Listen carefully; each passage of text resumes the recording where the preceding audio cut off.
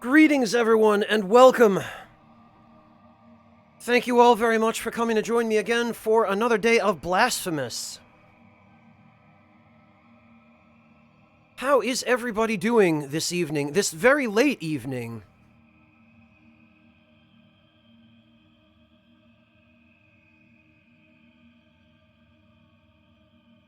If you... Oh, Gawa. I don't know what I was expecting, Gawa.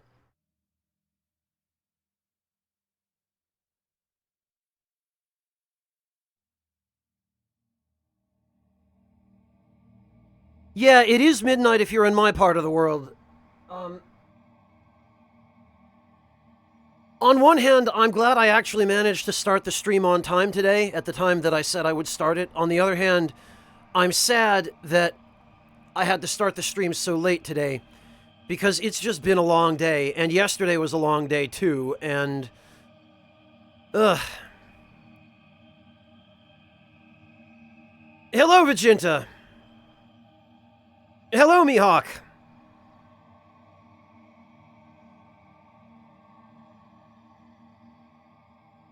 Oh, okay, Gawa, you're here in Central Europe as well. Okay. Yeah, yesterday I spent pretty much the entire afternoon preparing my meals for the week, and it took some time. Like, it took the entire evening. It took from, I think, about 2 p.m. till 10:30 p.m. A large part of that, though, was that I was cooking on a grill, and if you're going to cook on a grill, at least if you're going to do it the right way, it's never a fast process.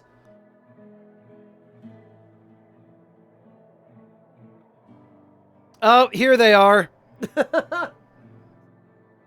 Hello, Charlie. Hello, everyone from Charlie's stream. Thank you all so much for coming to join me. I really appreciate that. Hello, everybody. Hello, Charlie. It's great to see you. Thank you so much for the raid, and friends from Charlie's stream, thank you so much for joining us. If I sound a little bit tired and my voice seems a bit hoarse, I hope you'll forgive me. I pretty much spent 8.5 hours yesterday standing in front of a grill, so, I'm a little bit sore. My throat is probably still a little bit hoarse from the smoke and the fire, but I wouldn't have it any other way, because now I have probably a week's worth of different smoked and grilled meats and salad and stuff, so... Oh, good, I'm glad, Charlie. I'm glad I don't sound terrible. Thank you. Yeah, I am still enjoying this. It was, It's been a very interesting game so far. The art style, certainly, but also, it feels good to play. There are definitely some things that could use another balance pass, but considering how polished it feels just at launch, and it launched... What did it launch? Like a little less than a week ago, I think? Maybe exactly a week as of today? It really was in a very solid shape just at launch. The Terror Bear, this is not what I would call a Metroidvania. Just because it's a 2D side-scroller doesn't really mean that it follows that same formula. There are resemblances, obviously, but they're mostly cursory or coincidental. This game's gameplay is substantially different from anything Castlevania. Oh, I've got tea and I've got water, Old Red Crow. Don't worry about me. Actually, the tea I have today was given to me as a gift. This is a British brand of tea, I guess. Oh, Gawa, don't do that! Anytime somebody needs a quick comparison. Oh, very nice, Alyssa. What do you think of it? I have no idea what that means, amateur sniper. My utter lack of experience with alcohol, but... The Palm Top Tiger. I love that username. That's great. Yeah, well, if you ask game journalists, Palm Top Tiger, yeah, everything is Dark Souls. Charlie, how are you doing? How are you holding up? That game you were playing, I'm interested in that. What was it called? I don't think I've ever seen that before. Children of Morta. Okay. Good. Yeah, it looked like a pretty fun game. What was it? Is that a roguelike, or is it... Does it have, like, fixed levels? What's the deal with it? Roguelite with action RPG elements. Okay, gotcha. Very interesting. It certainly seems pretty story-heavy. And this game is fairly story-heavy as well. And... Whoops. Right, Corey, exactly. Yeah, doesn't everyone know that stuff didn't exist before FromSoft? Oh, anything is fine, Brew. You can call me whatever you like, as long as you don't call me late for dinner. Because if I miss that steak, someone's gonna get hurt.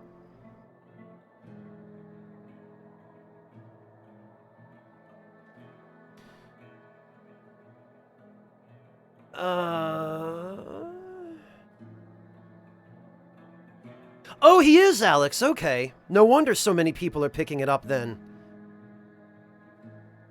That's what indie developers love, though, is when a big content creator plays their game and has anything favorable to say about it.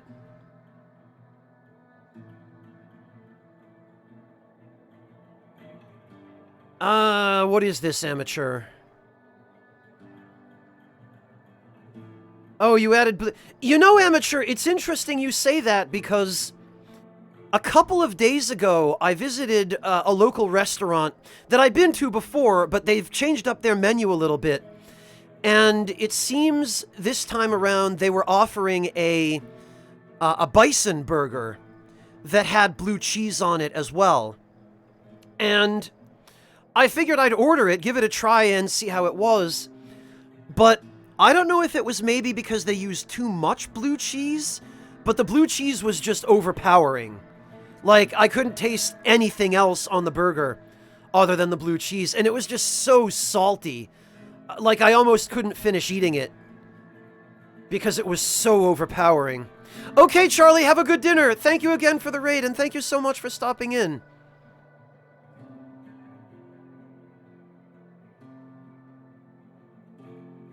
Yeah, Old Red Crow and Amateur, they used way too much.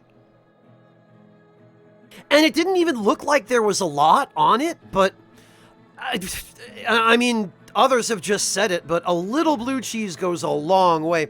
If there had been maybe a third of that amount of blue cheese, it probably would have been a really good burger, but... Hey, Lucky Boy! How you doing? Okay, Charlie, we'll be here. Yeah, amateur, I imagine you probably didn't need much blue cheese for your meatloaf either. And looking at this recipe, this is an interesting take on meatloaf. I don't think I've ever heard of adding spinach, but I can see how it would benefit from a very measured amount of blue cheese. Emphasis on measured. Because clearly this local restaurant didn't measure on that burger. Alright,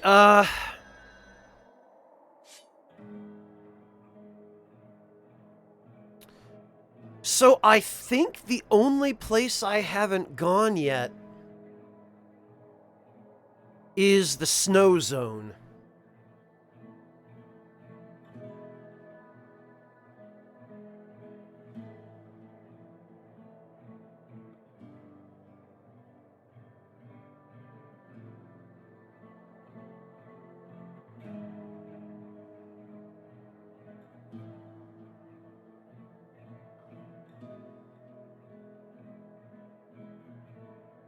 Well, Gowo, I wouldn't say nothing, but there are certainly very few things If I'm going to eat spinach, there are typically two ways in which I'll eat it.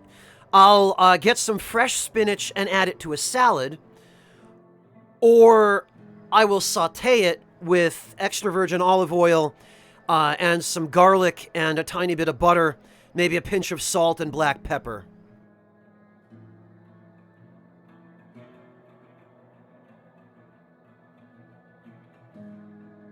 I mean, I like spinach, but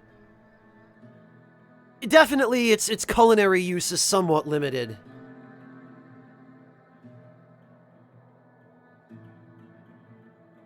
Yeah, I can appreciate that, Gawa. Yeah, welcome to my life, Alex. I mean, pretty much all I've been thinking about since yesterday was food, because I spent pretty much the whole day, really, just, the morning was just grocery shopping to get everything ready, and then prep. And the afternoon was, yeah, I'm just gonna spend this 8.5 hours out in front of the grill, cooking all this meat over smoke and fire.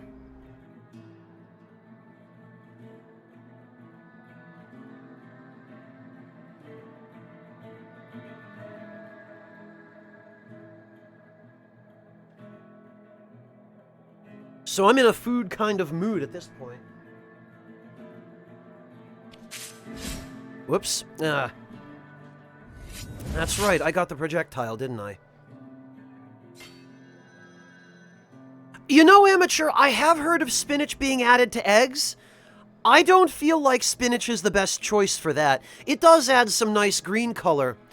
But if you're going to add anything green to eggs, what I prefer to add is some fresh herbs. Some chives, maybe a little bit of tarragon, maybe some parsley as well. And in fact, I believe the traditional French recipe for an omelette fines herbes, what's it called in English? Omelette with fine herbs, is chive, chervil, parsley, and I think also tarragon. Well, hopefully I'll be a bit better prepared for it now, Asafraga. I've increased my max health considerably. I've gotten a bunch more biliary flasks, which, actually, I might even still have one that I have to go hand in. No, I guess I don't. Oh, but I have to go hand in the bouquet of rosemary. And I have no idea what to do with the egg of deformity.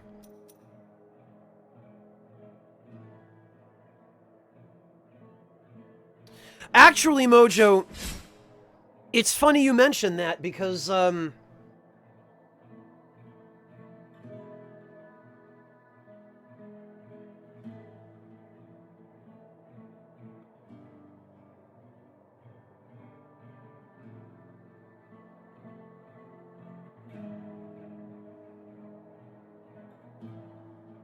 yeah, Gawa, I really like parsley a lot as well.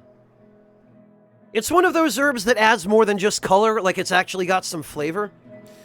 Mojo, it's funny you mentioned making stew because, I've got, I think some top round steak that I barbecued yesterday, and I was going for the kind of, like 200 degrees Fahrenheit tender with it, but I don't think I cooked it quite long enough, so it ended up coming out a little bit tough.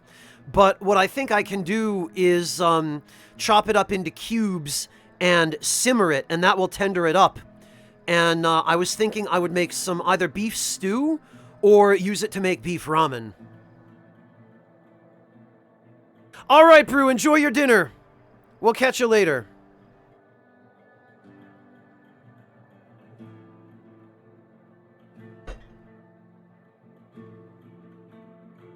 I'm thinking, Osifraga, and while I'm thinking, I can't spare the brain power to navigate.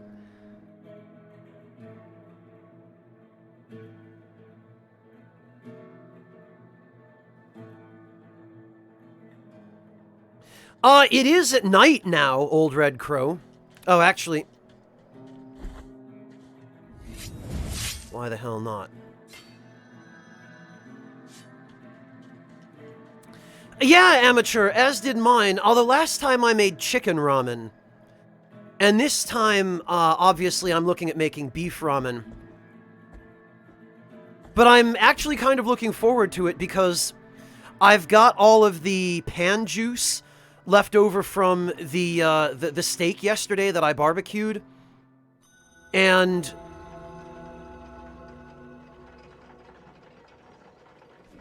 basically, this was one of the... Oh, I'm sorry to hear it, Redial Nick. I hope you're feeling a little bit better now.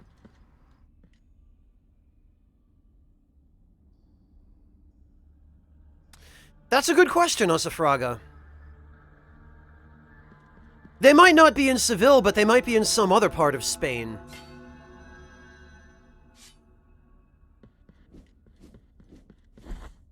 Oh, yeah, Crow, I don't blame you at all.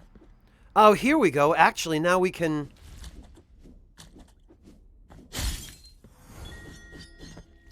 We can reach this.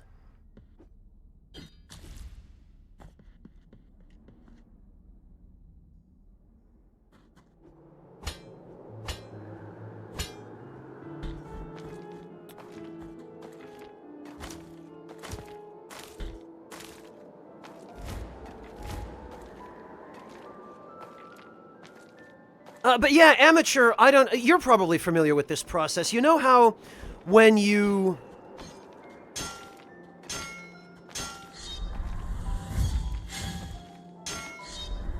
hang on a minute.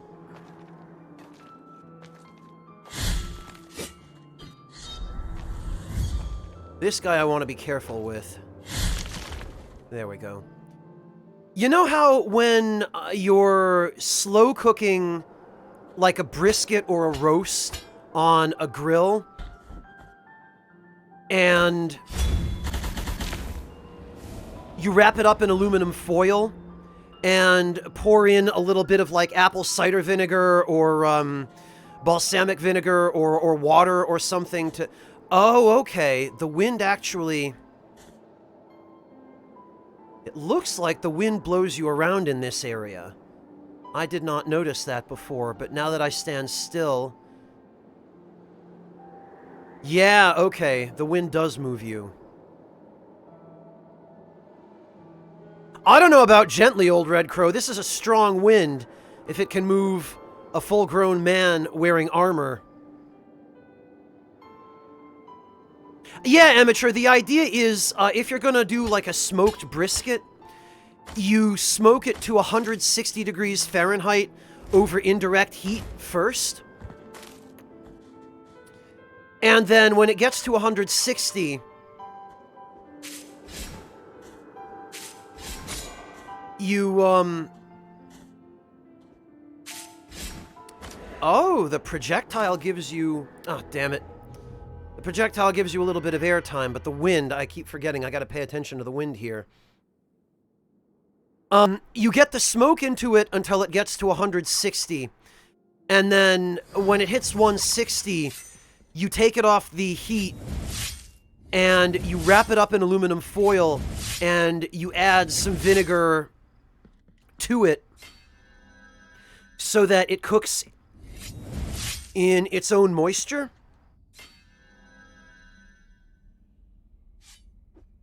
Really, Dravenus?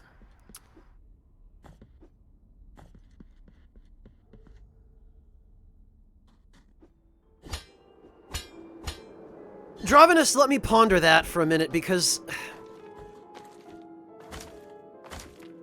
that could just be something temporary.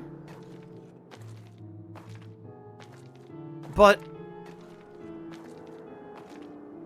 yeah, that's really strange, Dravenus.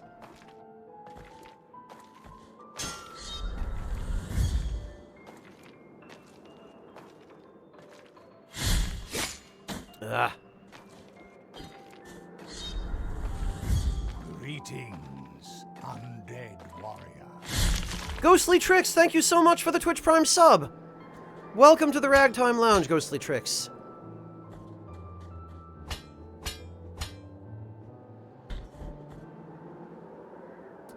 Yeah, Old Red Crow, exactly. So, Amateur, what you would do is you seal it up in aluminum foil. You wrap it up so that it holds in all the juice and the moisture. And... there we go.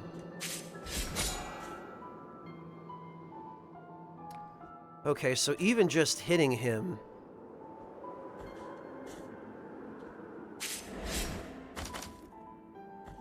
there we go. Oh, come on. What? Okay. The hitboxes on these guys are nonsense. Oh! Pfft. The freaking wind blew me off the cliff again. Okay, well that answers that. That answers the question as to whether the wind can actually push you off ledges. Seems it can. So, Amateur, yeah, that's what you do. You just wrap them up in foil so that they hold the moisture in. And then you put them back on the grill until they get to exactly 200 Fahrenheit. And at the point that they hit 200 Fahrenheit, they are, like, fork tender. That's how barbecue brisket is done.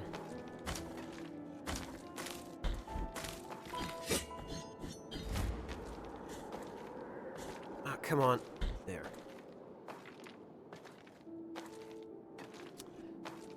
Dravenus, did you try using the same card through PayPal? Like, did you use PayPal with the same card that you were getting the error with when you were just using your card directly? Because if that's the case, then it could well be something with your card.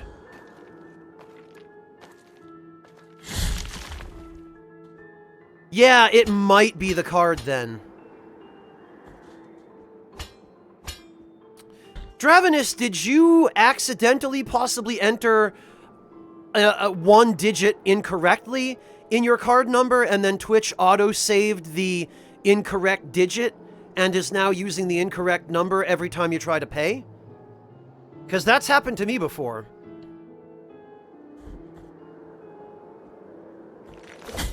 Oh, come on.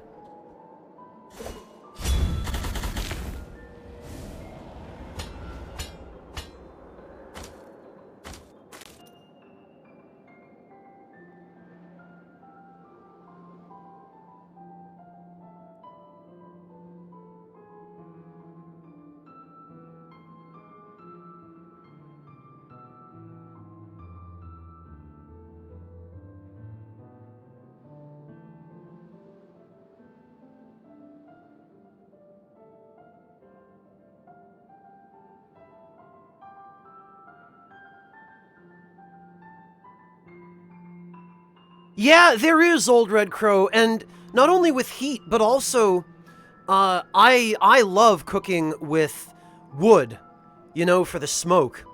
That's something I learned to do in America, but it hasn't been really until recently that I felt motivated to start doing it again.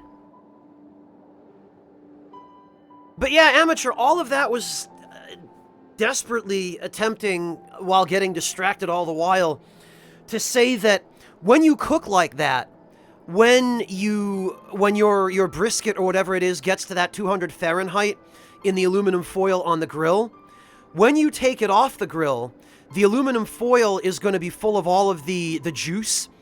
First of all, the juice that cooks out of the beef, or the pork, or whatever it happens to be.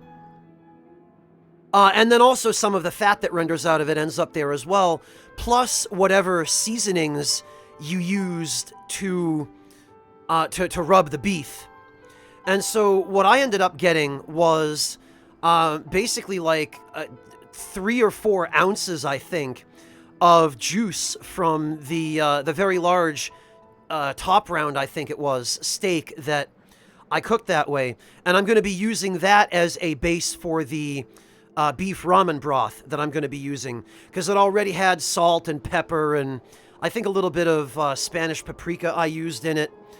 And I'm just going to add some vegetable stock to that and simmer the beef in it till it's tender. and then throw in the noodles. So hopefully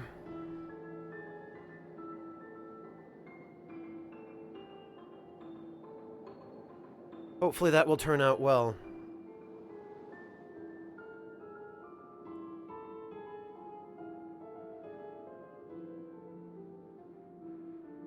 Oh, a Dutch oven. Very good, Red Crow. Those are great.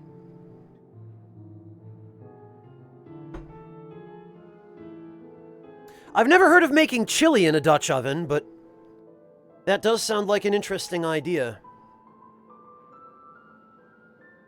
Yeah, Ghostly Tricks, if you're ever looking for cooking tips, come on over and join me while I forget to play video games.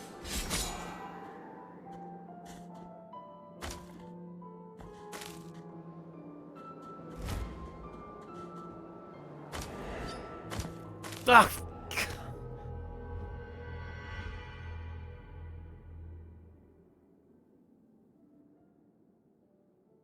Oh, fair enough, Red Crow.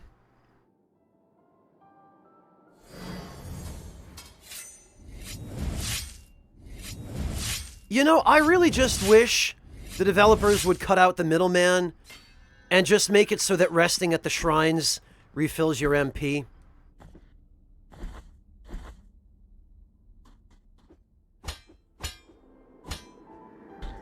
Because this way it's just a lot more tedious.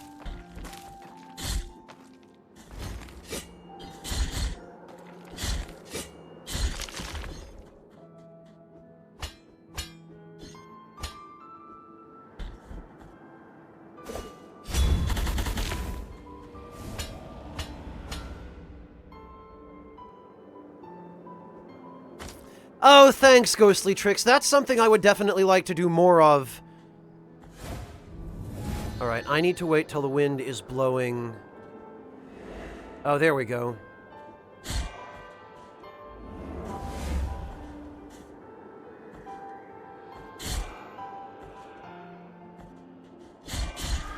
There, sheesh.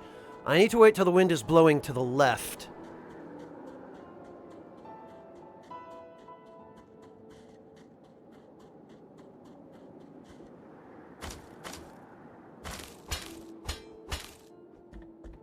Dravenus, maybe you could check with your bank and see if there's some issue on there. Oh, right, there's another one of these guys.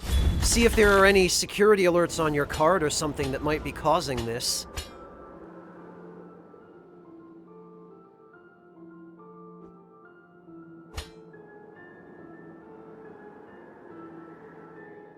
There's no skill tree in this game, Red. It's just straight purchased upgrades. Alright, what have... okay.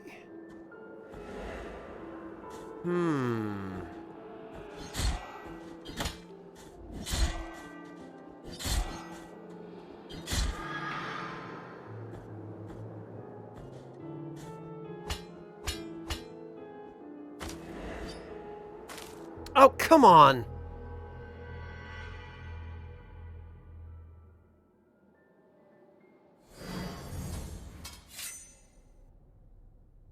Huh. That is dismaying, Dravenus.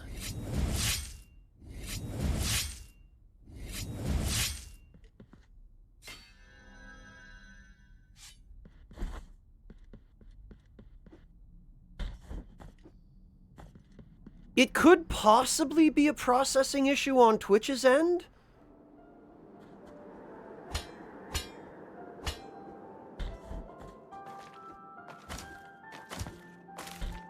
Like, what I found with Twitch, Dravenus, is that about a month ago, suddenly I just stopped being able to use any kind of gift subs.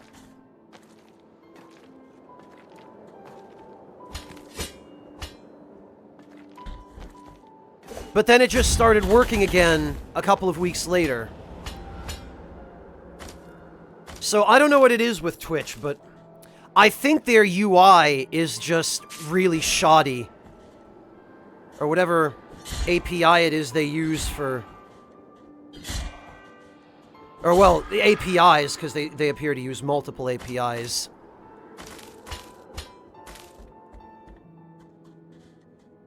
Okay.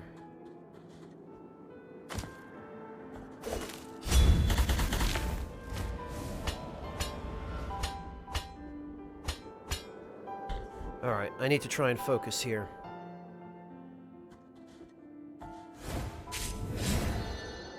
What?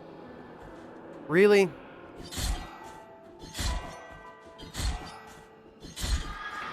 Okay.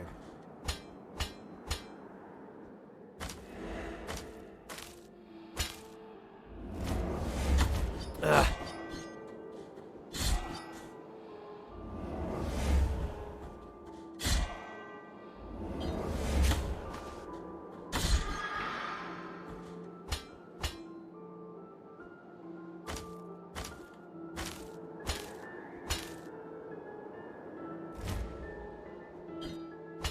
Okay, I see what I have to do here.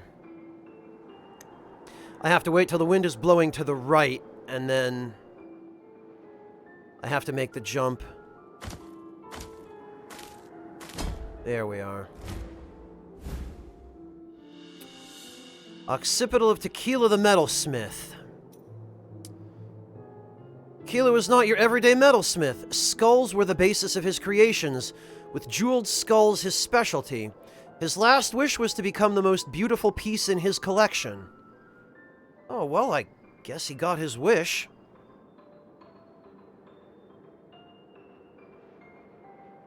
Welcome back, Charlie! Hello, bringer of flowers.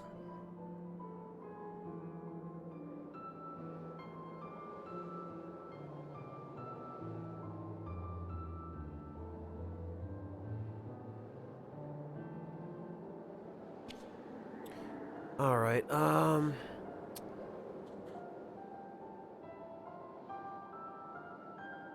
okay, so... I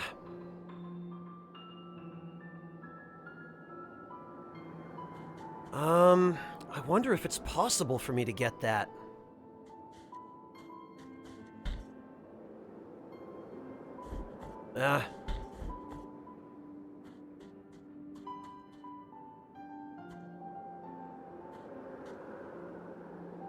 The lower ledge? I don't think I can make that from the lower ledge. I think I'm meant to drop down from here. Because this way I should at least be able to hit the grabbable wall. Amen to that, Charlie. My favorite season is finally here. The only thing is There we go. Yep, that's what I thought. Oh! And it's an empty bile vessel. Okay. Yep. So now the trick is going to be getting back. Oh, here goes.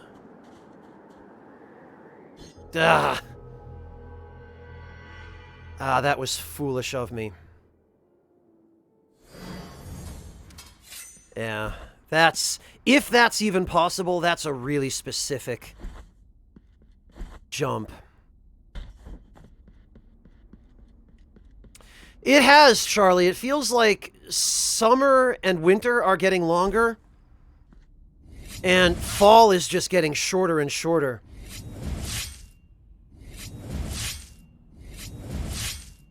Breaks my heart, too. Because fall is just the best season. Actually.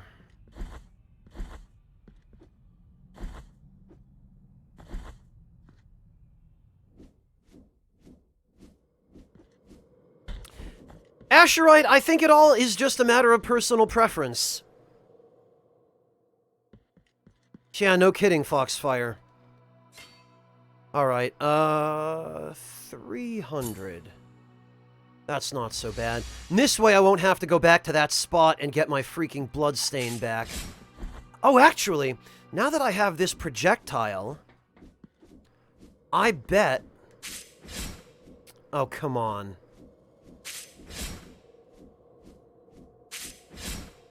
Really?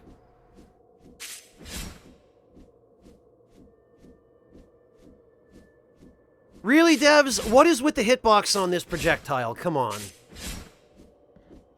Alright, fine.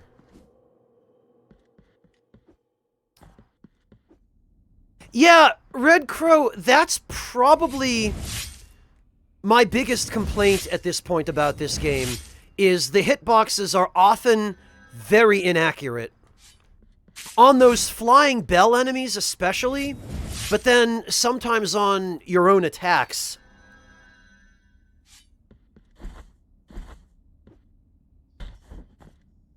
Actually...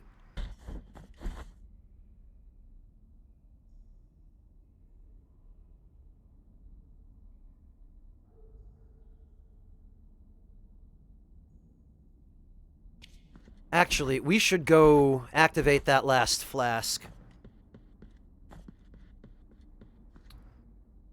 Well, Denim, I could jump. Actually, I guess I could. It'd be suicide, but...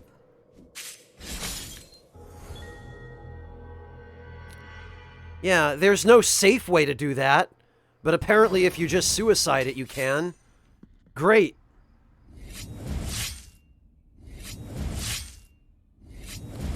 No, Ghostly Tricks, I'm nowhere near having anything fully upgraded. I've only found 2 Mea Culpa shrines so far. I don't think I'm that far into the game. Well, Handsome, there is one. On the title screen, I think. Or in the save file.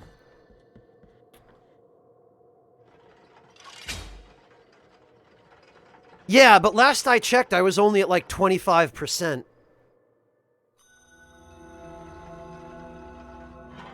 No, Denim, I was just trying to break that cage. Also, I forgot to hand the rosemary to Kissy Bros.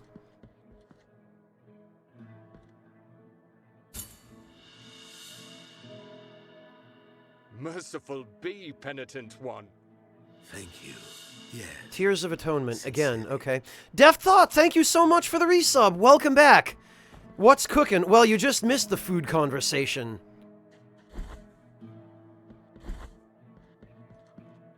In my case, it's already cooked, but, barbecued steak and smoked sausages. And I also did a, which is one of my favorite things to do when I'm cooking sausage on the grill, is I took a cast iron frying pan and filled it with sliced peppers and onions. Thank you. Oh, hi, Sushi Bandit. Good to see you.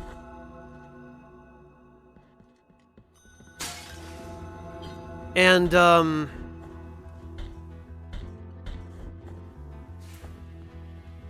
threw in some butter and black pepper and cooked them on the grill over the heat with all the smoke and stuff, so they come out really nice. You get that nice buttery kind of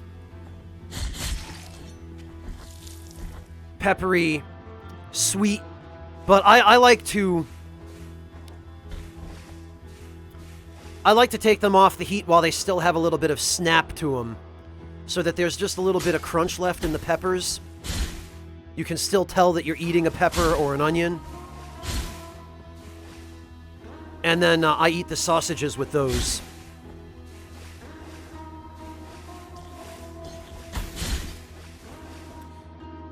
Alright, yeah, this I think is the quickest way.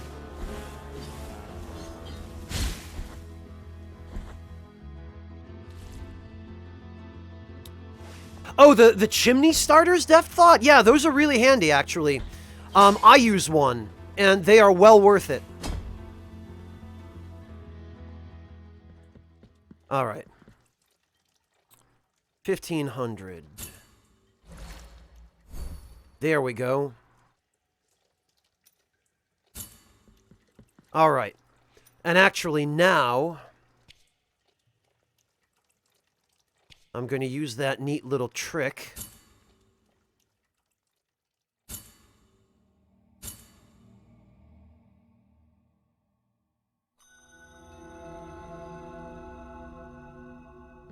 Oh, yeah, Bringer of Flowers. I do, every once in a while, I do enjoy Vice First. It's not something I eat on a regular basis.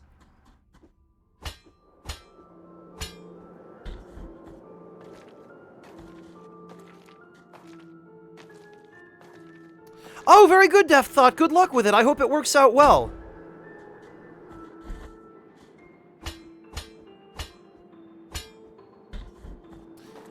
Yeah, Bringer of Flowers. Typically, when I have Vice First, usually it's I'll get some nice stone ground whole grain mustard for it and some sauerkraut. But every now and then I like it with onions. Grilled onions, though, not raw ones, because raw ones are too strong. Oh, okay, wow, that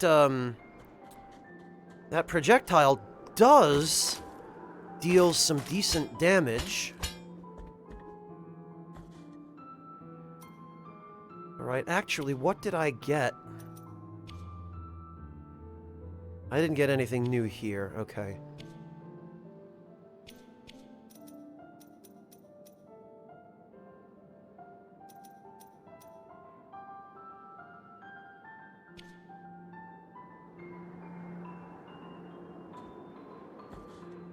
Well, yeah, Asherite, that's one of the reasons why... Ah!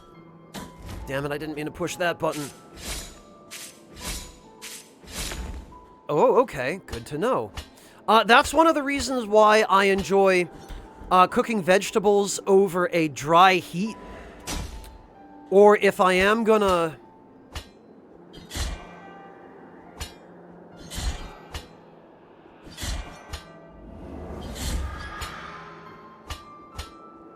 If I am gonna cook them over moist heat, it's usually as part of a sauce.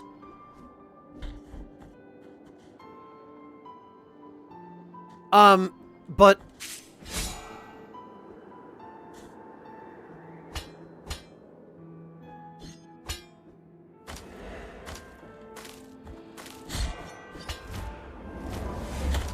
I hate these enemies so much. Their hitboxes make no sense.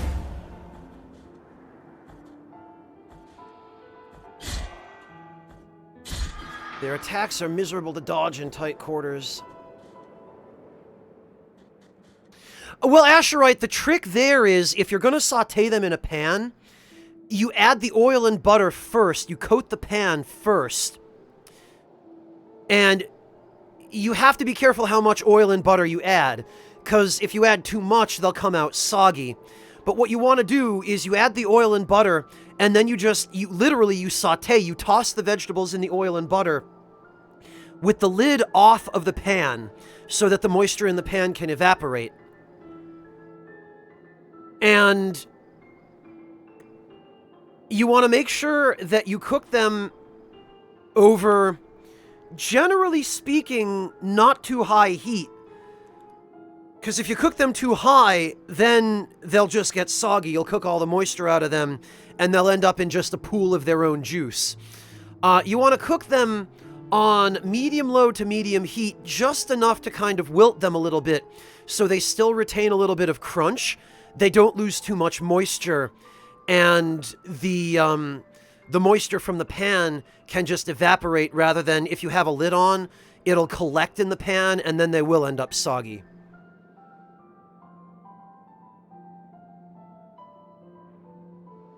Another way you can do it, Asherite, is you brush the pan with a little bit of oil, and then you just basically fry the vegetables and let them brown a little bit. And then after that, you can add the butter at the very end, and then just coat them in it a little bit.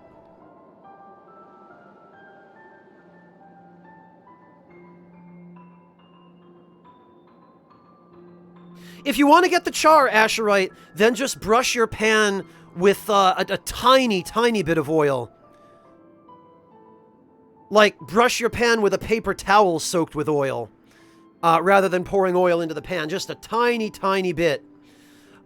Just enough so that they don't stick. and then use like a medium-ish heat and saute them until they get that char, and then throw the butter in at the end, if that's what you're looking for. The thing is, depending on what I'm doing, I don't always want my vegetables to be burned like that. If I'm going to be making something that's going to stand on its own as a side dish, like if I'm making asparagus or something like that, and I'm just going to serve the asparagus on its own, yes, I want it to be charred. I want it to have a little bit of nice char. Not too much, but yeah, I want it to have some char to it. So then I'll just grill it, typically.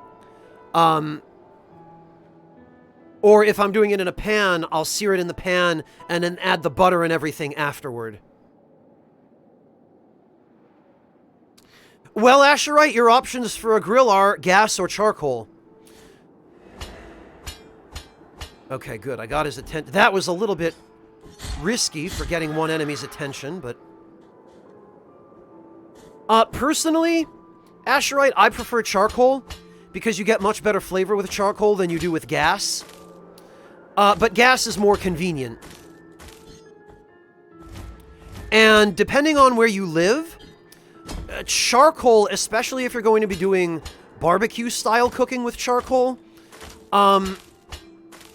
it makes a little bit more smoke than gas does. And if you're in a really densely populated urban area, you might not be allowed to use charcoal because of the smoke. There are Gawa, but that's a last resort. Like, electric grills are if you have to grill indoors.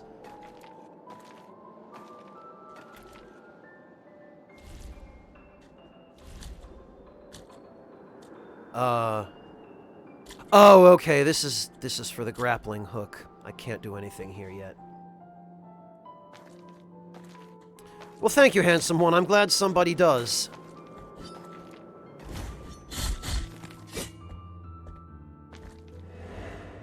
I better get rid of this guy. Oh, okay. I see what's going on here. I don't know if it's more economical to kill the wall. Oh, okay. This I'm clearly not doing. Well, I appreciate that, handsome one. I wonder... Oh, Dravenus! You got it working! Oh, come on. This is... I wasn't paying attention. Lord Wind's blessing I was looking over at chat at Dravenus dropping the sub-bomb. Lord Wind. Yeah, Dravenus, that's the solution I ended up having to use as well. I have to go through Exala.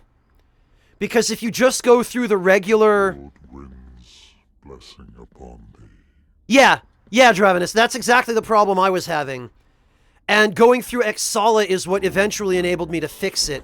Because if you go through Twitch's regular API, I also get the error message. But I'm glad you were able to figure it out, Dravenus. Thank you so much. I really appreciate that. But yeah, thank you, handsome one. Thank you. That's very kind of you. And Dravenus especially, thank you so much. Let me see.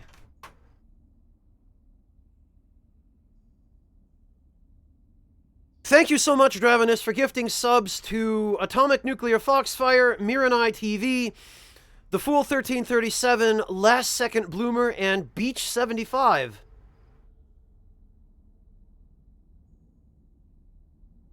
Yeah, I'm glad you were able to work that out, Dravenus, and I really appreciate it. Plus, you have now put us at 651 subscribers. We are now 690 out of 700 sub points. So we're 10 points away from another emote slot. Not that I really have too much idea of what to put in that slot yet. I think I now have something like 5 or 6 open emote slots. Yeah, Dravenus, I wouldn't blame you at all. But one way or the other, Dravenus, thank you so much. I really appreciate that.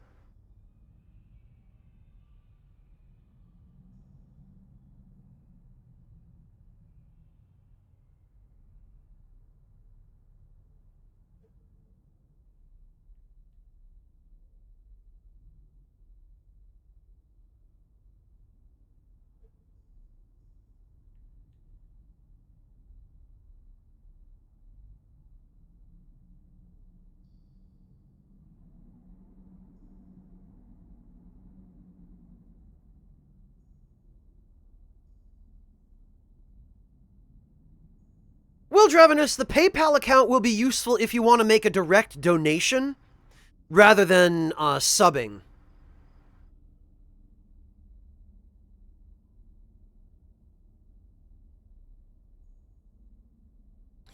Yeah, Dandy Wizard, that I haven't had the money to commission.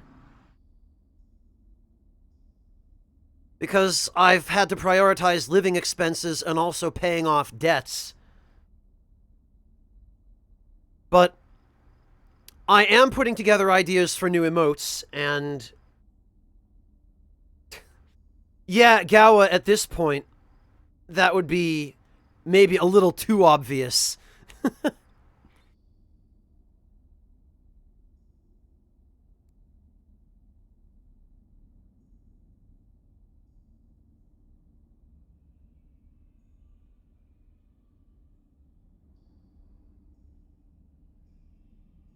Plus, I don't want to typecast myself too much.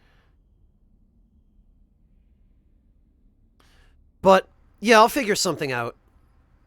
Yes, the fool. Somebody did, and you got one. You can thank Dravenus for that.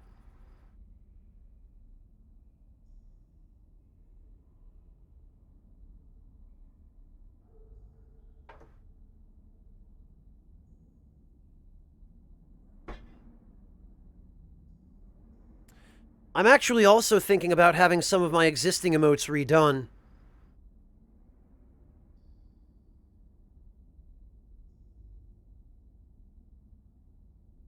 Just to make them a little bit clearer at low resolution. Because mine were all designed to look good at high resolution. So if you're using the Twitch desktop or web apps on a PC, they look really good, but if you're on mobile or a tiny screen, I realize it can be really hard to tell what they are. Yeah, Charlie, they are, and you know because you've designed your own emotes, haven't you?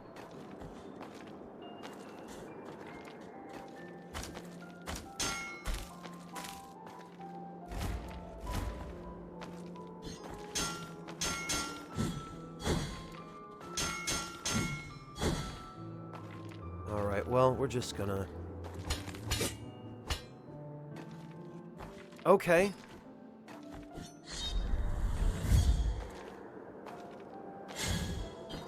Yeah, that hitbox is nonsense.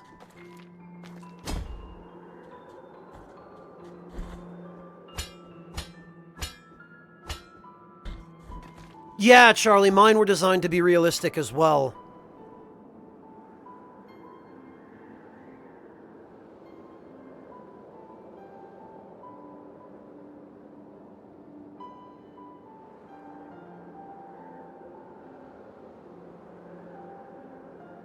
Charlie, I kind of feel like Marcus had the right idea commissioning Thomas to do his emotes. Because the pixel art style is just about the only art style that looks good at both high res and low res. And I thought about going that route. Thomas actually did approach me and offered to do some emotes for a discounted rate, but I had already... basically, I'd already kind of committed to the current style.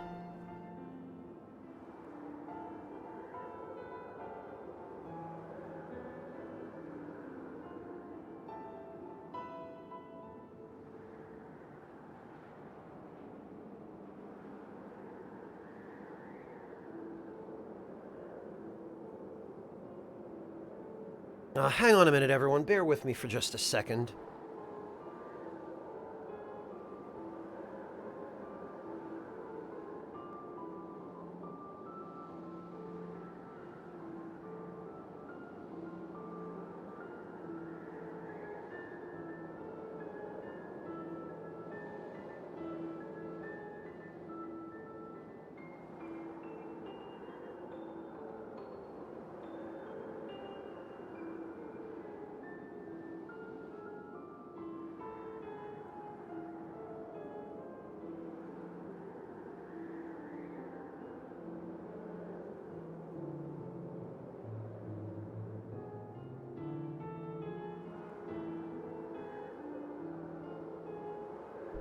Okay, sorry about that.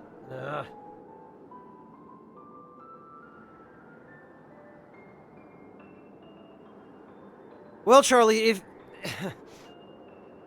if you're an artist, as I know you are, and you have the ability to do your own emotes, that puts you a step ahead of me. Because I was never good at drawing anything. I've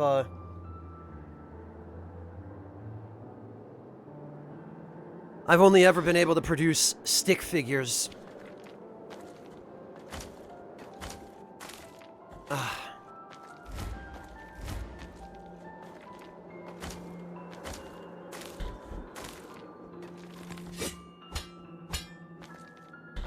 There we go. It's not all practice, Charlie. Some of it is talent. Oh, right, I don't... Damn it. I forgot to...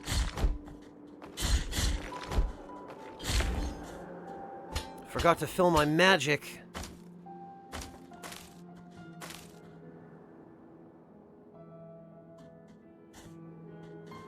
Ugh!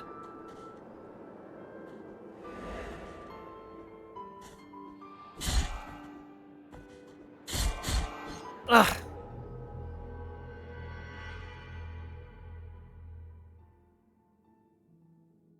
Yeah, especially if the school focuses it all on game design, Charlie. They've got to have somebody who can teach you that. Yeah, Shotgang, the wind is the worst part of this area. By far.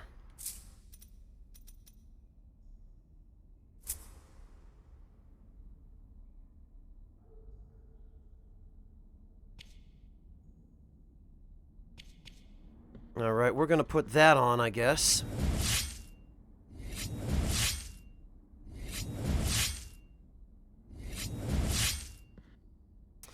Amateur, the pits aren't the problem. The problem is the wind.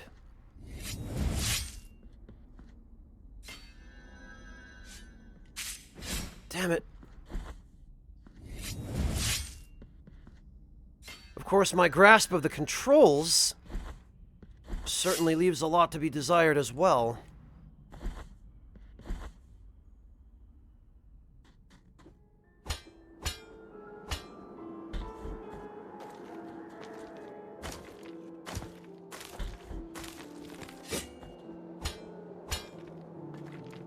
Yeah.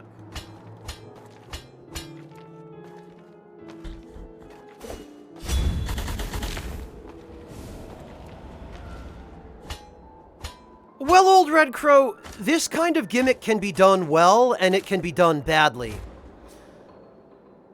Doing it well would be having the wind constantly blowing in one direction, and having the platforming challenges in that area designed around the wind blowing in that direction. Damn it.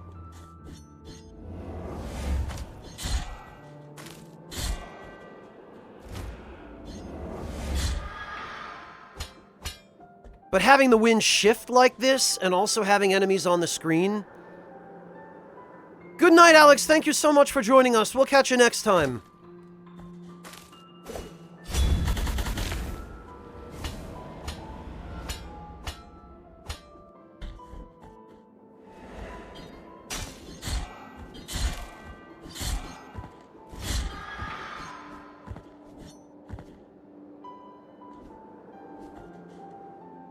Alright, I think it was up here.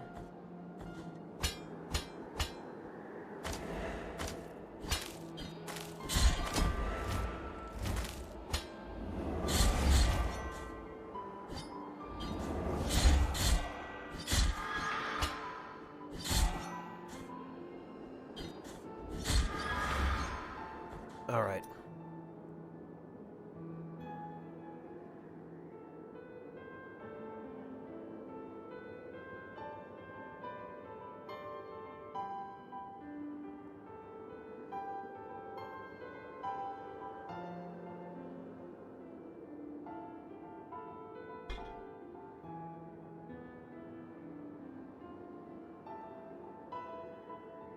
Yeah, the Fool, it really hurts the pace of the gameplay when the player not only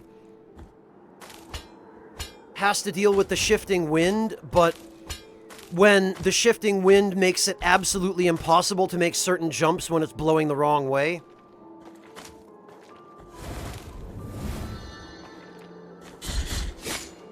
Ugh. And then you've got enemies that knock you back when they hit you. Huh? Muted bell. Tin bell now empty. Strangely, one could swear to hear a slight tinkling in the presence of strange energies. Slightly protects its wearer from attacks of magical nature. Okay, well...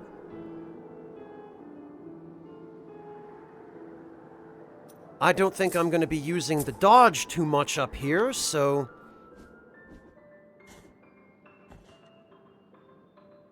Oh, also, I don't think I'm getting anywhere up there.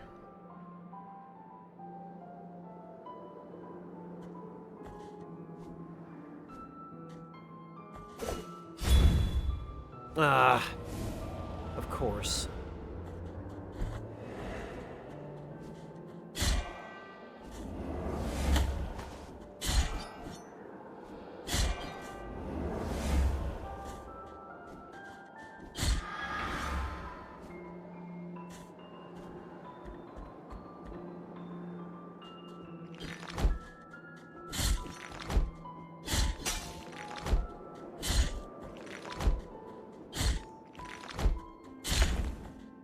Ah! Okay. What? Oh. I can hear it no longer. That sound. The ringing will follow me forever, no matter where I go. This is my sentence. It is time to cross towards the other side of this cursed dream.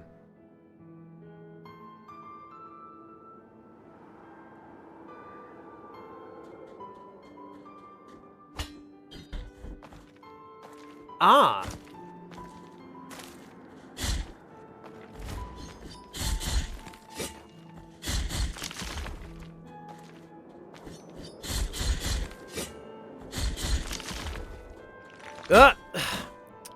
Man, I should have seen that coming. At least I've got plenty of these now. Parietal bone of Lasser the Inquisitor. Unlike other Inquisitors, Lasser showed an unusual amount of indulgence toward the accursed, even to the point of stopping executions. His weakness led him to excommunication and exile.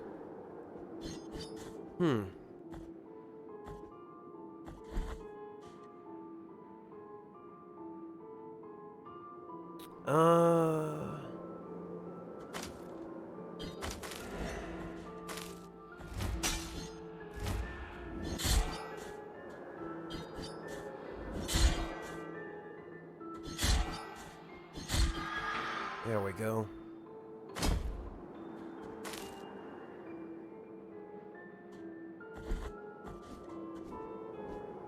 Ah! Oh, come on!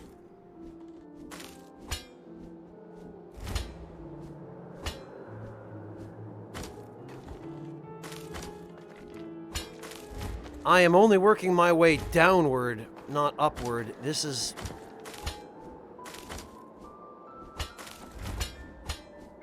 not great.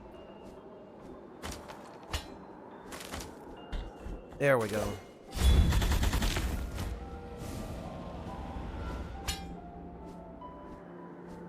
Ah!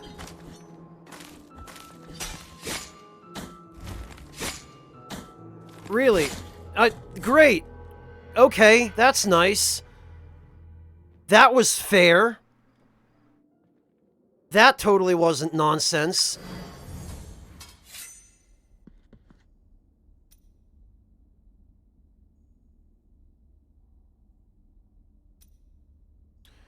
Weight of true guilt. Bead completely tainted that has absorbed the sins of its wearer until completely filled. Encloses a storm of guilt and rumbles with the echoes of past mistakes. Statues of confessors used to carry beads like this, reaping guilt from repentant parishioners.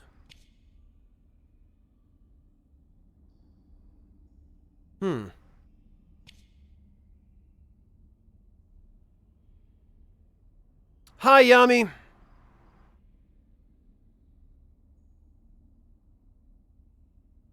Agawa, it's only floaty because of the stupid wind.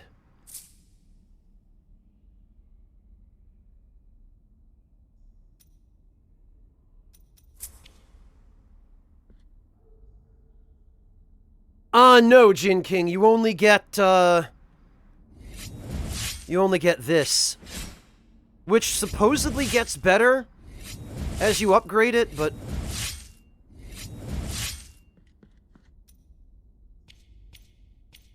Alright, damn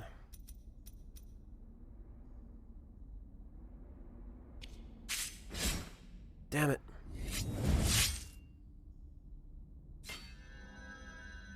Well, it is now, Old Red Crow. Hopefully it will get better as I upgrade it, but I've only found 2 out of what appear to be 7 upgrade shrines for the sword.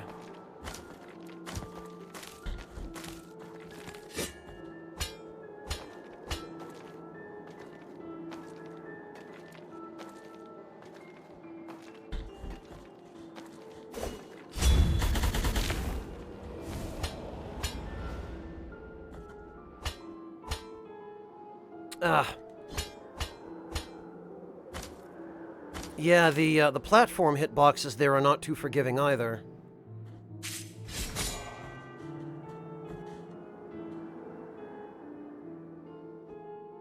Oh, come on!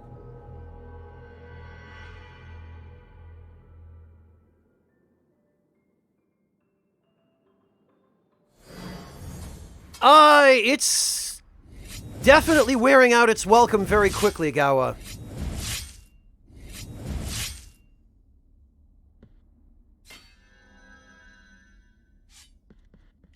Yeah, Jin King, it's probably an upgrade that I haven't gotten yet.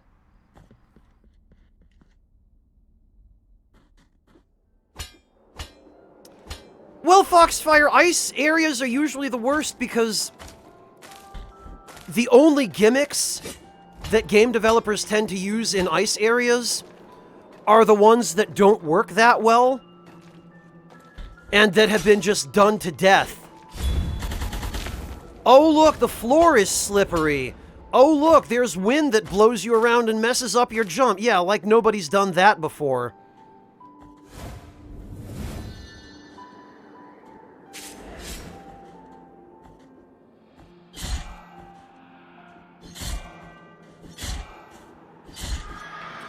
But what game developers don't understand about these kinds of areas is that if you've got a game that has good, solid movement that feels fun and works well, damn it, I forgot about him again, then the worst possible thing you can do is mess that movement up and make it worse, because then you take away from how fun the game is to play.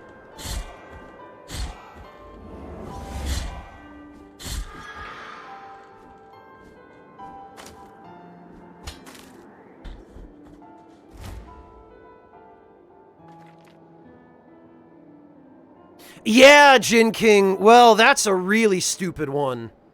Hello, Ghoster welcome. Okay, this is where I was. I would honestly rather go the other way and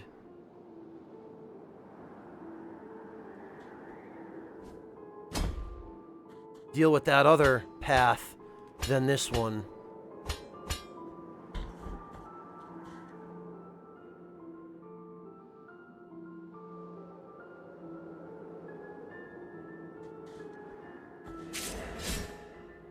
Yeah, the hitbox on this projectile is nonsense.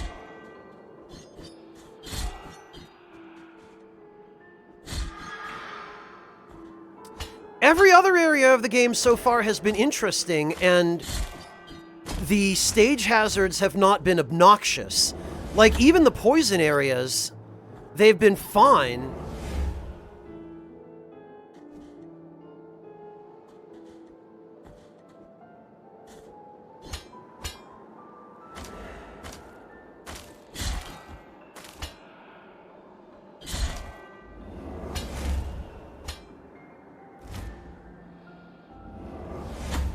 But this is just... This is unreasonable.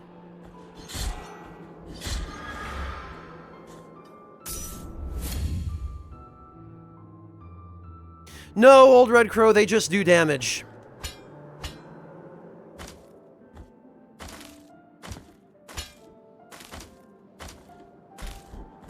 There we go. Right, Dandy Wizard, and there was something interesting to the poison areas, you know? It wasn't just, oh, hey, look, the ground is poison. It was, no, there are clouds of poison drifting through, and you have to watch their patterns.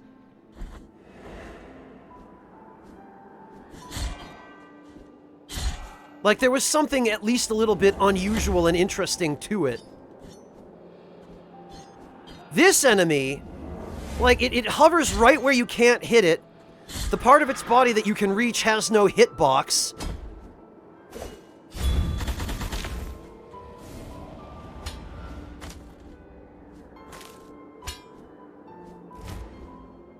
And it flies.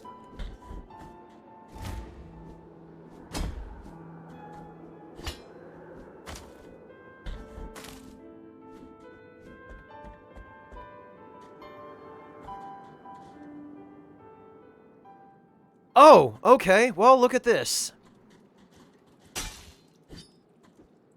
Well, say so. I've enjoyed everything so far. It's just this one level seems like they didn't really think twice about incorporating some fairly bad concepts. Screw it. It's a bit of a waste, but...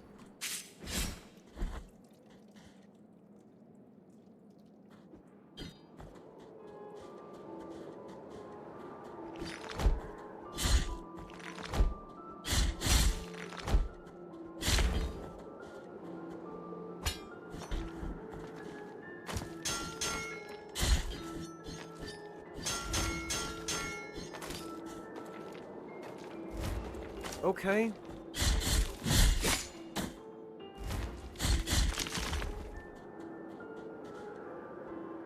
There's nothing over there. Ah.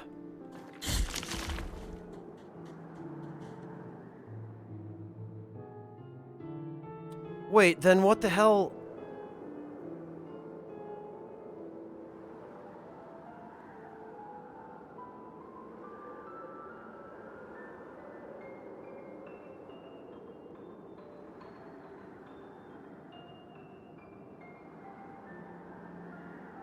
I don't get...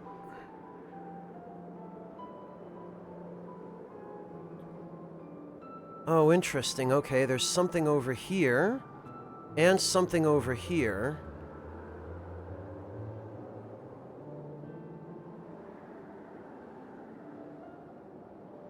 And over here that I can't reach.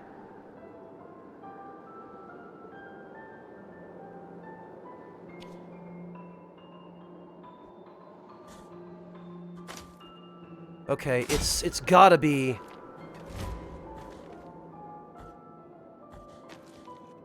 It's gotta be to the right.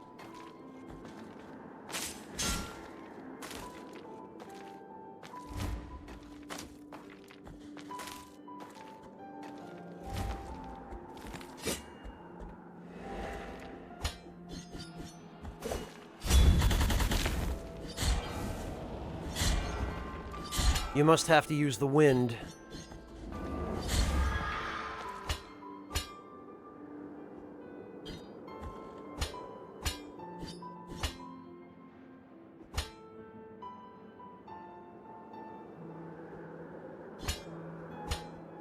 Yeah, this... I get what they were going for here, but this is... a little frustrating. I see you over there.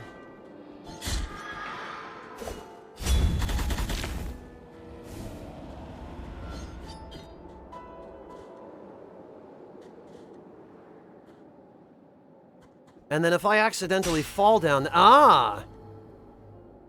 If I accidentally fall down there... Okay, there we go. That's good. I'll take this.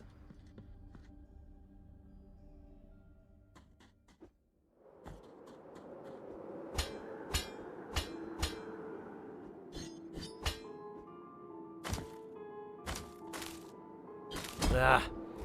Okay, yeah, this is gonna wear out its welcome. Well, it's already worn out its welcome.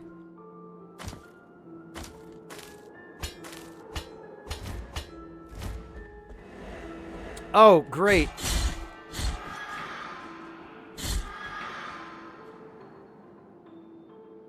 Oh.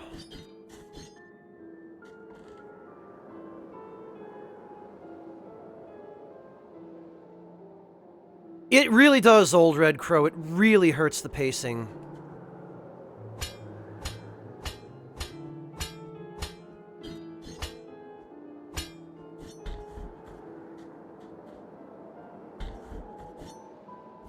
Thank you. This is Piece of a Tombstone.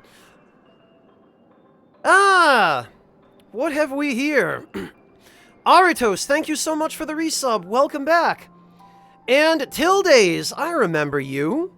Thank you so much for the raid. Greetings and welcome. Ninja Gaiden 2 and I don't think it's quite that bad, Miscreant. The rest of the game has been fine, and I really enjoyed it. It's just this one area. Hello, Tildays. Welcome. Thank you so much for stopping in, and thank you everyone who has come here with her. I really appreciate that. Greetings and welcome. To those of you who are coming in with the raid and are new to the channel, my name is Franz, and I am now a variety broadcaster. However, I originally made a name for myself doing Souls content, but I don't want to be stuck doing that forever. So I have long since decided that it's time to do other things, because Souls isn't all there is to life, and I enjoy other things as well. So here we are, playing Blasphemous. I will forewarn all of you, I am not good at multitasking, and chat is a very high priority for me, so in order for me to focus on one thing at a time and also not die, I tend to have to choose one or the other. Yeah, believe it or not, Charlie.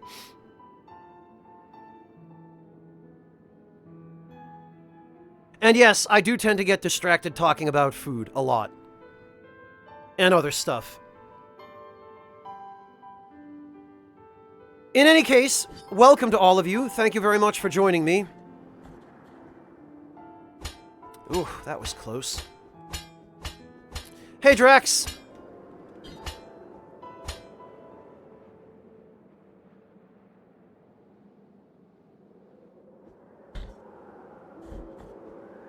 Food and souls is all you need. Well, food, sure.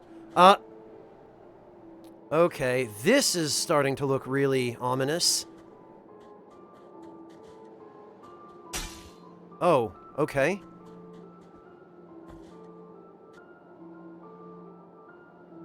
Alright, hang on a minute.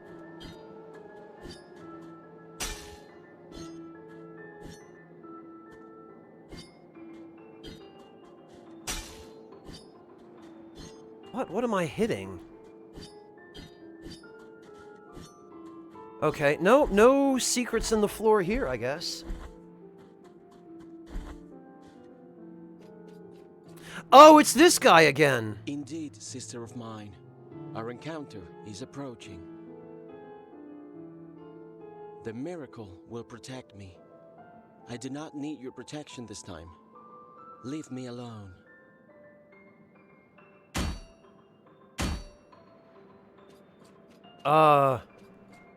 Okay. Convent of Our Lady of the Charred Visage. Alright, sure. This is an enemy. Okay. It sure is. Is there actually somebody in that jar she's trying to hit me with? Oh, okay. Lingering hitbox. Good to know.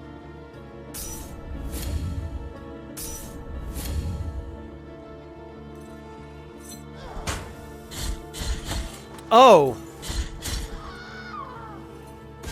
Okay, it's not even a lingering hitbox. It's a continuous hitbox. Alright.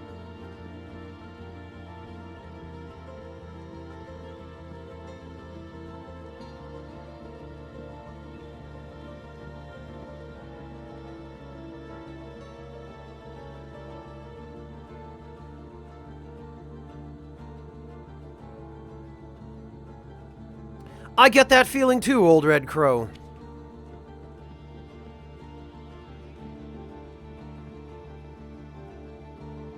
Well, the music here certainly got serious. Oh, good. Thank goodness. We needed this.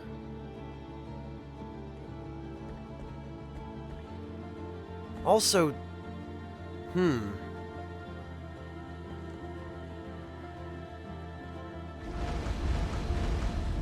Oh! Somebody on this game's dev team has been playing Shovel Knight.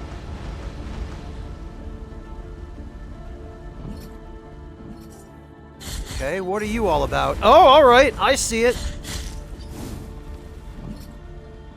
Wow.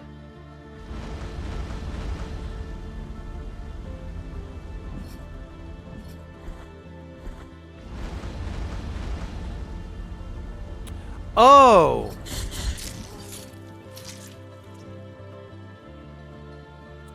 Okay, so she was the one controlling the... I see.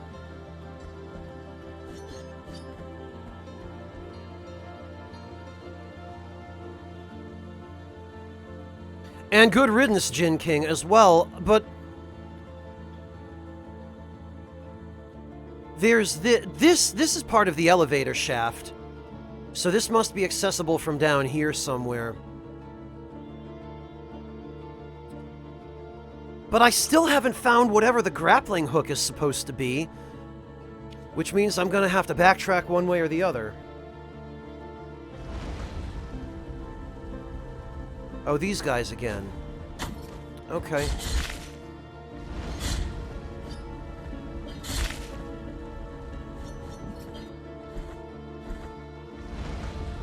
Ah.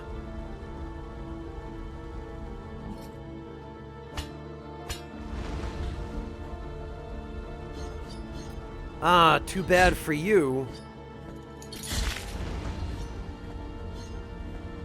What? Really? What is with these hitboxes? Alright, fine. Oh, but it... Okay.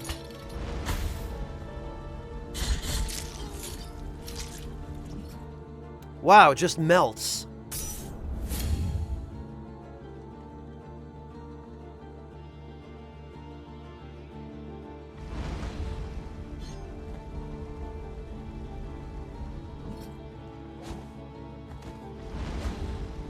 Yeah, and I love how stage hazards don't hurt enemies.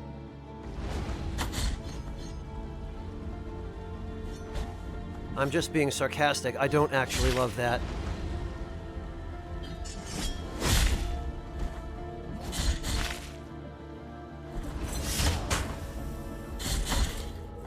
Oh, right. Hello, Neo Shadow. Welcome.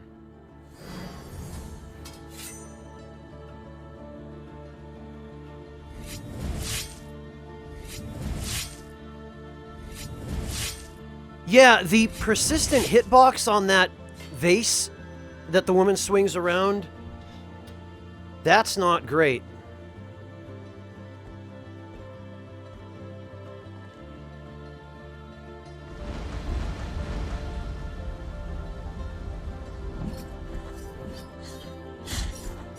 Ah.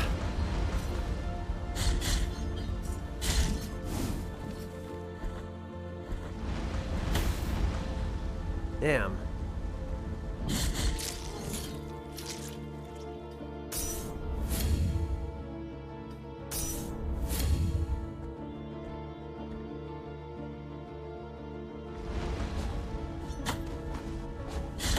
Yummy, I'll wait for you to stream this game and get this far. And we'll see how you do. Ah, that was...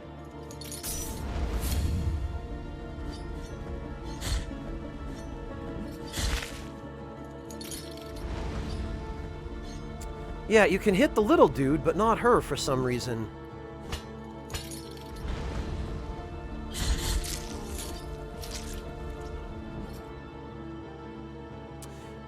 Neither am I, Tildes.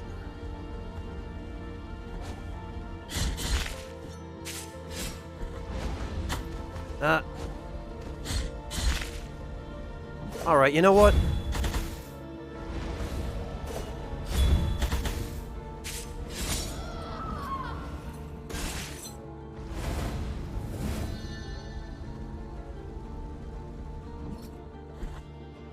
There we go.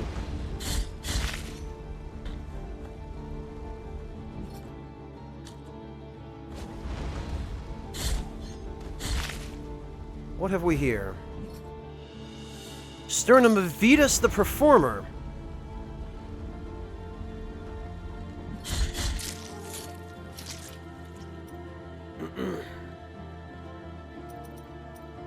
Well, Yami, you already do make a clown of yourself by entertaining the people of the net. You show up here in chat every stream.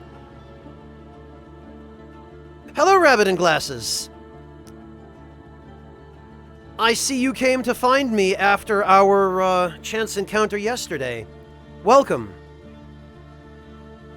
Oh, Neo Shadow, the animation and the art in this game are top-notch, absolutely fantastic. Sternum of Vetus the Performer. Custodia remembers with admiration the name of Vetus Varnus. Why does that name sound familiar? Was there somebody in real life named Vetus Varnus? I want to say I've heard that name somewhere before. He inspired the lives of his people through his altruistic actions as well as his inspirational words.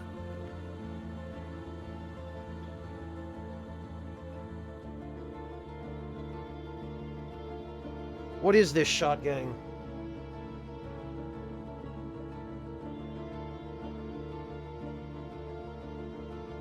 Yes, Mario Sif, there is.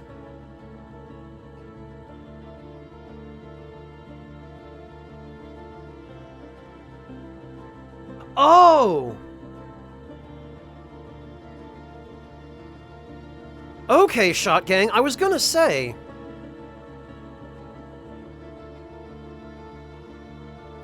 Yeah, Rabbit in Glasses, I remember you, and I ran into you on Izuna's stream the other day. Okay, Fire Drake TV, I was gonna say... I wonder if he backed this game, because having your name attached to one of these bones, I believe was one of the backer rewards. And him being a performer matches up. I wonder if Vetus Varnus in real life donated to the Kickstarter campaign for Blasphemous. I wonder if that's why...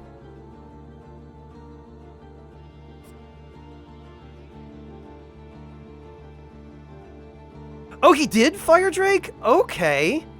No kidding, I had no idea. I've actually sent the Game Grumps a game. Go figure, it was Dark Souls. Or no, it was Demon's Souls that I sent them. He backed Shovel Knight, okay.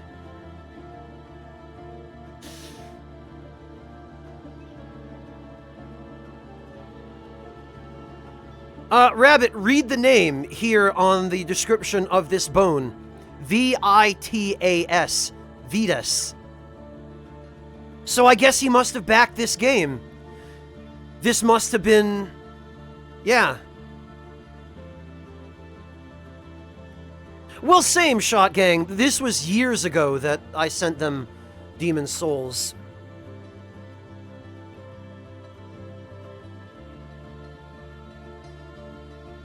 Two or three, anyway, Mario Sif. They've got Shovel Knight Showdown, which I actually got to play at PAX East. I met Sean Velasco and Sandy Gordon of Yacht Club, and they kind of walked me through... I got some video of that actually went up on YouTube. They walked me through Shovel Knight Showdown and also... God, I'm terribly ashamed I'm not calling it to mind off the top of my head, but, Cyber Shadow.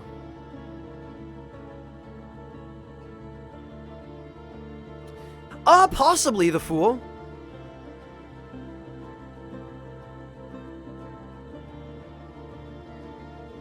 Oh, Rabbit, I just said, read the name in the description of this bone. It's V-I-T-A-S.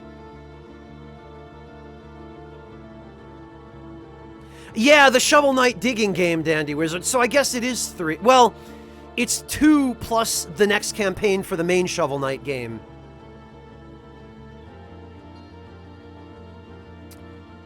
The guilt-ridden rosary bead, Vegeta? No, I took it off as soon as I maxed out its guilt.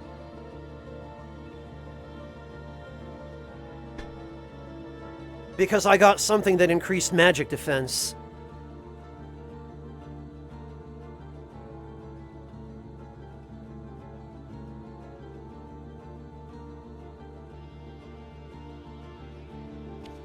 There's a clue in its description, huh?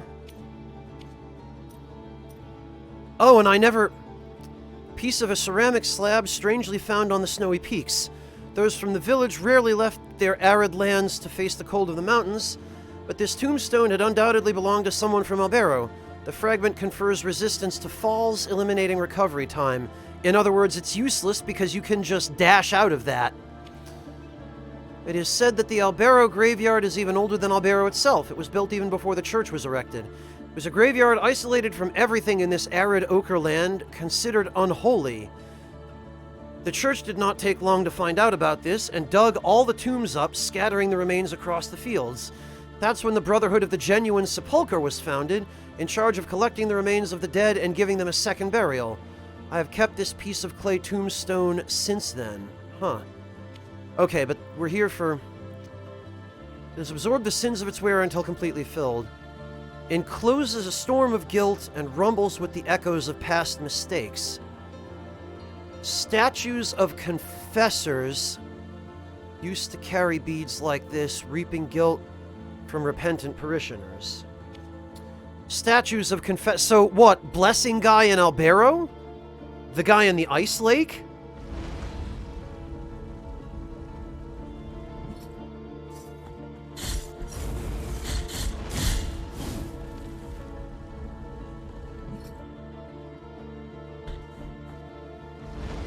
Oh, I am so not dealing with this. Wow, okay, yeah, the projectile actually is more economical. Oh, and we got some poison, but that's fine, because I have what I need to get through that.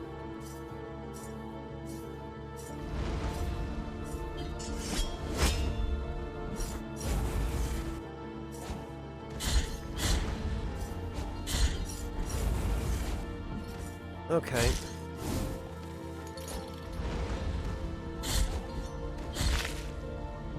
Hey, Von Malka, welcome!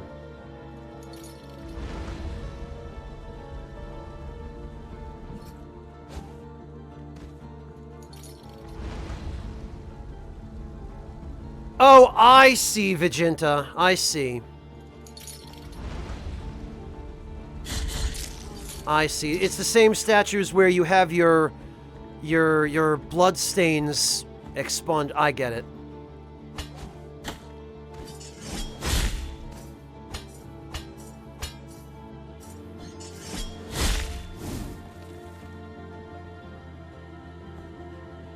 All right, hang on a minute.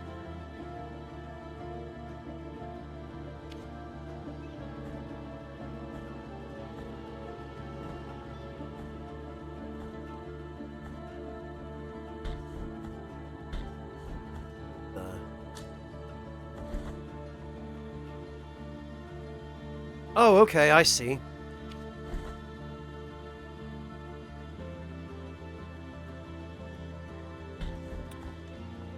In that case...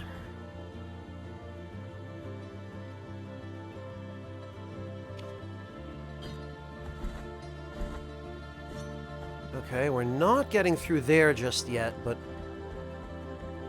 Poison doesn't scare me since I have the silver charm or whatever it was.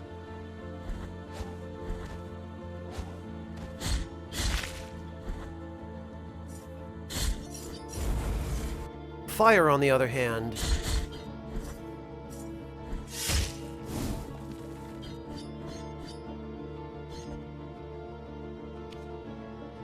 Wait a minute. What? Oh, okay, yeah, there's the ladder leading down.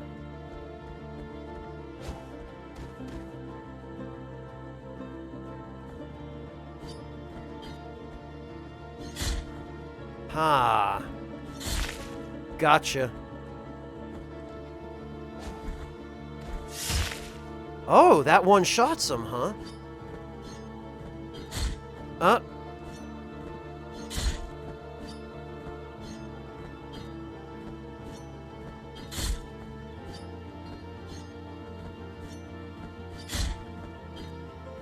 I do not understand the hitboxes.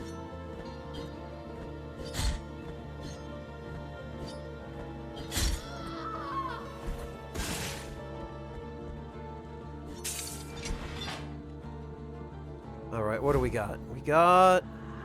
Piece of a golden mask. Piece of embossed gold, part of a mask broken years ago. The nuns of the convent of the charred visage swear never to let the world see their burned faces, and the conviction of its old wearer has permeated the metal. Grants some protection against flames. Well, okay.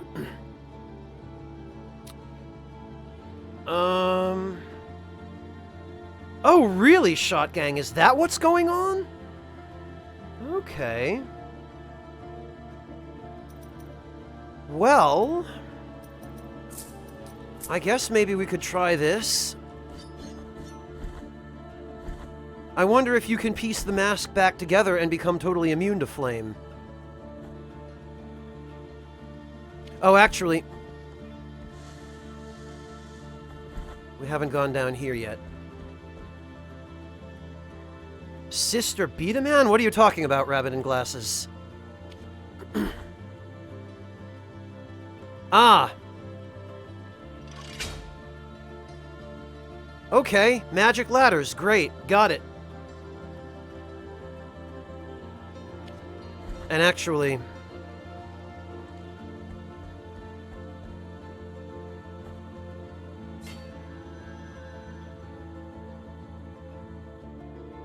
Oh, no, Rabbit. Not if you're talking about the ones early in the game, no.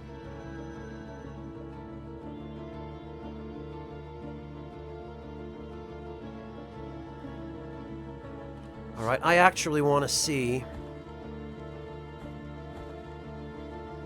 what's down here, because I have a feel... Ah!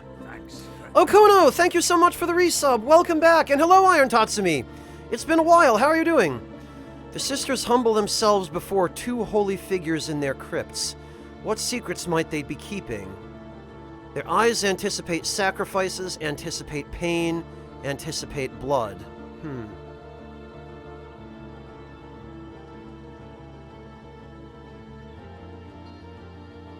Oh, those! Okay.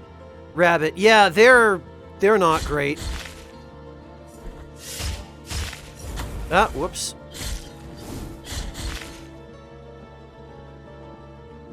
Okay, this, I think, connects back to the elevator shaft.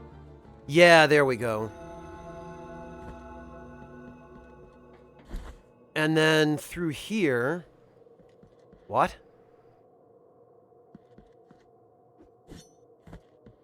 There's blood. Aha!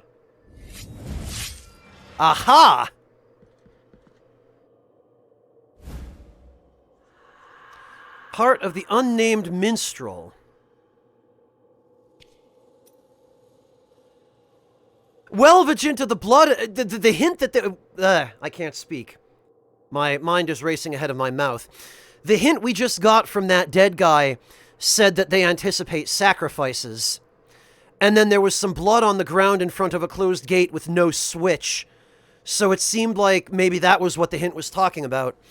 Sword core, forged amidst ballads of forbidden verses, can be inserted into mea culpa. Reduces the duration of the stop, but ceases the execution... eases the execution of a righteous riposte? What? What the hell is a stop?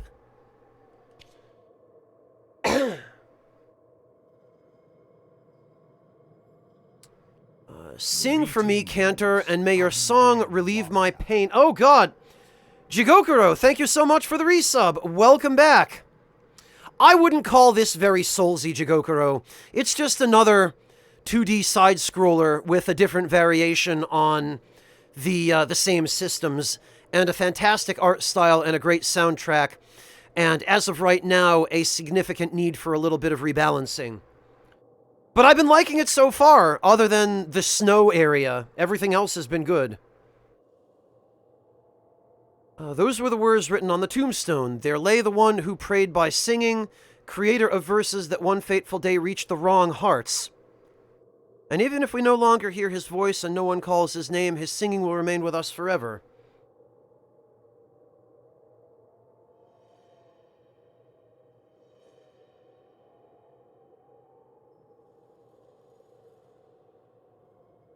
Yeah, Rabbit, that's kind of what I mean, is now, because there are a few famous 2D side-scrollers that have kind of become the defining titles of their genre, that's the only context in which anyone thinks of games that have a superficially similar style of gameplay.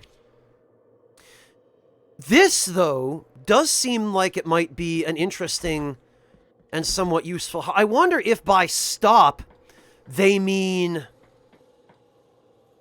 it shortens the parry window, but it makes it easier for you to do the crazy follow-up.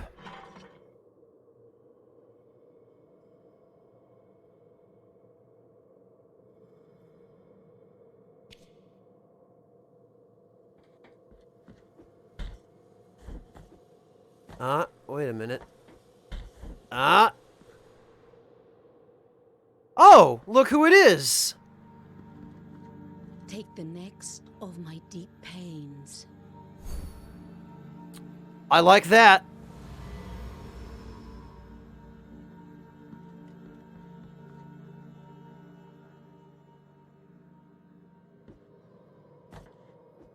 Well, Jigokuro, the thing is, there are only so many ways in which you can design a healing item that does not have to be purchased at a shop. And I remind you, Jin, Dark Souls was not the first game to use that kind of renewable healing resource.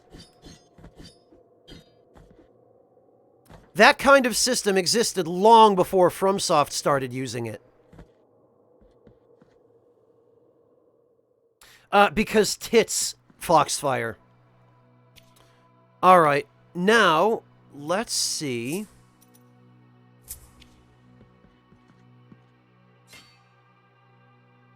You are rid of guilt. What?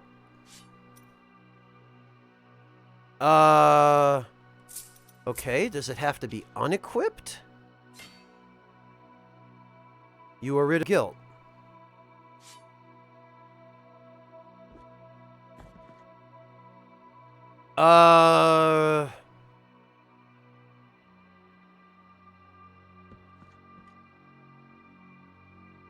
I don't know, Vegeta. The only other thing I can think is that maybe it requires you to destroy these.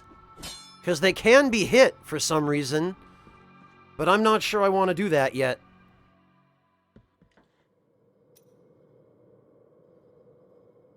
No, Dandy Wizard, but there's guilt inside this pearl. That's the point.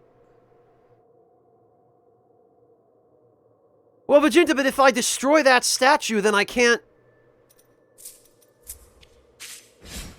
use this anymore. Although I guess there are a couple of other ones I could use, I suppose. But this is the most convenient one, so I'll test it on a different one. I'll destroy this one last. I mean, Ghoster now, the only way in which it really compares to Bloodstained is that it's a 2D side-scroller.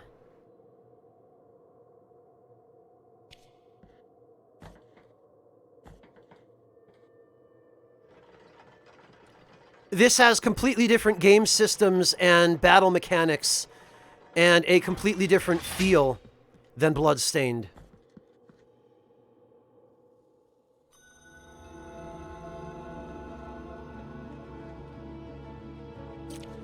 I haven't found one yet that I can warp to, Vegeta. Not that I can think of, anyway.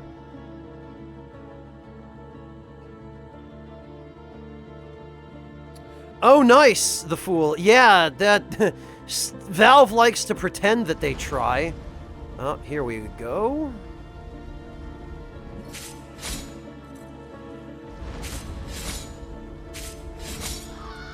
Yeah, see, these are much easier to deal with with the projectile. Oh, really? That was only 2? Jeez.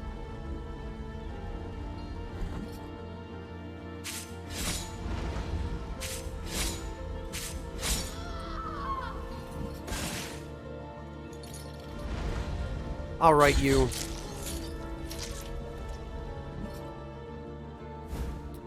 Okay, what do we got? You have acquired Heart of Saltpeter Blood?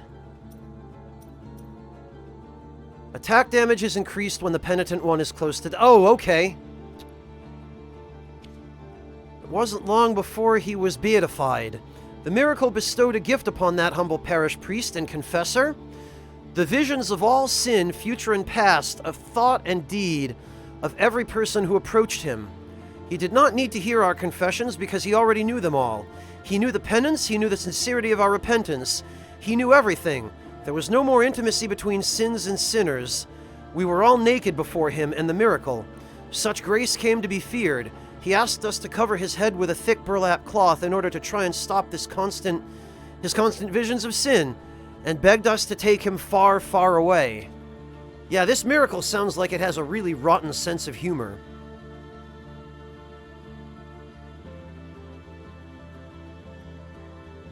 Oh, okay, Rabbit.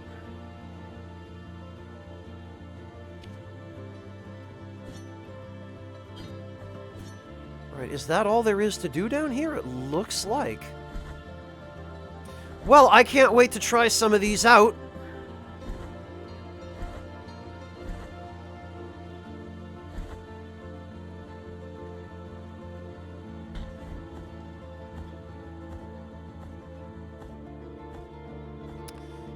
However, dismayingly, I have not yet found the grappling hook, or whatever it is that's going to allow me to continue reaching those places.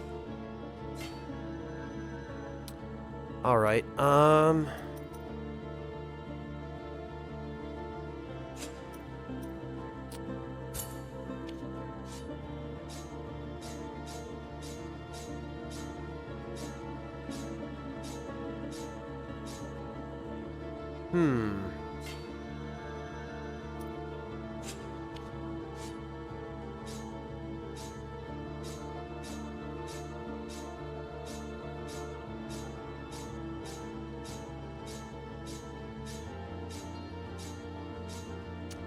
Okay.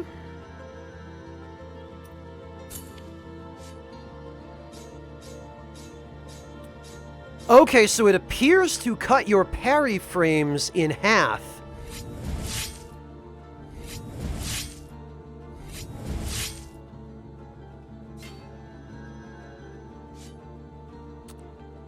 However,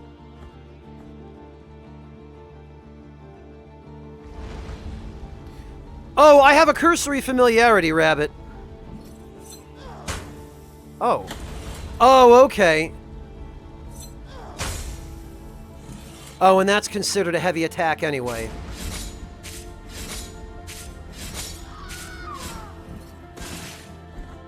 Actually, I wonder, can you... No, you... Well, you kind of can, I guess.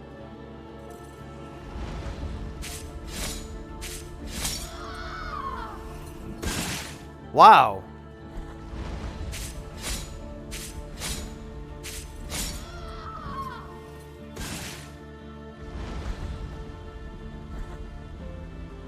Oh, hello. Can you not do anything but pull the chain? All right.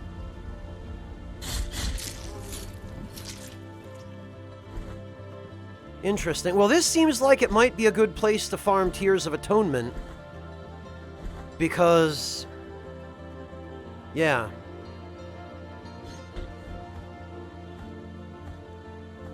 Vegeta, I think what they mean by stop is they mean the parry itself. Because, in effect, what this heart appears to do is... it reduces your parry frames, and I'm guessing it just makes it easier, maybe increases the window to get the finishing animation.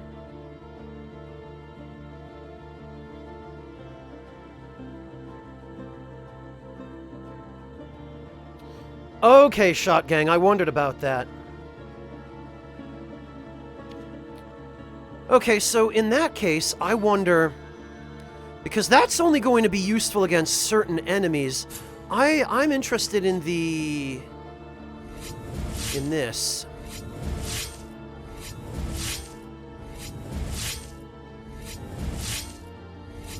How low does your HP have to get?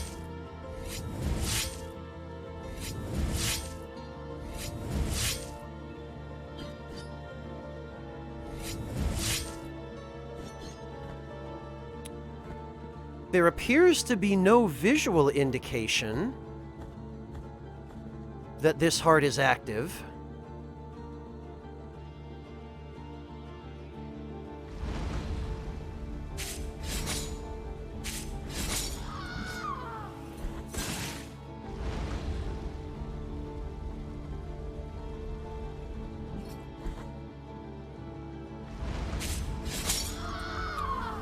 Interesting.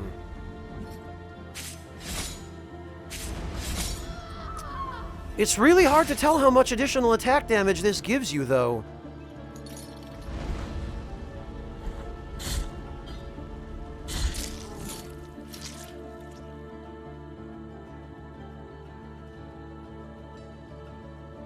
No, Insane Bob, it's definitely projectile damage as well. Because it was taking 2 to 3 of these projectiles to kill them before. Now it's only taking 1 or 2. The only problem is you don't appear to have any indication of at exactly what percentage of HP this effect activates. Although I suppose it would be simple enough to test that.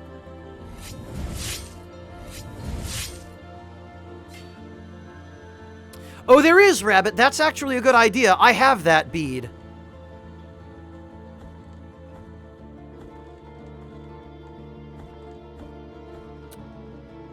Alright, well,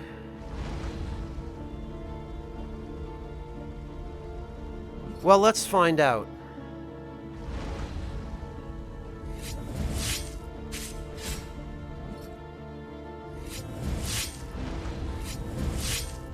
I guess we'll start with half.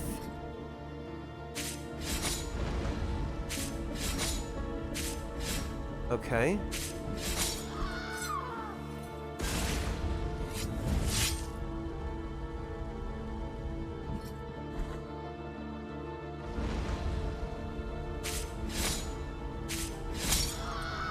Ah? Okay, no.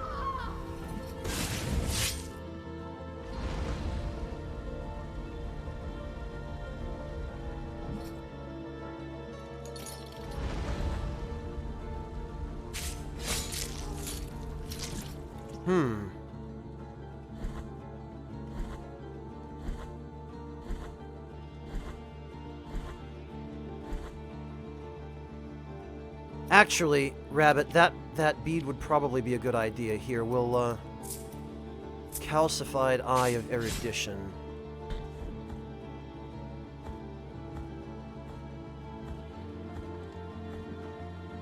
Hey, Neffy! Alright, so what we'll do is... we'll get a benchmark for not having the effect.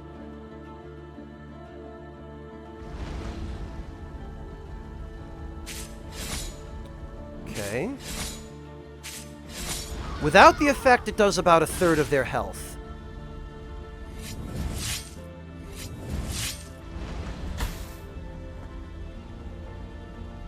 Well, that's fine. Wow, alright.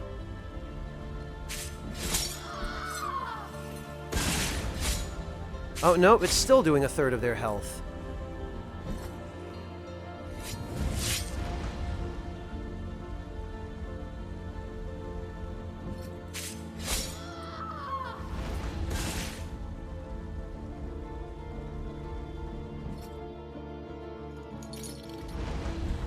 The second one has less health than the others?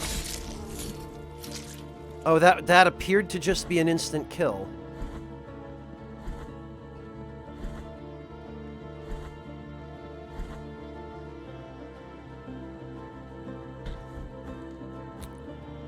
Okay.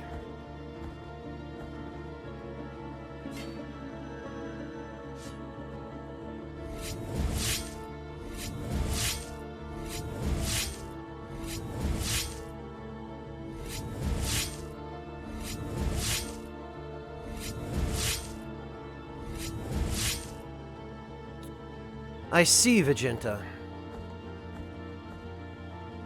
Alright,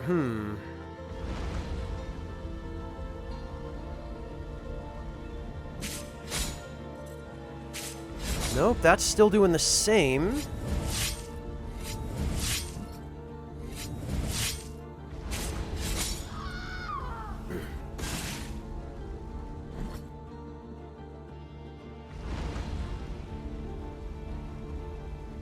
I haven't tried the sword damage, Bob, but one thing at a time. Oh, okay.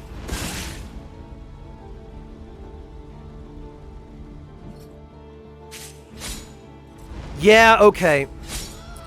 It does appear to be really low health.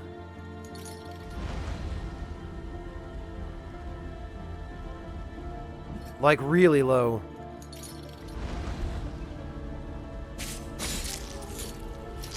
That its effect kicks in. It's definitely less than half, and it appears to be less than a third. No, Rabbit, it definitely applies to the projectile, because just there, when I got my health really low, the projectile was doing double damage. So it applies to everything, but it doesn't kick in until really late. Question is exactly how late.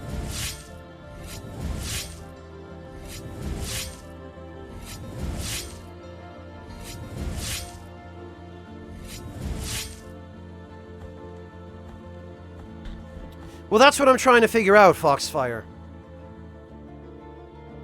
Shotgang, you're talking about Peyton Tate. And yes, I have seen that. Okay, so it doesn't activate there.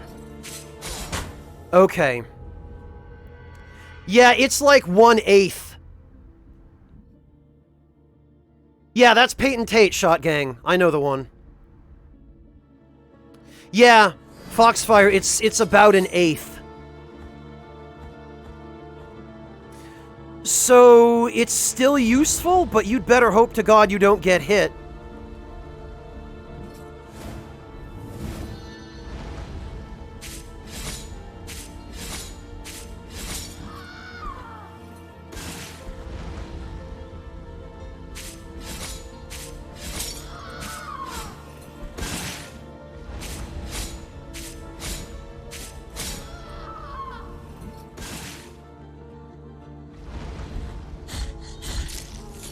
Yeah, okay, Foxfire, I would think that situationally it would be worth it. Like, if you stack the attack buff with the spell that increases your attack speed, this one right here, I imagine probably as long as you can avoid getting hit, it turns you into a boss melting machine. But the caveat is you have to not get hit. Oh, there is Vegeta? Okay, well, that's good. This one doubles your attack damage, though. I wonder if the one that you found gives as much of a bonus.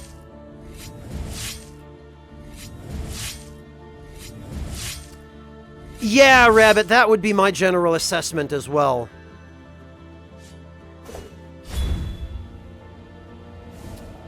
Oh, that's interesting. You're,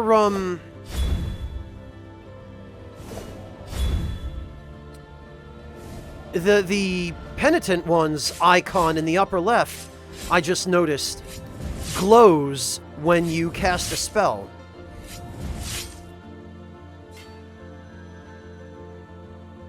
Oh, I'm sure, Vegeta, but whatever cost it incurs is probably still preferable. If it's the same amount of attack boost, then whatever other cost it has is probably preferable to...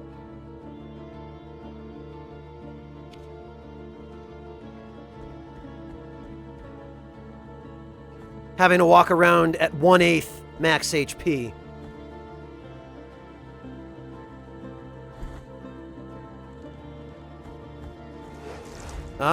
Oh! Okay.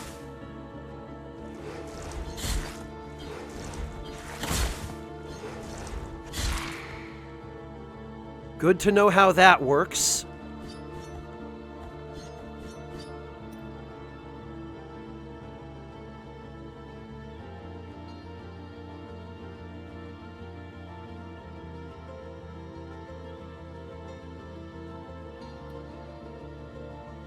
Ooh, okay. Thank you for the heads up, Big Daddy Ad. I will bear that in mind as best I can. Right, I forgot how to deal with these guys. Also, no wonder I'm taking so much extra damage. I forgot.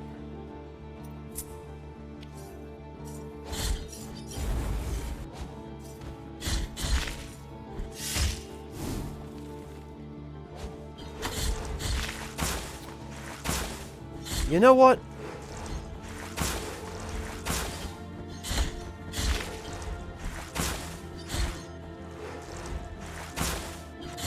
That enemy is incredibly obnoxious.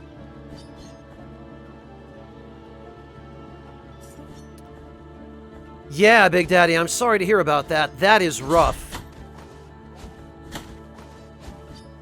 Ah.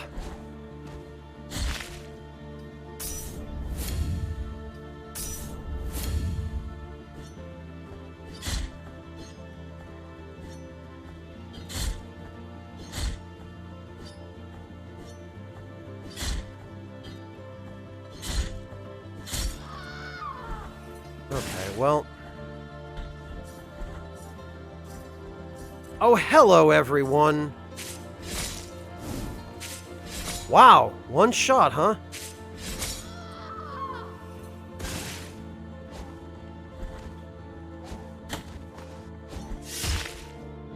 Okay.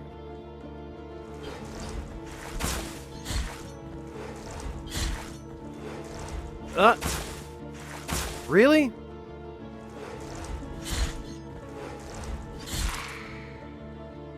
This better be good. Phalanx of Miriam the Counselor. Miriam Bartow knew what it took to succeed, but fate is unpredictable. Though a terrible illness shortened her life, her legacy was eternal to those who loved her. Huh, okay.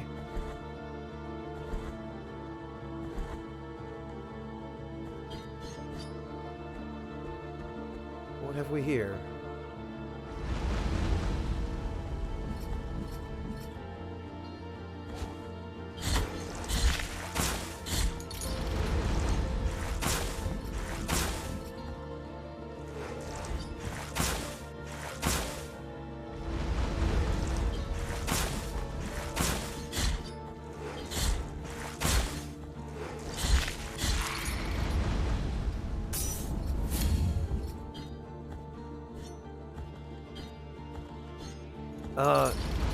Okay, well...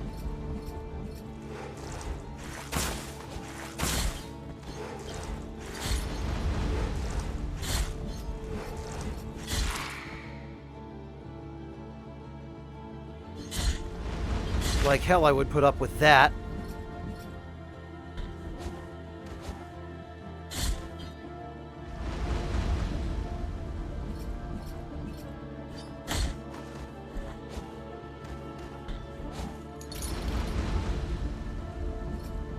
All right. There.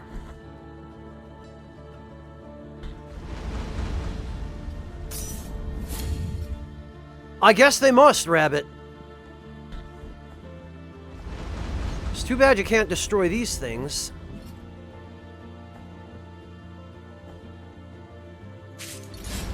Oh, come on. All right, there's a red candle. You've acquired medium bead of red wax. Oh, okay. Sphere of accumulated... Oh, I see what's going on here. Echoes of ancient prayers resound in its core and moderately reinforce the light. So this is more HP, and for every red candle you blow out, it gets bit. That's clever. I like that.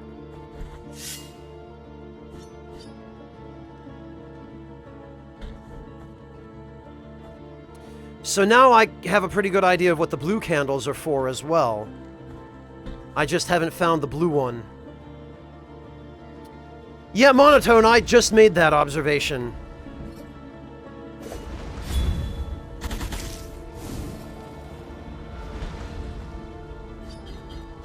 Okay.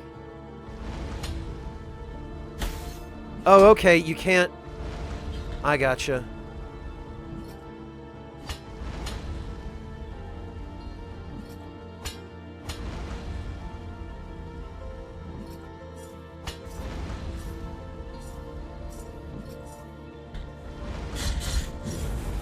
Nice. Wonder if there's a way to make your flasks heal more.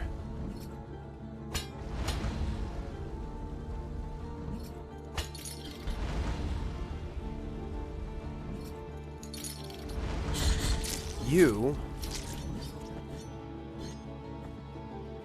Yeah, this was diabolical. All right, what have we here? I can feel Our Lady between these walls. I can feel her warmth, for her face still burns. A reminder of her sacrifice and ours. The pain, the cold, and the burn are our rules.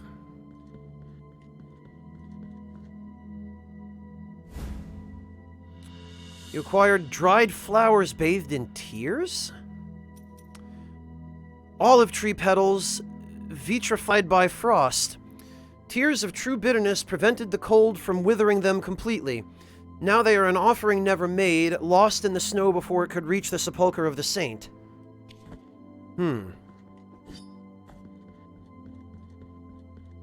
Ah, and they're giving us an altar here, so the boss must be nearby.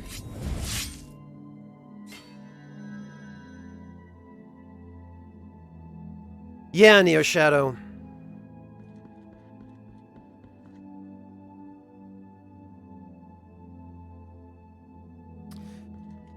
Hello, Sphincter Spelunker. It is past midnight, so late. Penitent one, do not be troubled by me or my outward appearance, now changed and seasoned. This might be a small price to pay for... Oh, this again. No. Here I shall remain. We are not going to let you die. Hello, Kimono Chrono. Welcome. Oh, all right. Yeah, that's a boss. All right, I'm going to take a wild guess here, and I'm going to guess this is probably the spell I want to use.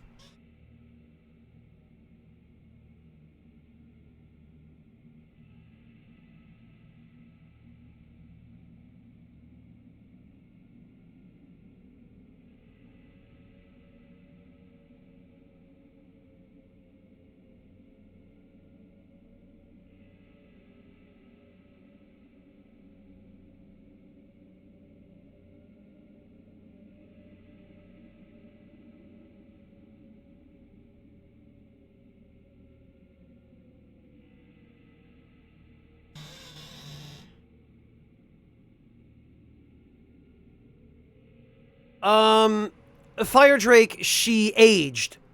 I summoned her for a boss fight early on, and she was young. And then when I ran into her again for the next boss fight, she was old. And it became clear that accepting her help means that she's basically rapidly aging.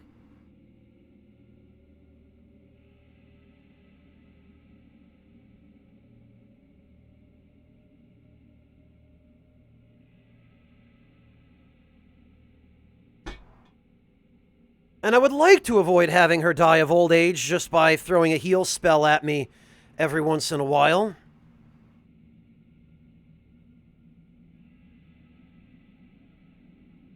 Don't look at me, Koyamusa. She offered. Alright, well, here goes. I see something in the background over there. Oh! Wow, okay. Our Lady of the Charred Visage. Oh, okay. You gotta go for the brain. Ah!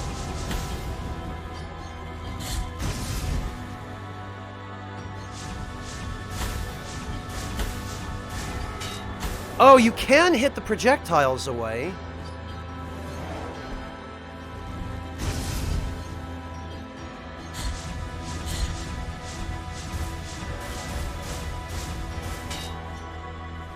Oh, interesting.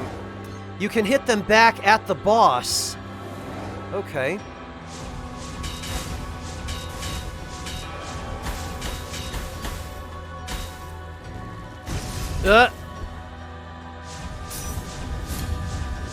Okay, I see what's going on here.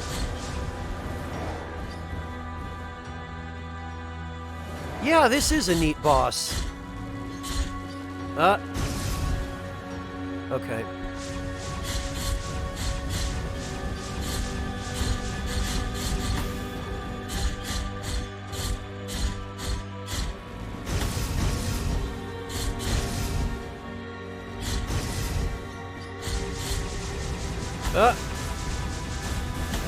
Okay, I get it.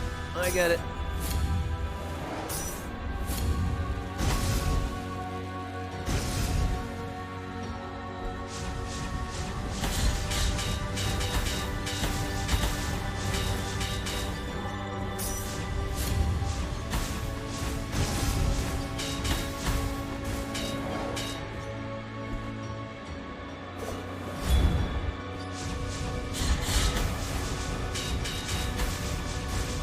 First try, huh? Yeah, this was a really interesting boss. I appreciate this one.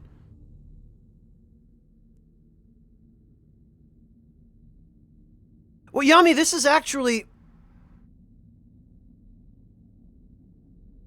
This was the first boss that's done anything remotely bullet hell-like. Oh, okay, well, there she is, I guess.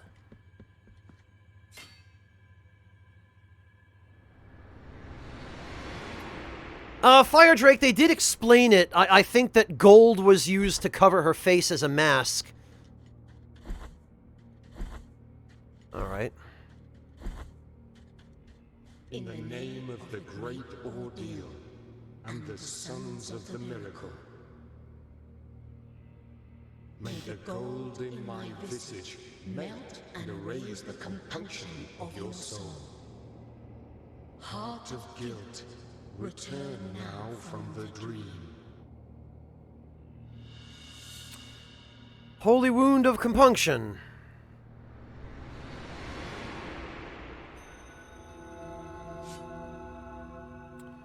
Okay, so what happens now? We've performed the 3... Ah!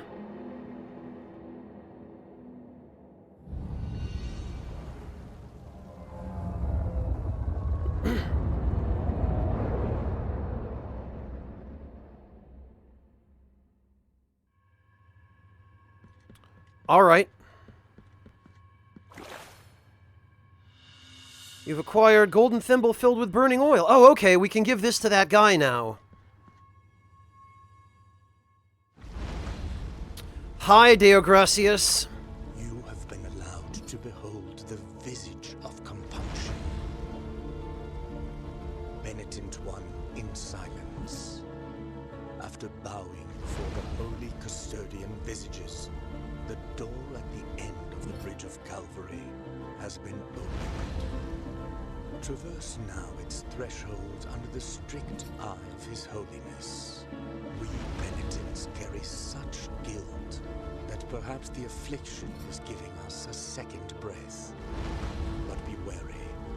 Amongst prayers, it might silently come creeping to us one day.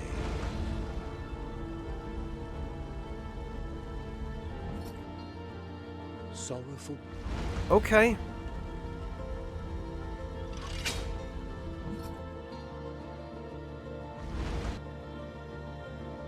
So we've got down.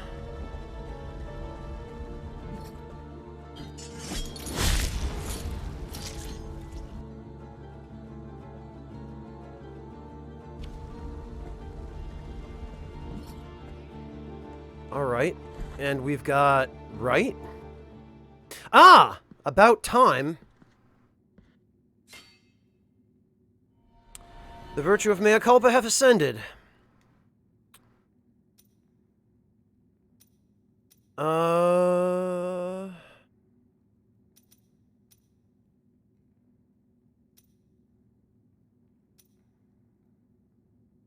Plunging attack.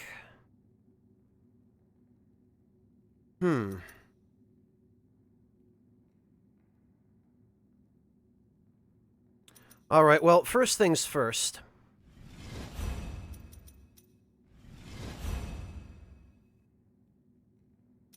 And this is 8,000 and 2,700.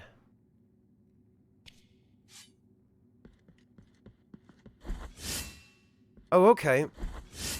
That is a bit of an improvement.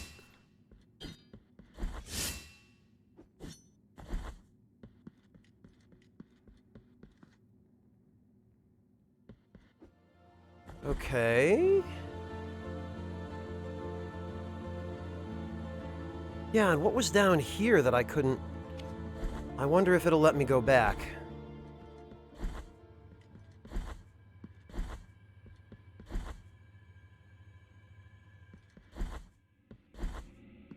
It will. Good.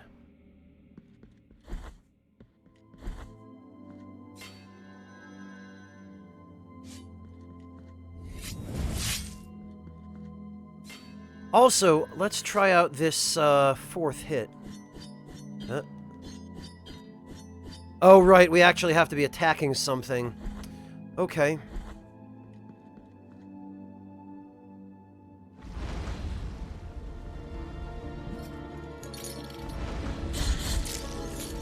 Alright. So... down... right.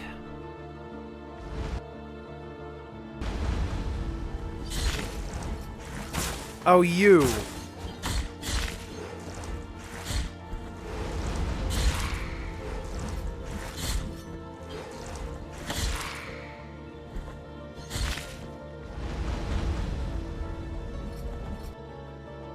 Down and left.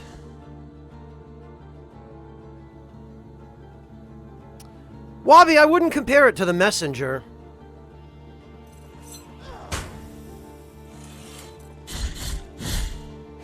Oh! Okay.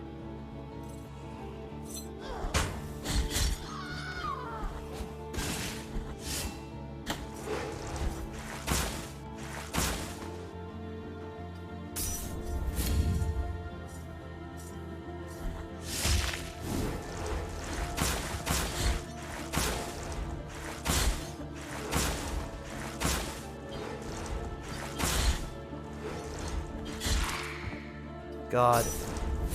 I thought I had found the enemy I hated most when I ran into the Condemned.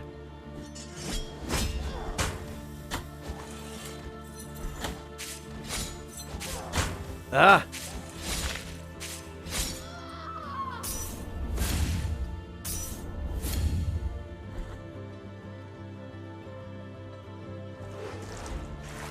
Okay.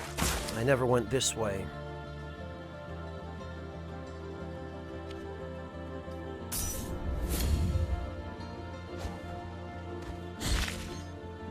Oh, they're one hit now, huh?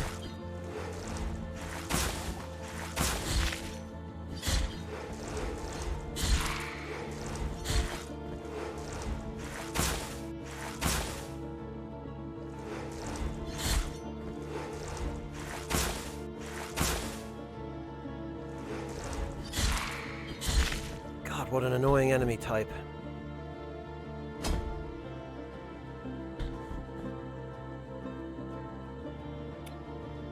Okay, nothing to be done up here.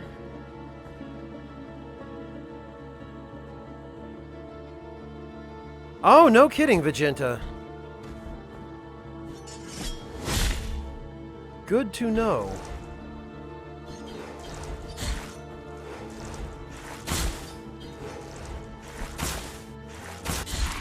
Damn it, and I still haven't found the blue bead yet. I wonder if...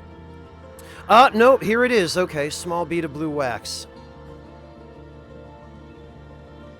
Okay, so I know where the other blue candle is, or one of them.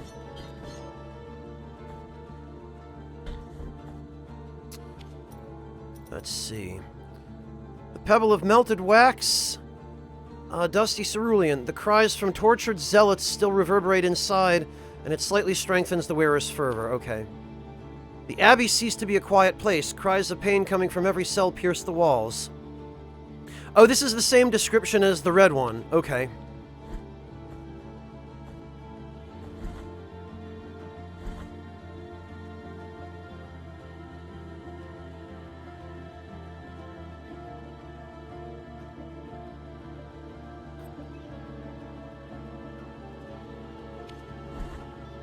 Yeah, Old Red Crow, I know I'm not the first person to make this point, but...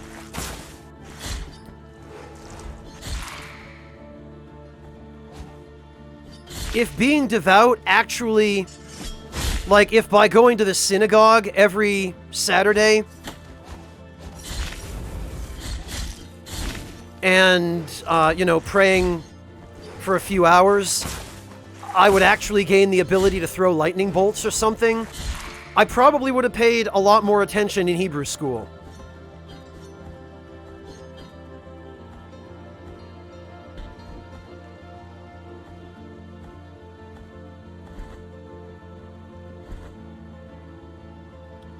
Spell slots? What do you mean spell slots, Red?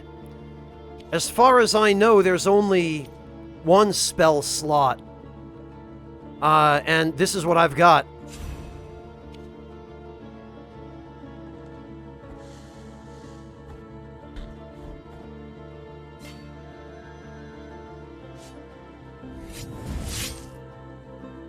Yeah, I didn't get anything from Judaism, Old Red Crow.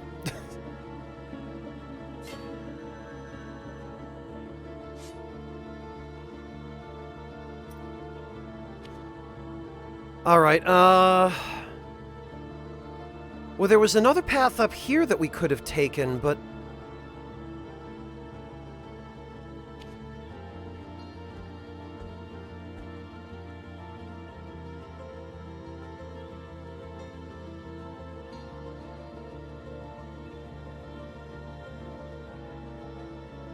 wait a minute.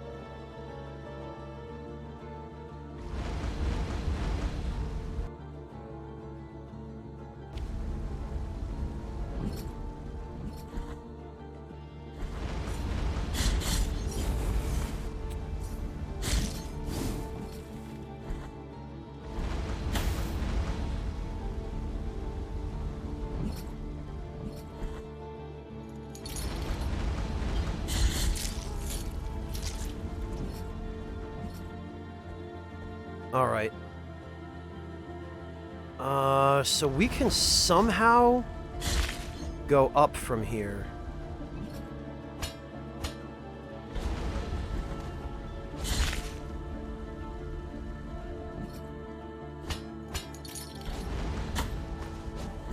Oh, I say somehow.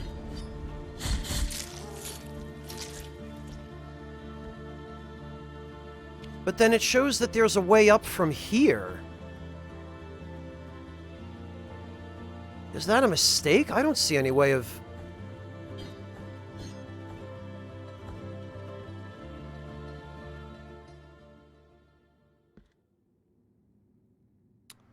Yeah, on the screen to my left, it shows that there is an exit heading up.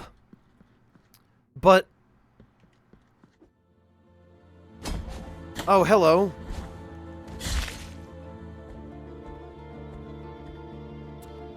But as you can see...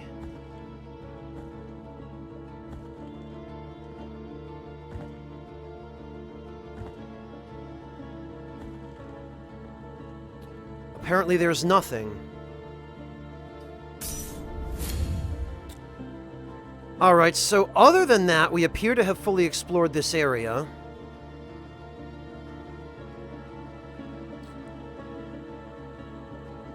We're still missing a grappling hook. We still have to... oh, we have to go,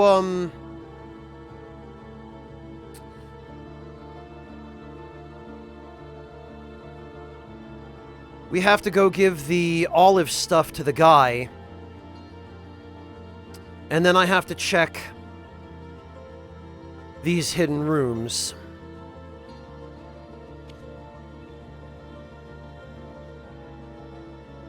Okay, so actually what we're gonna do...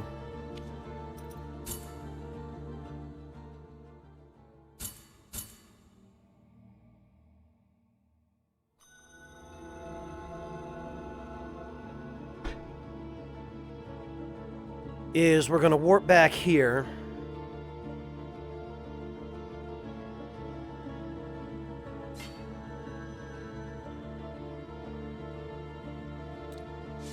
And we're gonna head down. No, down.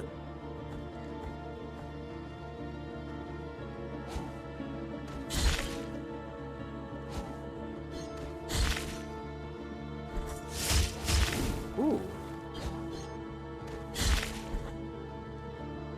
And actually, I don't think we'll be needing that fire protection from here on, so... we can put on the... how much actually? Oh, not really a lot. Whoops. I definitely want the dodge cooldown reduction.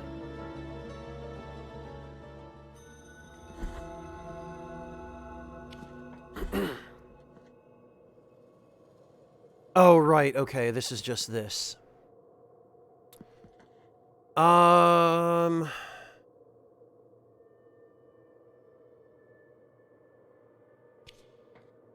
Yeah, actually, this is probably the fastest way.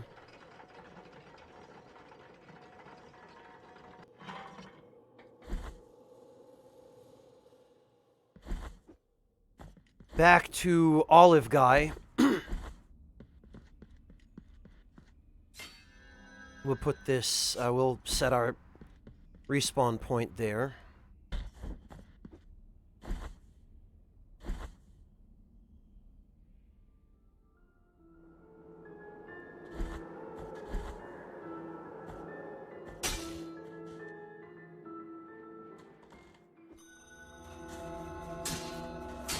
Oh.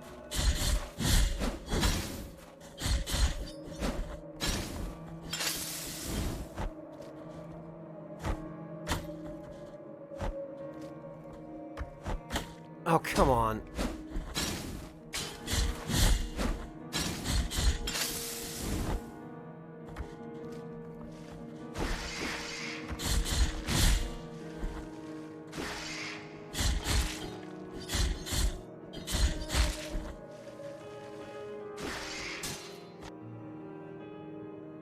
Yeah, there was something here, actually.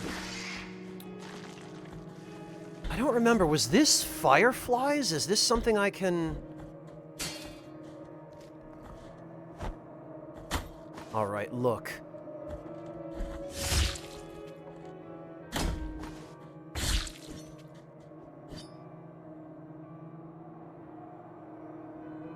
Okay.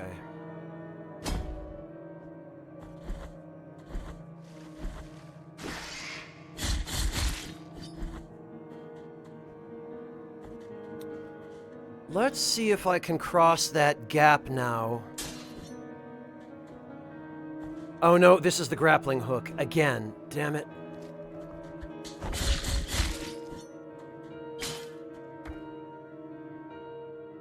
Well...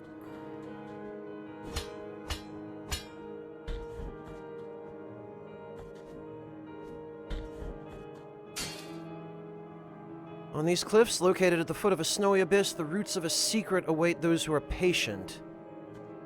Yeah, okay, that's the grappling hook. Damn it all, where the hell do I get that thing?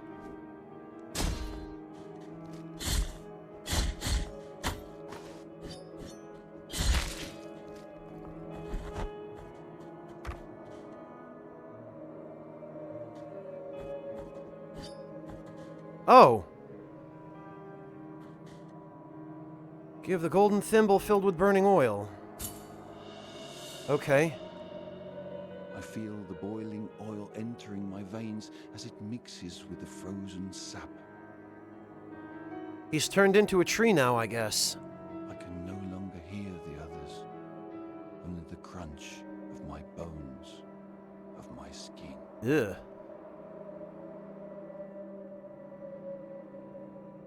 No answer. Okay.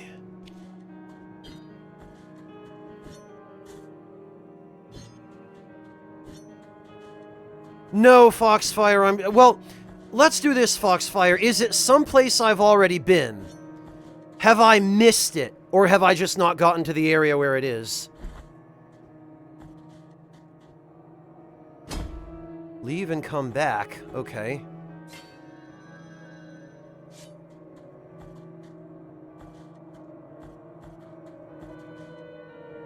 I feel myself weakening. I am sentenced to perish, abandoned in this forceful praying position. I can no longer hear the rest, only their rusted cages swaying in the wind. I've missed it, sorta? Well, that's not very encouraging.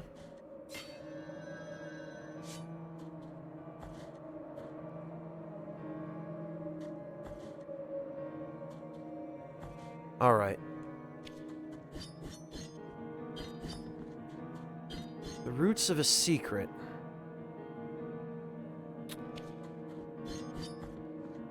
Well, it looks like there's something down there, some kind of door, but...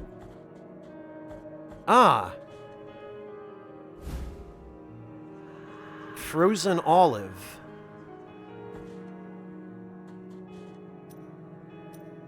Summer fruit trapped in an endless winter. Born from an olive tree turned into a prison, its frosted oils bolster the wearer's defenses when their strength is nearly exhausted. So what, this is a blue tear stone effect?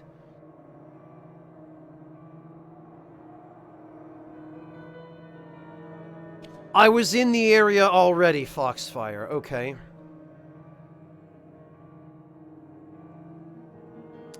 Well, Monotone, hopefully it won't come to that.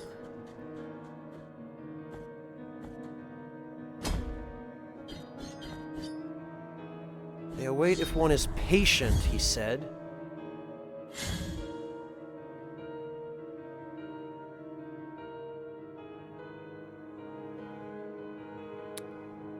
The roots of a secret, huh?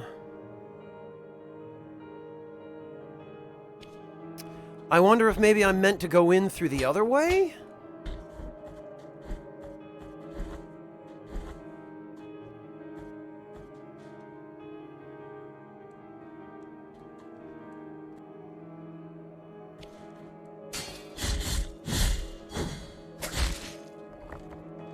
Ah, damn it. That's not what I... Multi-step, Foxfire.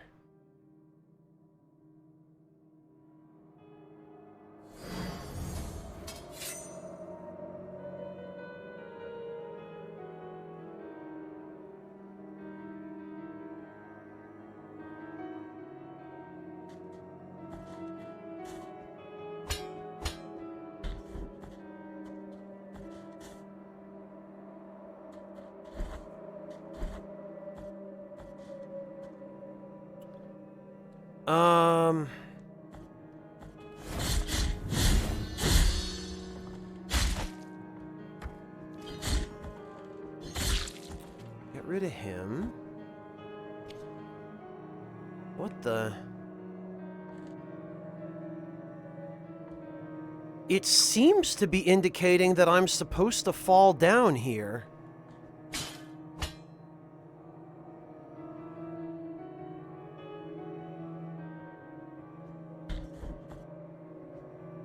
Cage dude, Old Red Crow? What cage dude?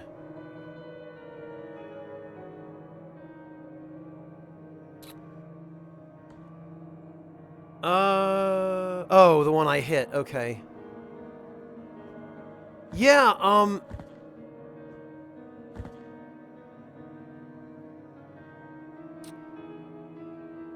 a gap in the fog, Rabbit? It doesn't look like it. No, there's, the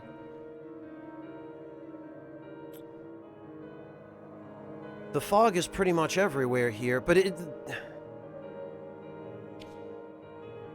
Down here? No, that's death.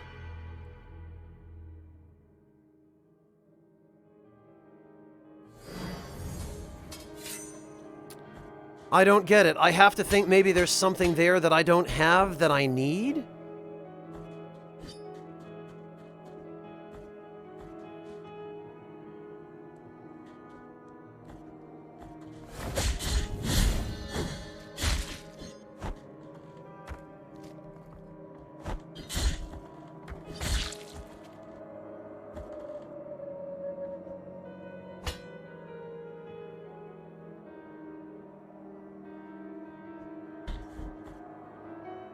Tombstone shard. Oh, to... Yeah, because of the fall damage reduction. I doubt that, Rabbit, but...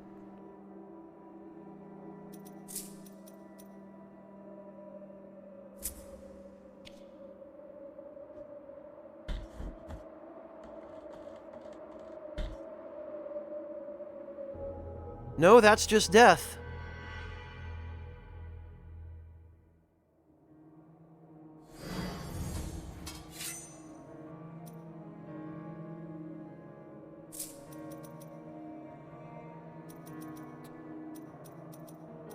All right,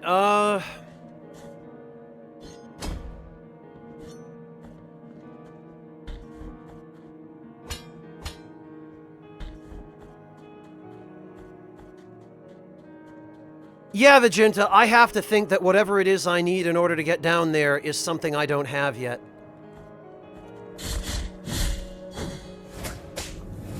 Or something that I'm just not capable of doing.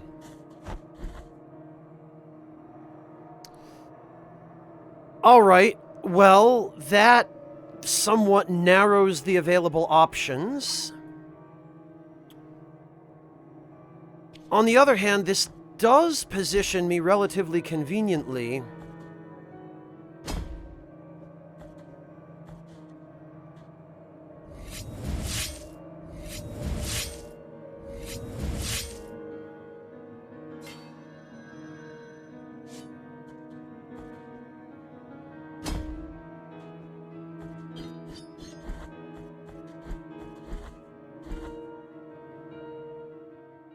To... Yeah, I guess to check out that door. Oh, come on. Oh, nice.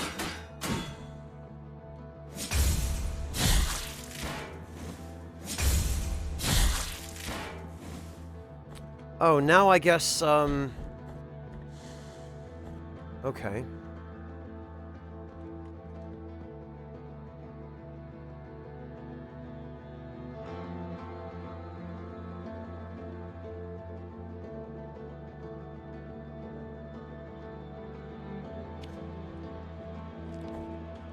Oh, look who it is. Oh, penitent one, is it true that the roads are free?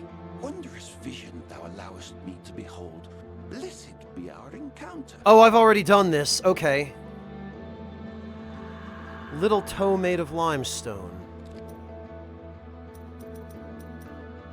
Toe from the statue of the first barefoot pilgrim. The vestigial little toe pushed the stones out of his path. Increases dodging distance. The master gathered us all together like every morning and said, a genuine, genuflecting pilgrim must never divert their eyes from the earth they walk on, for this is our rule. Okay. Dodge distance, huh?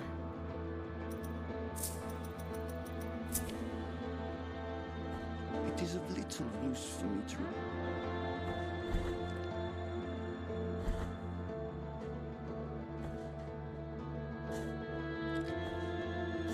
Okay, well, we can actually...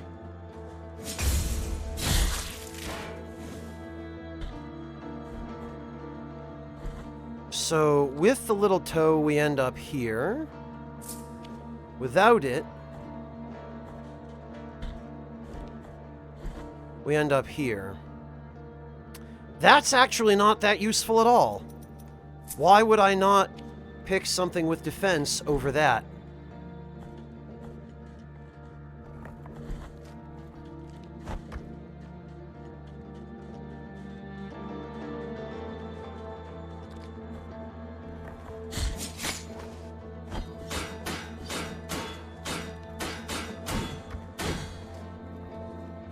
Oh, come on.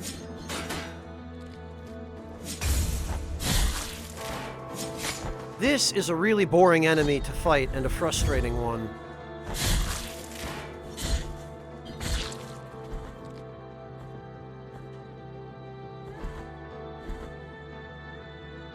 All right.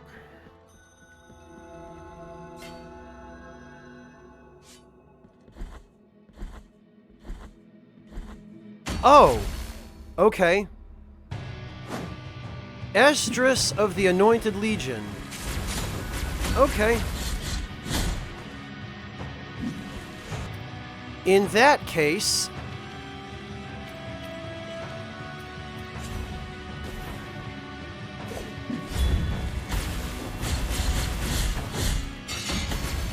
Oh, okay, he can guard.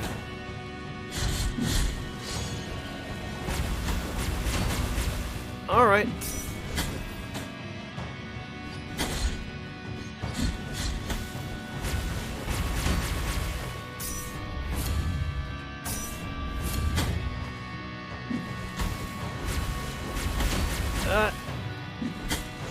Okay, you can't dodge through that.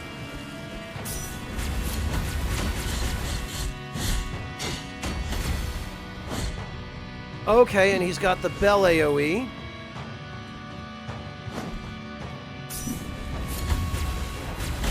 And he punishes healing attempts.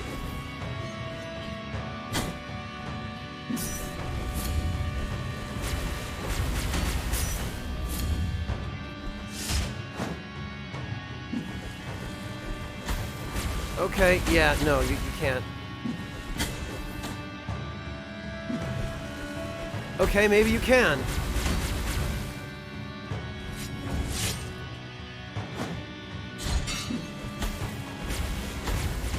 Okay, he can go right into the spin after the count. Okay.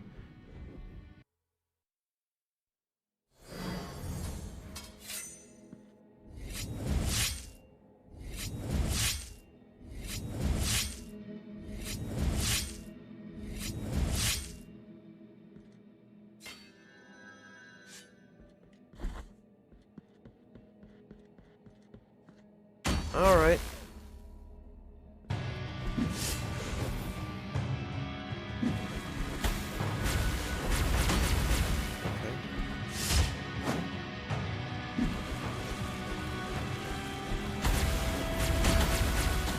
Can't dodge through the lightning, it looks like.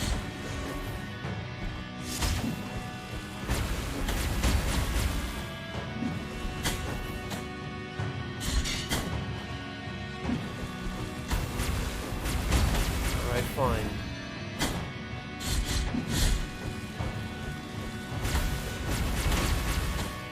That lightning crap.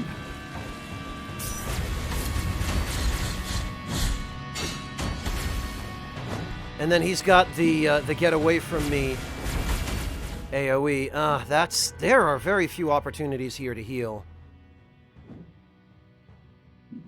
And it doesn't look like the attack speed spell is going to help me an awful lot here, because you just don't have enough opportunities to attack. I'll try the projectile.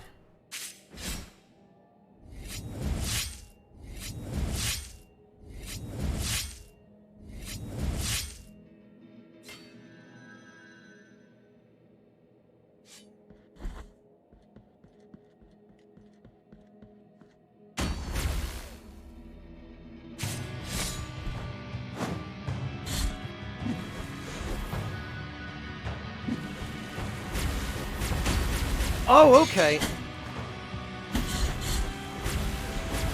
So you have to follow him.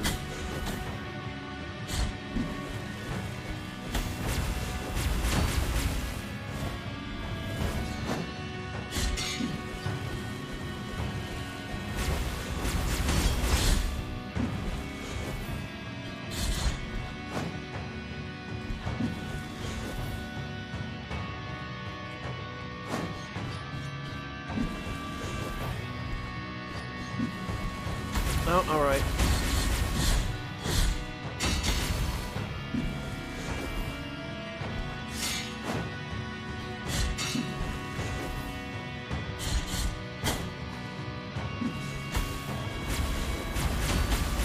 Okay. Alright.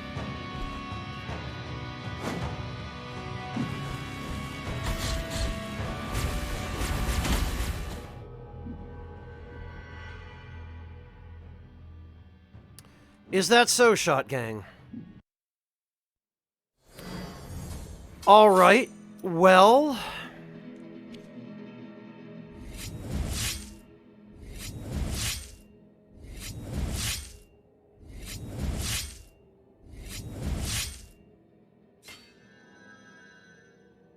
It's a bell hammer monotone. I have no idea what its significance is.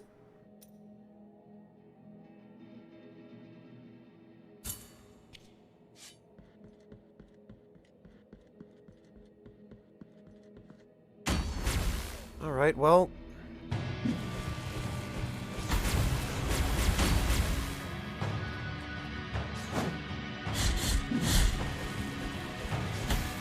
That is not parryable.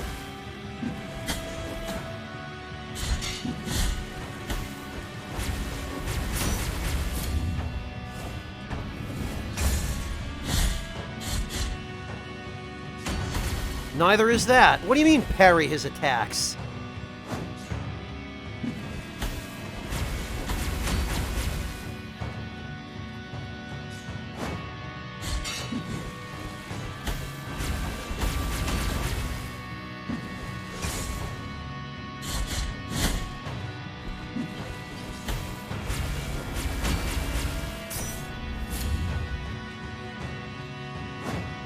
Yeah, Shot Gang, except when he walks up to me, he...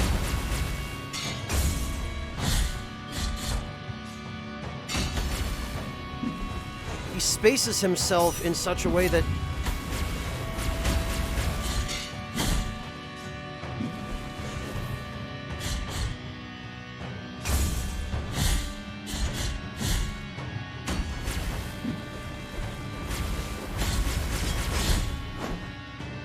Okay.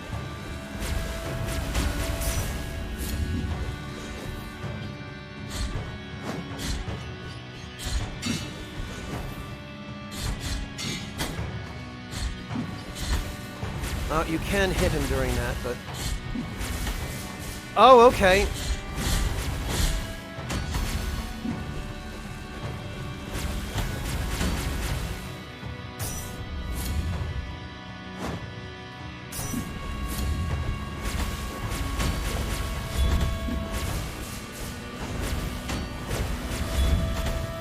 Wow, the damage from that is worthless.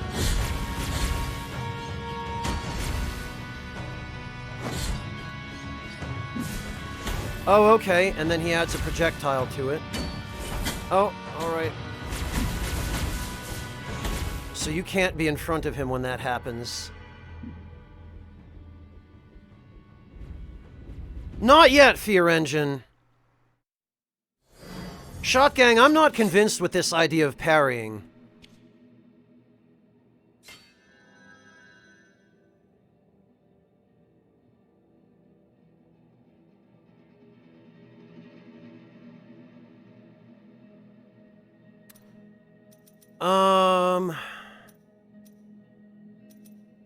Yeah, this seems like the most worthwhile one, because it's not like I'm spending much of that fight without being at low health.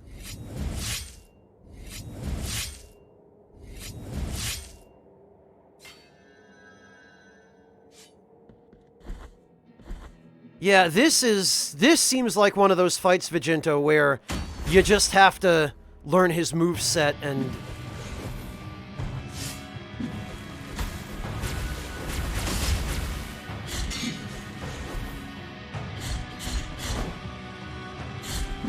Oh, alright.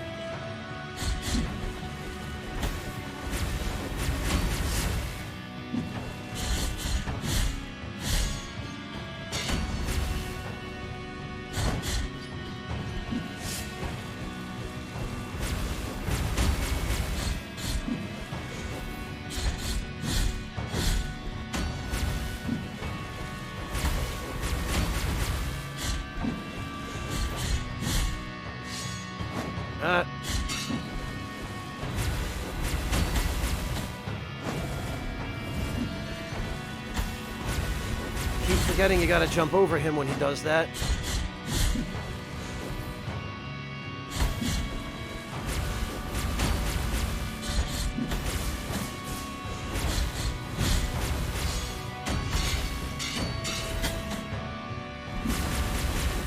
Okay.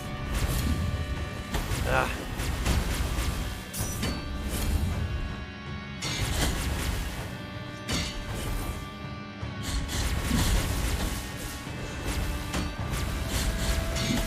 Yeah, the upswing.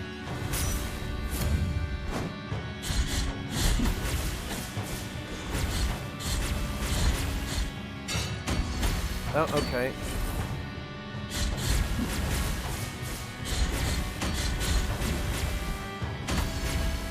Oh, okay. Oh, it's her.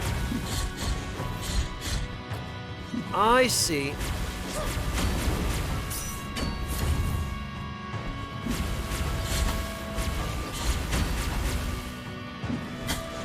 All right. Oh, and it gets you a little bit of invincibility when you use these, but only a little.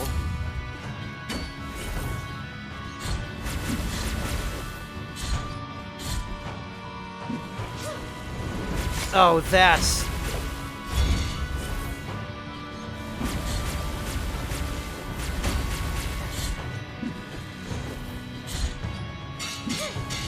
Really?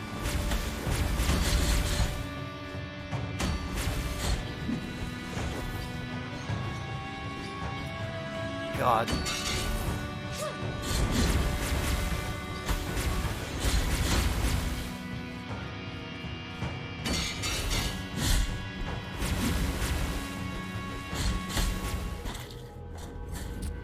Okay.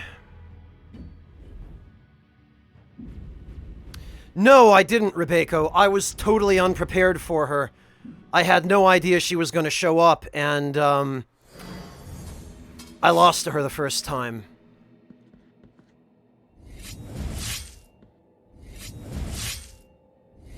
Oh, is she not killable, Shot Gang? Because I'd kind of like to kill her, too. Oh, she is. Then yeah, I'm going to kill her.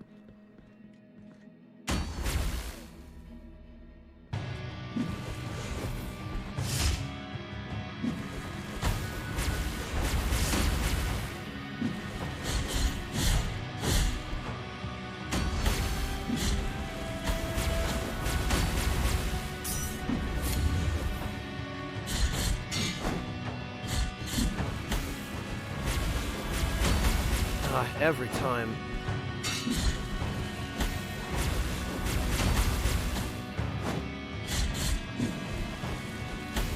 Really? I even get clipped by him when I jump over him.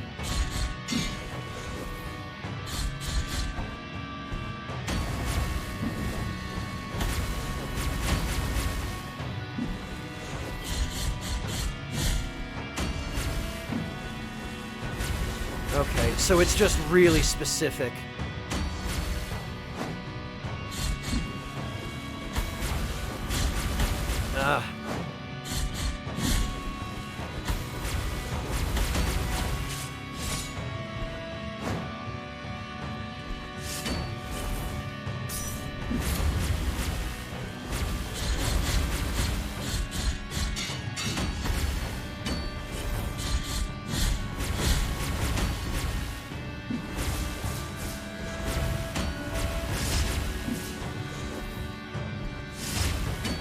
Okay, it looks like the dodge attack is really handy.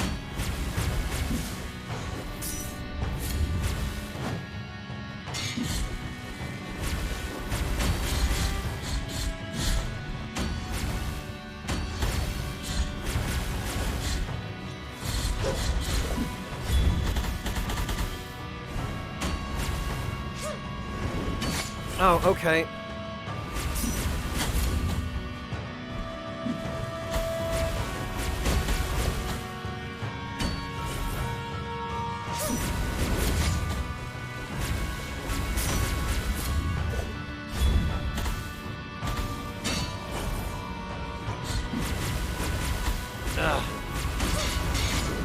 Oh, but she can block?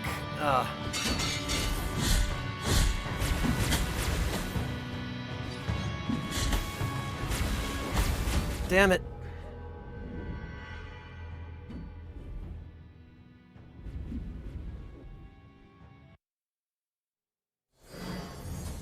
Old Darkwraith, I understand how that works, but it's not as easy to do as it is to see what you're supposed to do.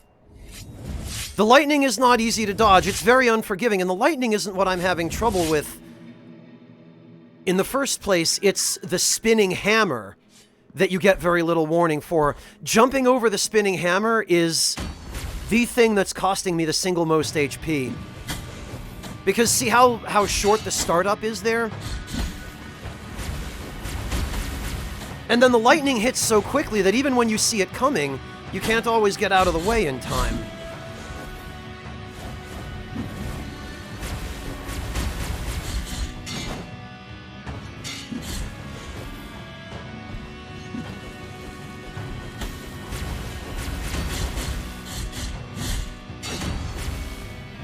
Ah.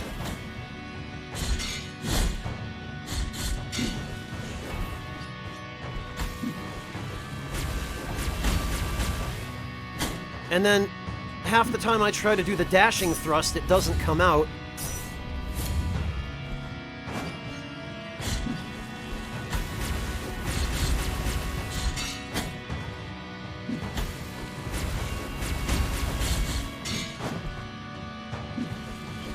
Ah. And, like, sometimes he'll do a version of that move where... see, even when I jumped over him, the lightning caught up with me before I could outpace it. Oh, can you, Rabbit? Oh, whoops, come on.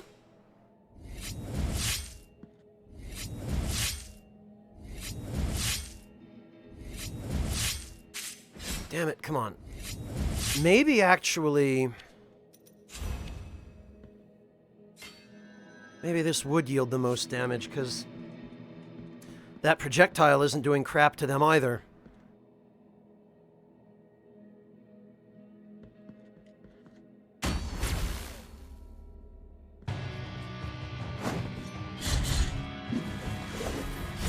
Yeah, Rabbit, I only actually wish she would show up a little earlier.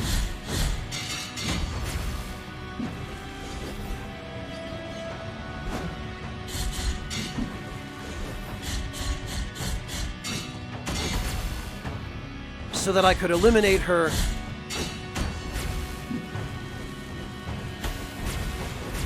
Yeah, see that...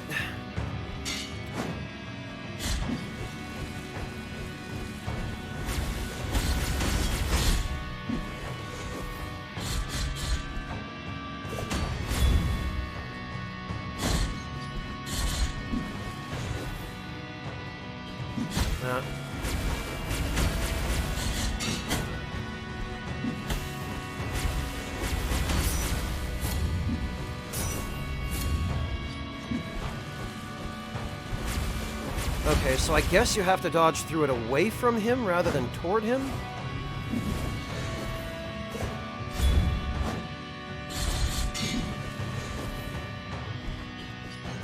Yeah, and it seems actually the attack speed spell doesn't help against him either, because he just starts blocking after a certain number of hits anyway.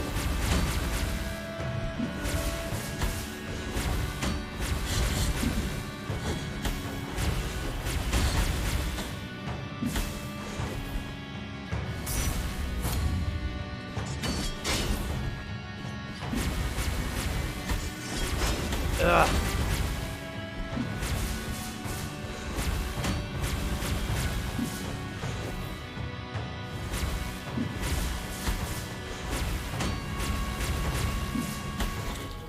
Really, Rabbit? I can't...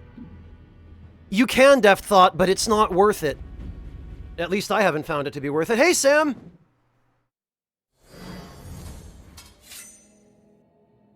Osafraga, I am struggling to see the safe zones, to Damn it, to calculate the safe zones between the lightning.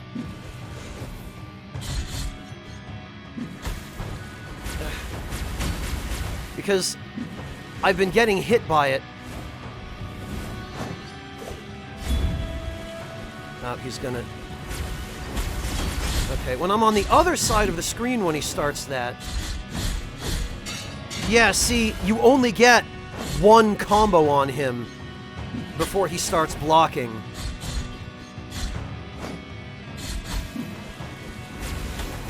So it looks like this is the only spell that's really worth using here. Yeah, without fail, every time.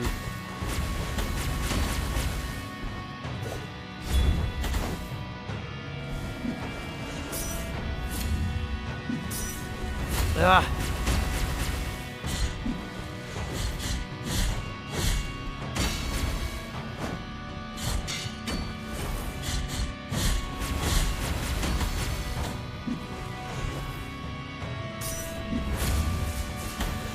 Can you duck those, I wonder?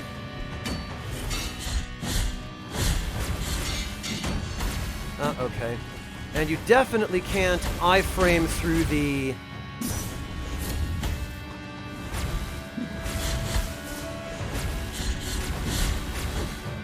through that.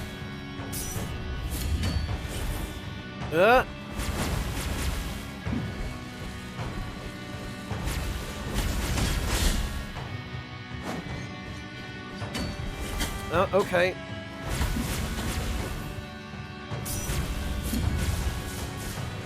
You can duck those.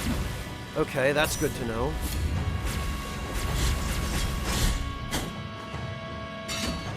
But the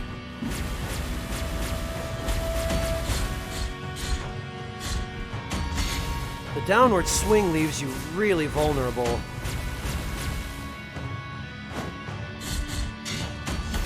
Okay.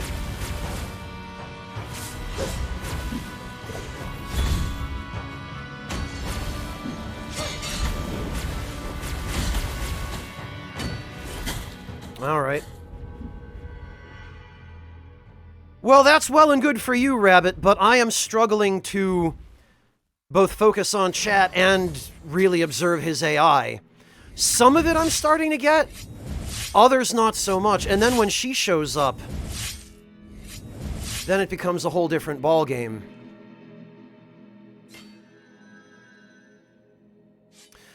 But I guess I'm going to have to just focus on him, because clearly trying to kill her at the same time isn't worth it.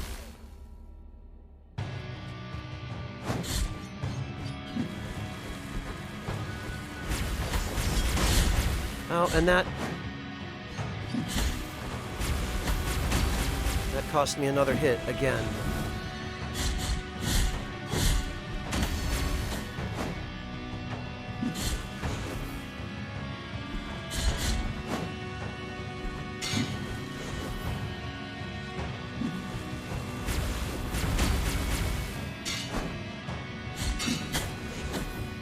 All right. Well, here we go. Okay, so oddly enough, the regular combo seems to stagger him after he finishes this move. Oh, come on.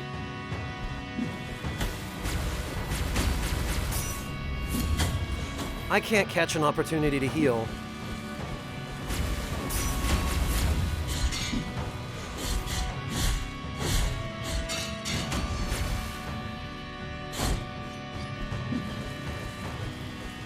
Yeah, those lightning bolts, if you're in one's path and you're in the air, and you're not on the ground in a neutral state, there is no dodging those.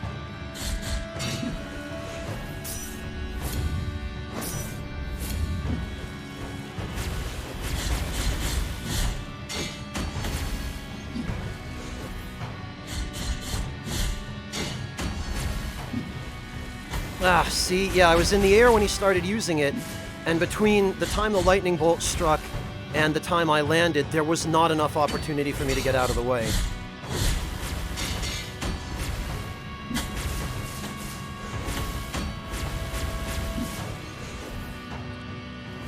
bosses like this, where they deliberately limit your opportunities to hit them, where they just become invincible after you deal a certain number of hits out of your combo, I've never been fond of these, because it's basically a way of artificially extending the duration of the boss fight. And to me, if you're skilled enough to deal enough damage to kill the boss early without being forced to just wait to be allowed to even to be even allowed to hit the boss, that kind of stuff I've never liked.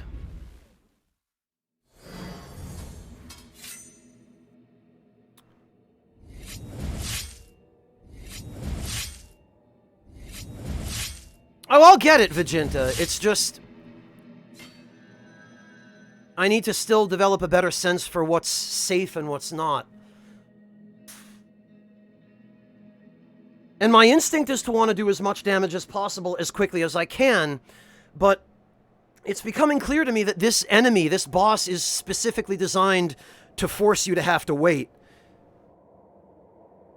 So you can't just go ham on him and attack as much as possible, because he becomes invincible after 4 hits.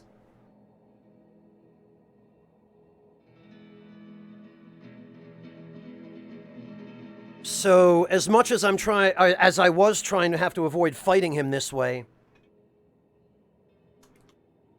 it looks like it's just going to become a battle of attrition. Ouch, Timad, I'm sorry to hear that. I have no idea what that is, Koyamusa. Also, Vegeta, yeah, I'm aware of what kind of fight this is now after doing it a few times. I hate fights like this. Yeah, okay, of course that doesn't work.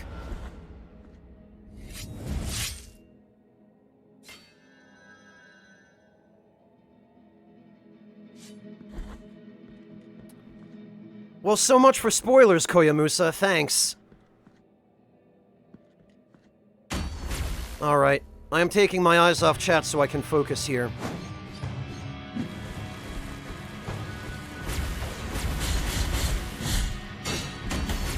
Ah.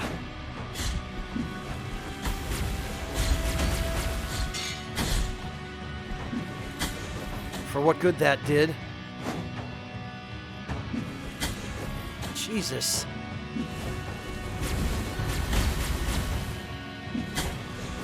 Christ,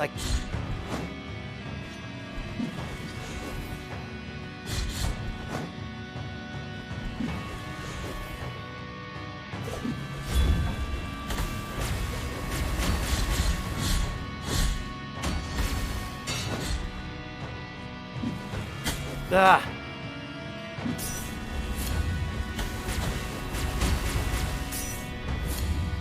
Good to know, though, that the flasks give you some invincibility frames. That I had not realized. Yeah, no matter what, I can't seem to avoid getting clipped. That was lucky.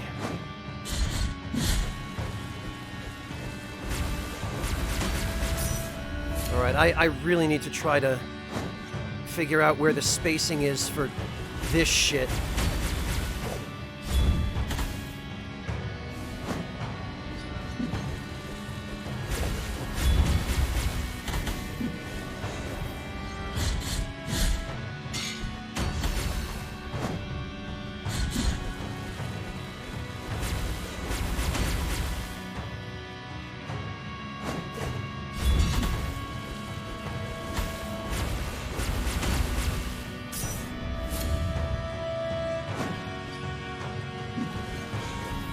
Ford, thank you so much for the resub. I can't focus on talking to you right now. I'm sorry.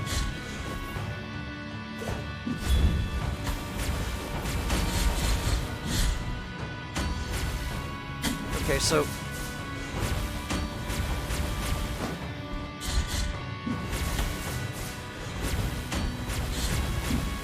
Why? Why does the sliding attack not work?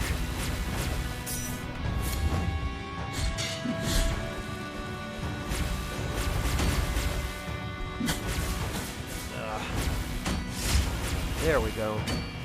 I guess I was entering the input wrong. Okay, you can't hit him out of that.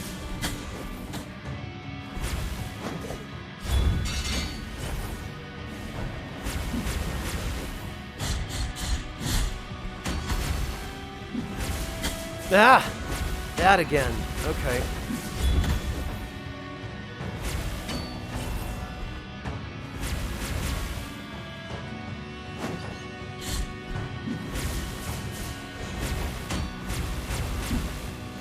Okay, I see.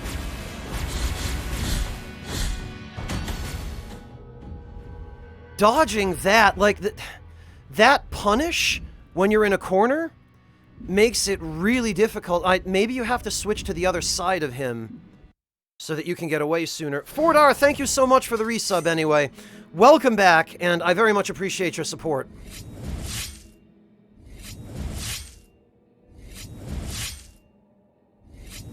Oh, that's awful, Shot Gang.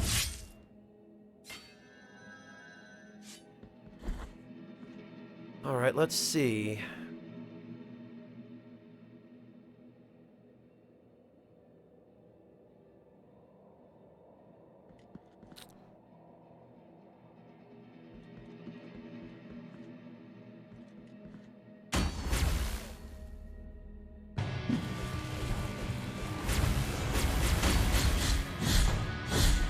Okay, yeah, it looks like that is the solution. Is jump over him, land here. Okay, or not.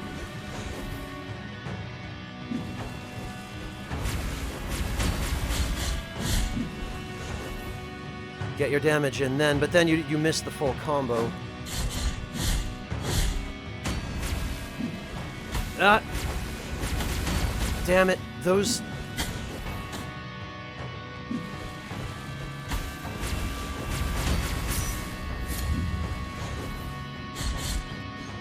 It looks like if you hit him out of one of his moves, you stagger him a little.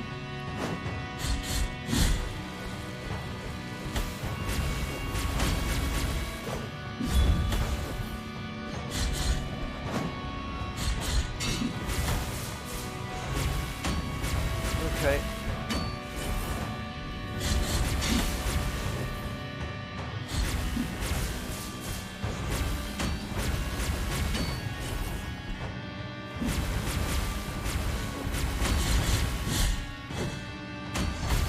Well, that still hit me. Damn it. Oh, okay.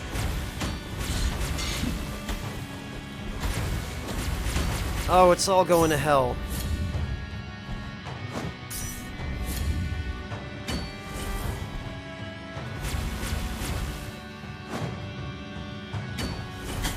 Oh, nice. Okay.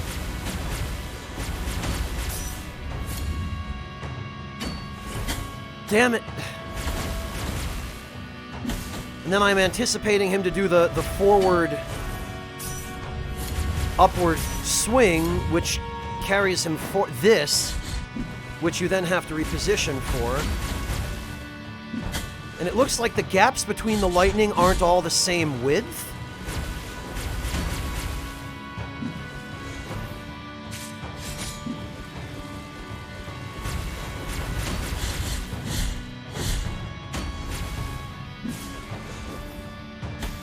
Oh, okay, well...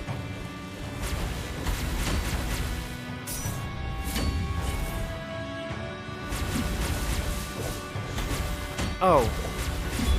Okay, so much for invincibility.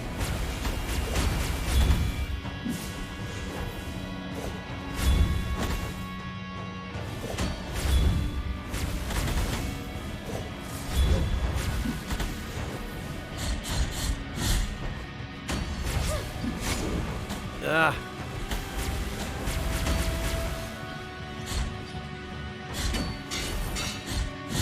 Oh, and then he's invincible when he starts that, too. Hmm.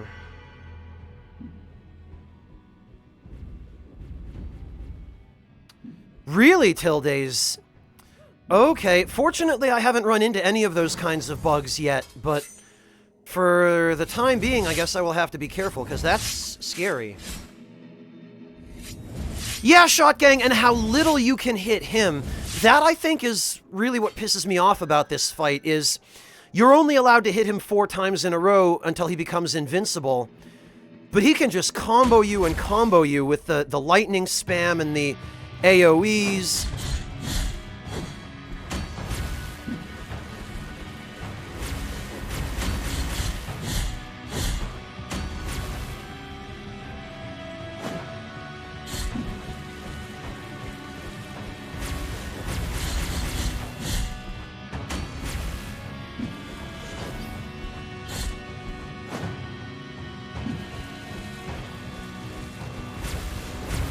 I guess maybe it's safest to just camp in the corners.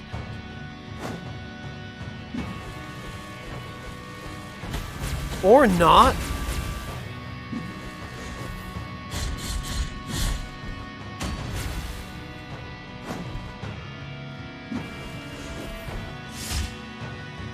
Well, see, that I would like to do a little more of, but...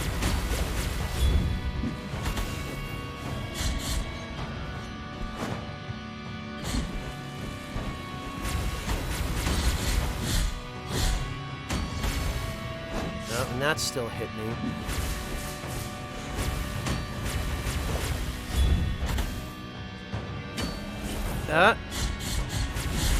Okay, so you have to wait a minute after he does that before you can hit him.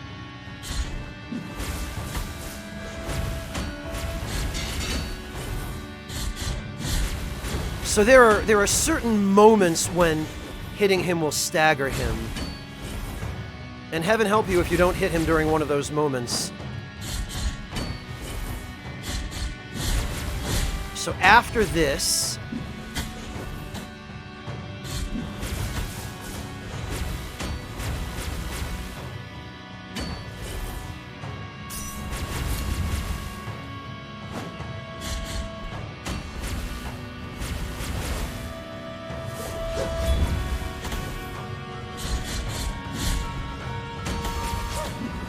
right.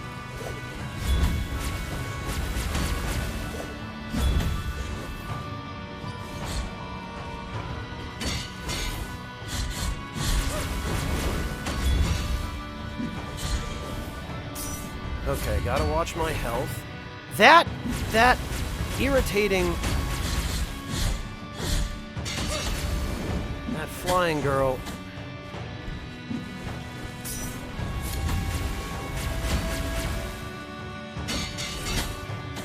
Yeah, see, that...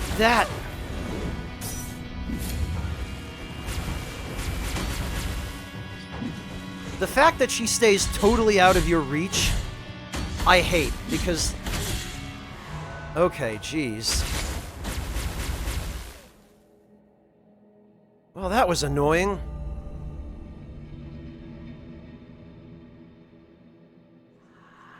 You have acquired... Taranto to my sister, whatever the hell that is.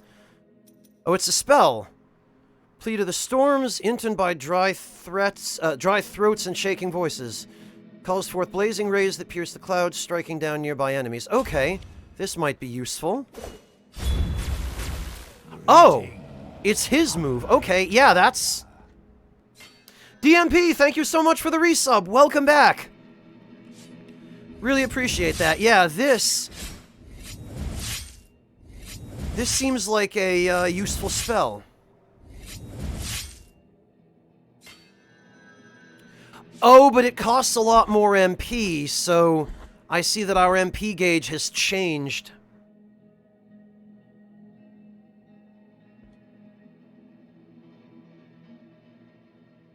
Oh, I didn't catch it, Rabbit. I was still trying really hard to...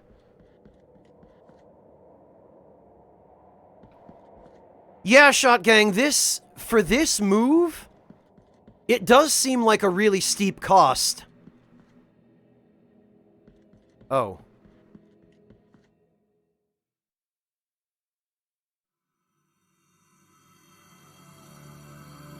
I feel my blood turning into black sap, and my aged skin into reddish bark. Oh. That's what this is, huh?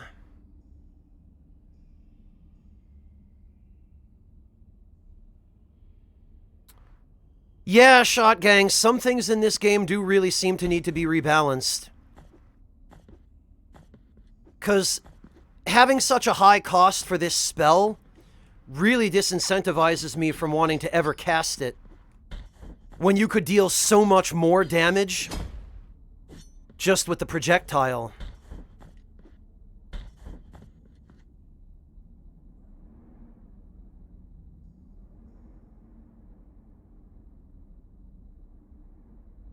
There you go, DMP. Oh. Those you have removed from punishment were Perpetua and Esdras, foundling siblings who went on to be part of His Holiness God. Oh. It was said that Perpetua could speak to her brother even after death. For twisted are the paths of the miracle. Yeah? Sorrowful be the... Yeah, no kidding.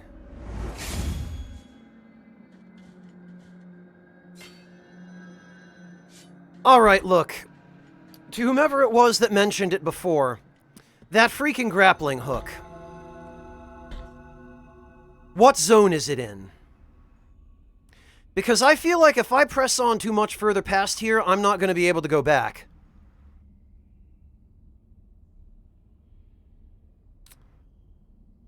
It looks like there's something down there that I might be able to go do.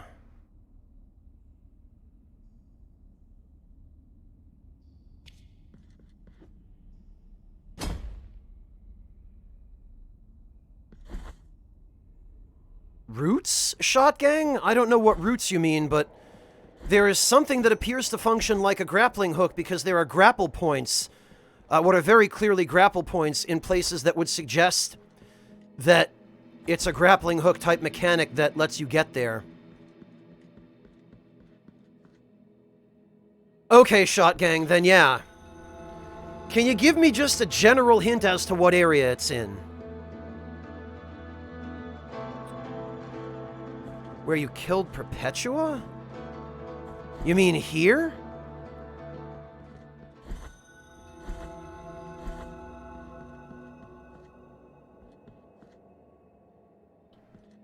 What do you mean where I killed Perpetua, Shot Gang? If you're talking about Esdras and I think his sister's name was Perpetua, I fought them here. Or do you mean the tree where... Oh, okay. I didn't actually kill her there. Because I wasn't expecting her. I actually lost to her. Okay. Damn it.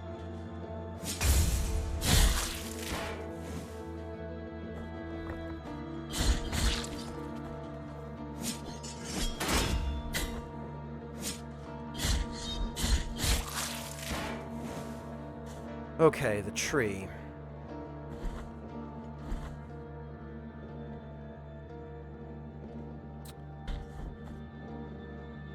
Well, I think... I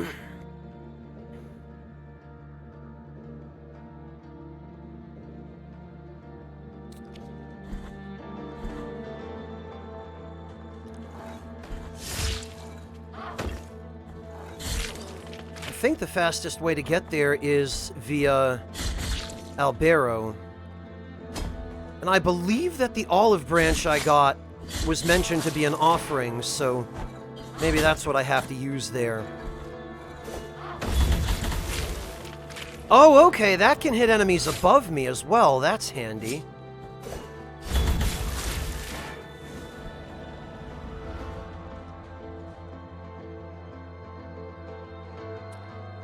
Yeah, Rabbit in Glasses, well, nothing about the way she behaves gave me any indication that I was supposed to be able to parry her. Parries actually seem extremely limited in usefulness in this game, because they only really allow you to counterattack weak enemies, and I don't really care enough about weak enemies to bother putting in the extra effort to parry them. And against strong enemies, why would you take the risk of trying to parry them when it's better to just dodge? So that's maybe something I guess I'm disappointed in, is the parry seems to really lack a lot of utility. Find the next rem. Okay, I've only found a single remnant for those guys, and I feel like I'm getting close to the end of the game.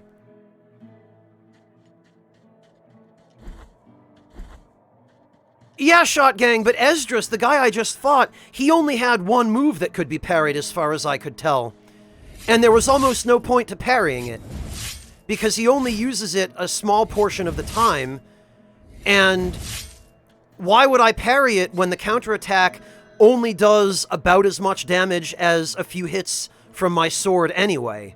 When it's safer to just jump over him and hit him with the sword, you know? I feel like they really dropped the ball with the parry in this game, where it's a cool idea, but it's just nowhere near useful enough to justify using it on anything but the enemies that kind of force you to use it, like the shield guys.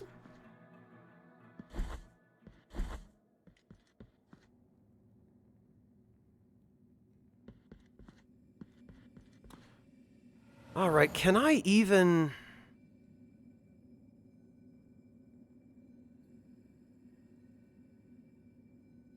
I wish there were more warp points, because it looks like even when you complete the list, there are only like 5.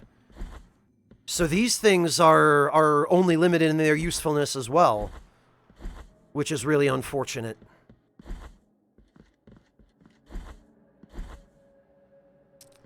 Yeah, the sewers look like the fastest way down there. I know where the tree is through the sewer, Shot Gang. It's just I thought maybe there was a way in which I could warp down here a little sooner, but...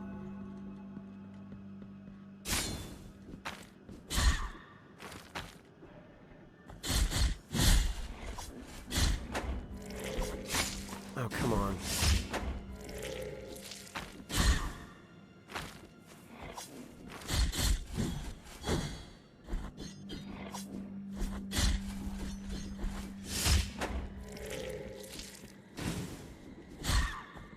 All right.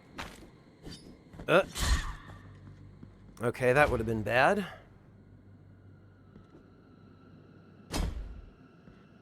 I don't know, Rabbit. I disagree with that. I think the parry is a lot more useful in the Souls games than it is here. Because here, there's just so little incentive for you to ever use it against the really strong enemies where you would want that additional edge in terms of your damage. All the parry does is give you a way of negating a strong attack or two. It doesn't really give you an opportunity to deal extra damage, because they recover right after you parry them. The only enemies that are really worth parrying are weak ones, and the weak ones just die in a couple of hits anyway, and it's more risk to try parrying them than it is just to kill them normally. So I think that they messed up on the risk versus reward with the parry in this game. It's too much risk and not enough reward.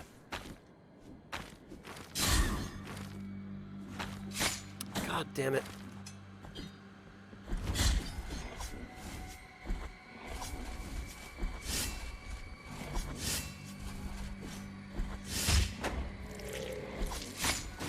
Oh, for goodness sake. I thought the dodge roll was supposed to carry you under this stuff. I guess the attack portion of it doesn't count as, or it doesn't have iframes. Oh, okay.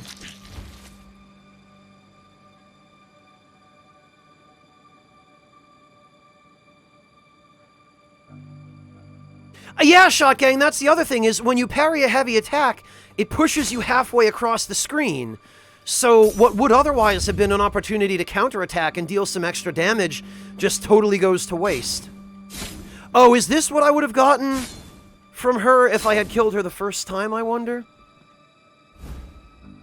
Because someone said, yeah, Perpetua's protection. Ribbon of crimson cloth, carefully rolled and still scented with ancient oils. Members of the Anointed Legion wrapped their bodies in these soft ribbons anointed with protective oils, which contrasted with their otherwise heavy armor. The determination of its former wearer offers protection against lightning attacks, which would have been handy if I'd actually managed to kill her the first time. Esdras, you say, spoke the soldier. That madman could not bear the death of his sister. He's still talking to her as if she were there beside him. Sometimes it even seems as if they were arguing. He's long gone and hasn't been seen since. Okay, but she actually was there, I guess. I get it. Well, give the Egg of Deformity. Okay, that's not what I thought I was going to have to do here. You've given the Egg of Deformity.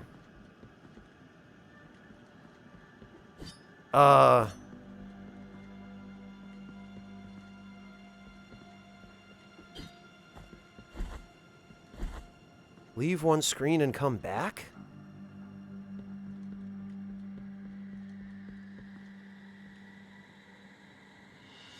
You have acquired Hatched Egg of Deformity. Hirsute Egg, born of abomination. Its hairy shell hides unfathomable mysteries from prying eyes. The cruelty of a broken promise shaped Altagracias. The affliction made... Oh, so what? I have to go bring this back to her?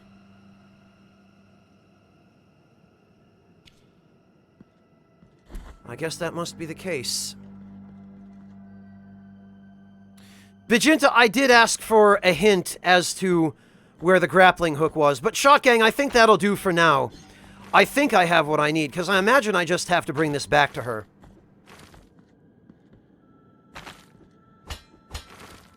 Oh, fountain guy, okay.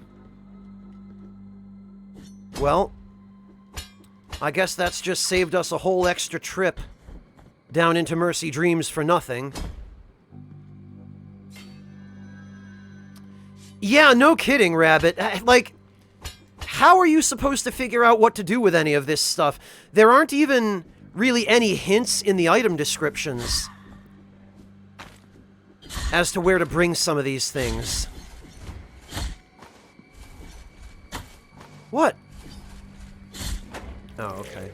Like, the game is really big on the story lore, but in terms of actually giving you hints as to where to go next, it's not doing a very good job.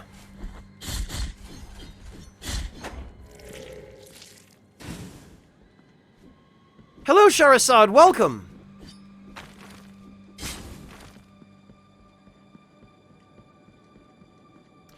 Well, Vijinta, old school as in it gives you no help whatsoever. There's a balance. I mean, yeah, I don't like games that do too much hand-holding, but the game should give you enough that you'd be able to figure stuff out by thinking about it. Like the Hirsute Egg, for example, there is no way you would be able to figure out what to do with that thing other than by just bashing your face on it and trying things. And that, to me, is not only not good game design, but also it's just not fun. 8,000. Okay, well, I'm gonna get this.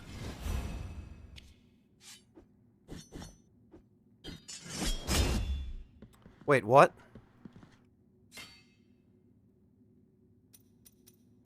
Really? That's all it does?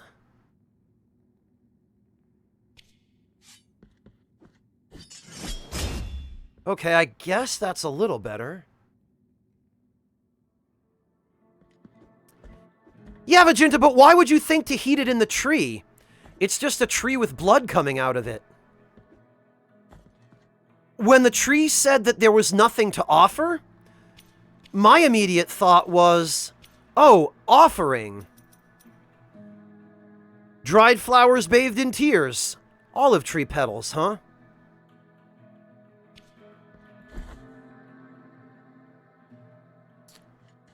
Oh, okay, Shot Gang. Well, that figures. It looked like hot coals to you? It looked like just blood to me, Viginta. But I guess maybe that's just the price you pay for a pixelated art style and lower resolution. Okay, well... Given the hashtag of deformity. The deformity has opened up. You have been granted 3 knotted tongues, able to grow deep roots that will twist and wring, copying the pain of their 3 mothers. Ah. In the name of the High Wills, I bless this relic. Watch over it, for it is now pure and sacred. Well, Viginta, finding things by accident, that's what the hidden walls are for, right? And that's fine. That mechanic is fine as long as you know it exists. And as long as they tell you that it exists early on, so you don't miss too many of them, then that's cool, right? Bring me anything that... Okay, so apparently I don't have anything else that can be blessed. I would have thought that the flowers, maybe. What about these guys? Time outside these, but if your Nope. penance sorrowful.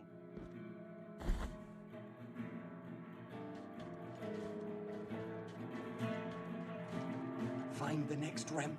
These guys either. Well, Viginta, but I mean, that's the thing.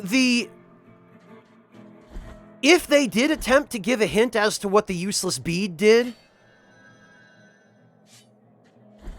then it was a really, really cryptic hint, because there was nothing in its description that suggested to me that, that's what it did. Although, in that case, I guess it's fair enough that you would find out what it does just by equipping it for a while. And then noticing...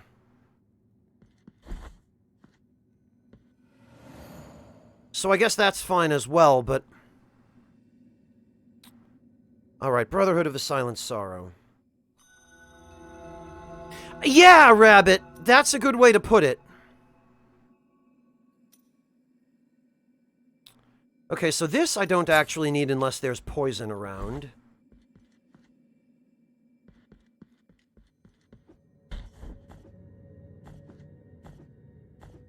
And actually, that other blue candle was in here too, wasn't it?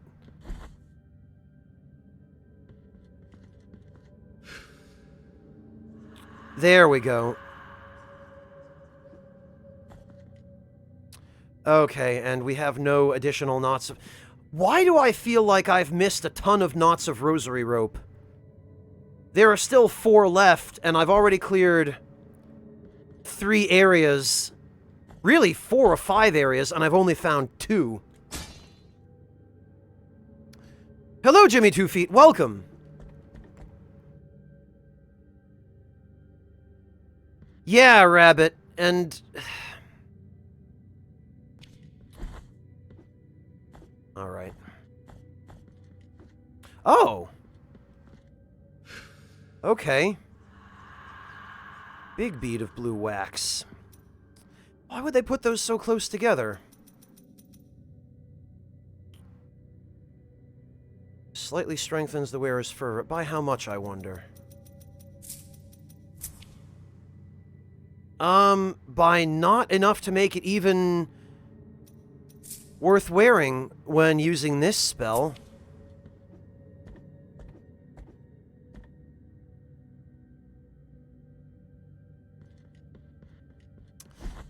Yeah, Shot Gang. Not for important stuff, like character upgrades. I feel like at least 60 or 70% of the character upgrades in this game are completely missable, and that's not cool. Stuff that is missable should not be crucial to character progression. Or if it is crucial to character progression, it should be optional.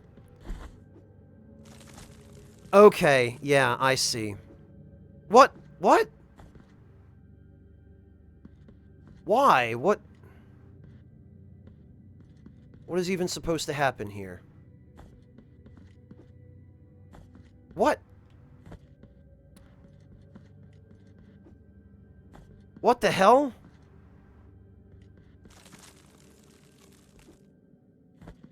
am I even supposed to do with this?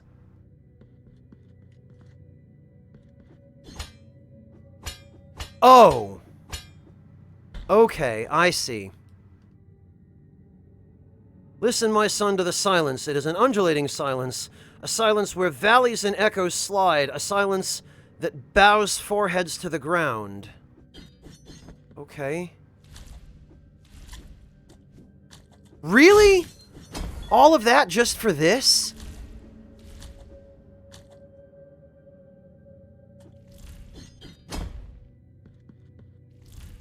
Man.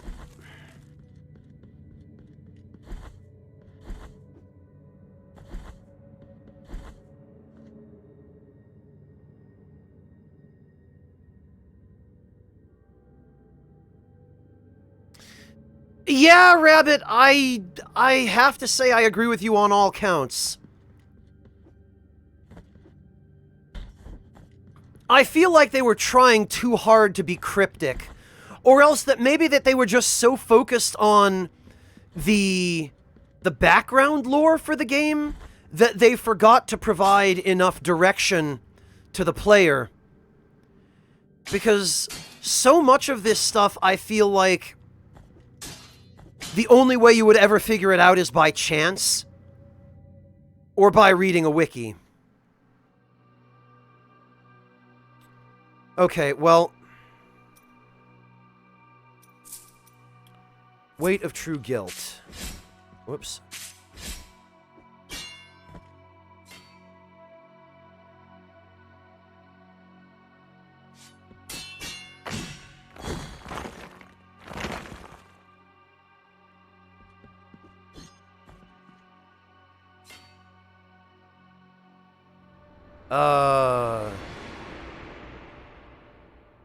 Oh.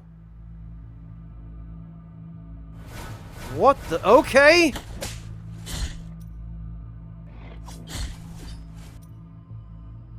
Alright, well, I'm unequipping that shit.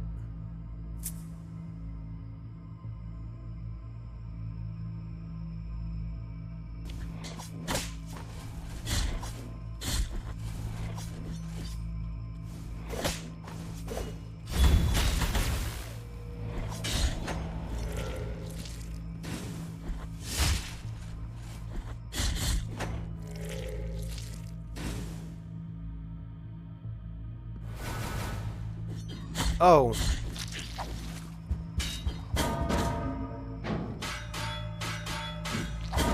Oh, alright. You know what? Oh, God.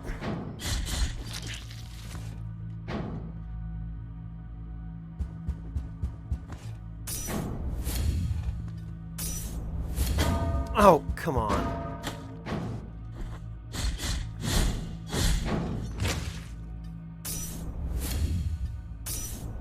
Okay, I see what's going on here.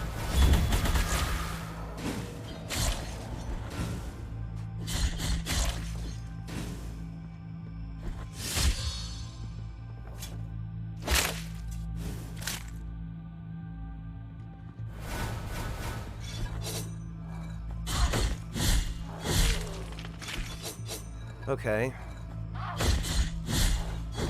This...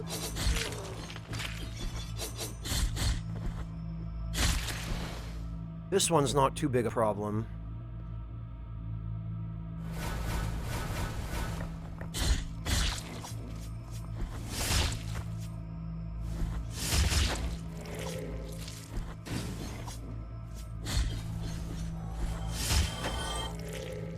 D-Schlim, thank you so much for the 100 bits! 100 plus 10 bits! Really appreciate that!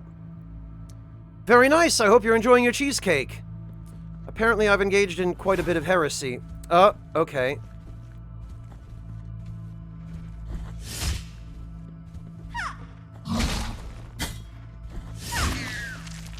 Alright, that's fine. Detestatio Sacrorum. Acquired Tears of Atonement. Oh.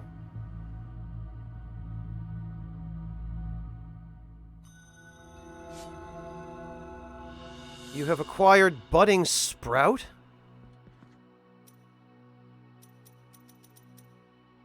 Small gift from Deogracius, nailed into the effigy of the Twisted under the guard of your sword. The thorns arisen from the miracle feed on... Oh! Growing with the burden its bearer carries. Deogracius' farewell. Brother Abbot, you know that I have been a scribe in this abbey since I was but a wee child. I have written about our church, our saints, and our miracle of the greatest pain. I must inform you that I have made the decision to leave, although I intend to continue writing. In these walls, I cannot be a true witness to the works of the miracle. I need to appreciate with my own eyes your holy works. I will be a teller of the miracle wherever it takes me, rain or shine, or scorching sand under my bare feet. Yeah, it clearly did, Viginta, but the question is, does it... Oh, it appears to give a more significant magic boost.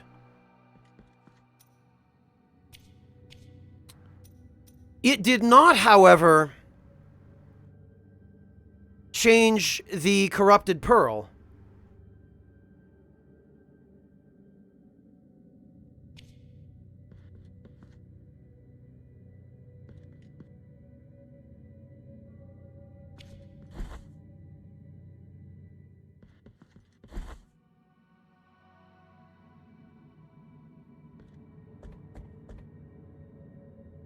I figured as much, Rabbit. I mean, seeing what just happened, it's pretty obvious that there's some kind of reward.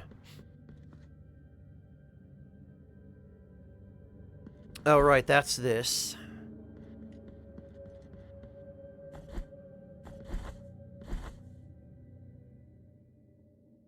And this is this.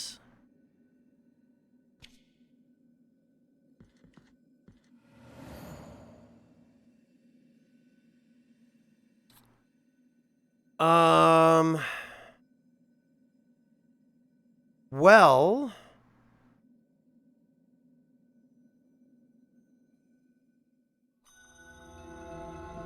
back to Albero, I guess. Now I'm trying to remember where there were other spots that I could use the... twisted tongues or whatever they were. I know there's one in Hondo, but getting back there is going to be a pain.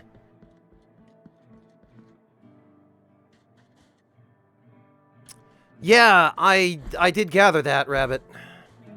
Also, there was one...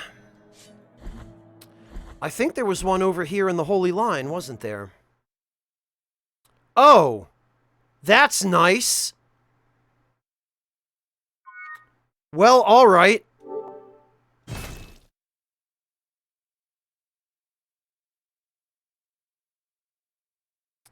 Let's try this again!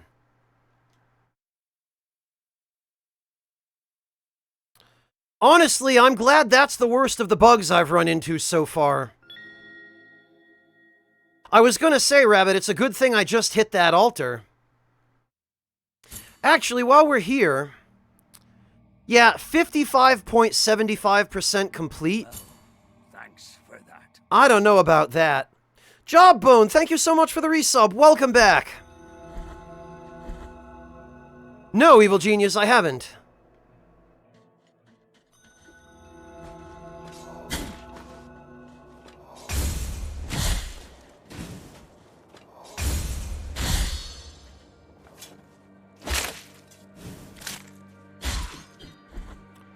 Alright, now I'm fairly sure...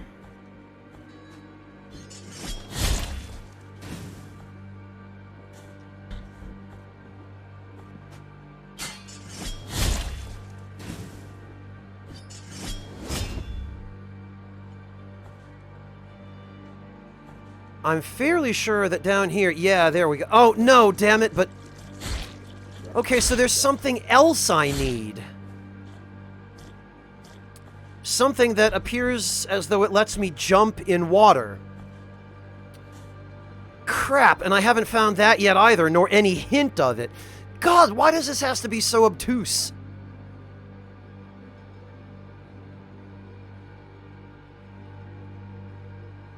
Alright.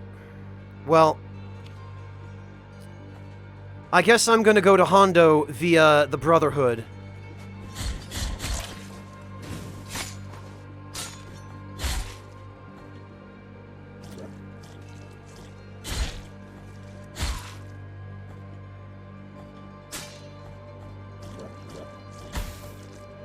Because that's the quickest way to get there.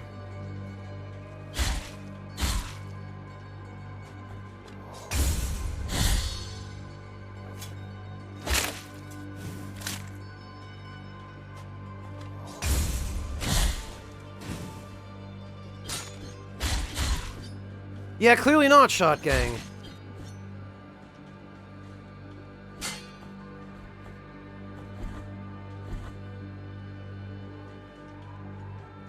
All right.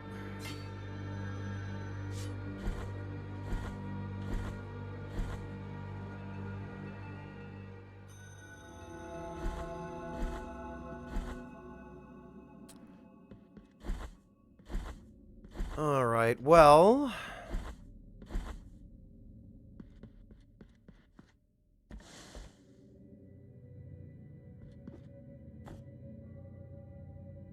Okay, so all the way down.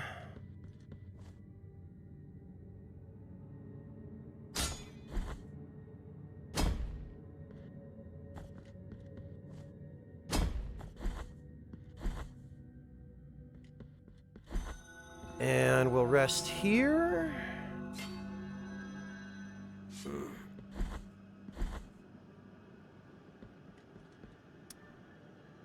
Okay.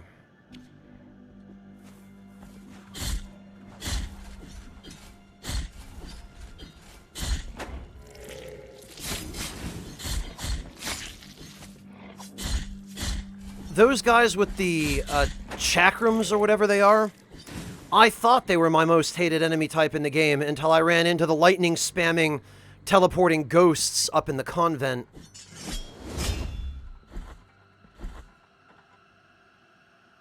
Alright. So... I think...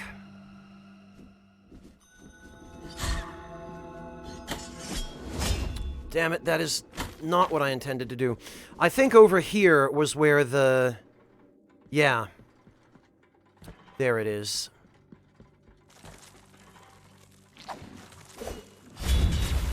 Damn it. Okay.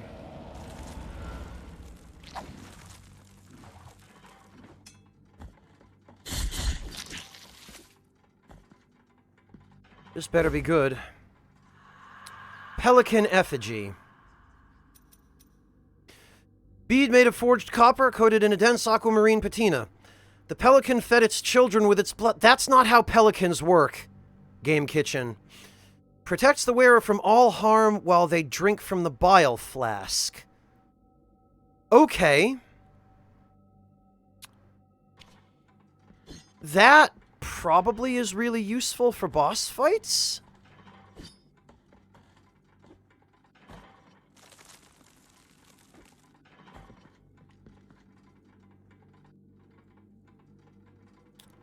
Or if you really need it just for some free invincibility. See, that kind of thing I like, because that gives totally new utility to the healing items. And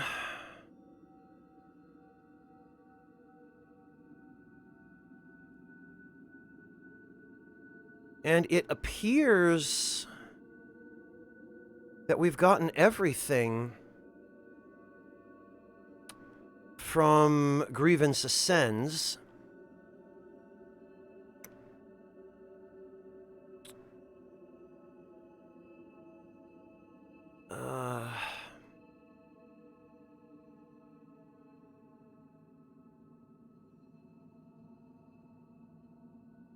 Okay, I guess we haven't finished exploring the Desecrated Cistern, but we're probably going to need whatever it is that lets us jump in water in order to do that.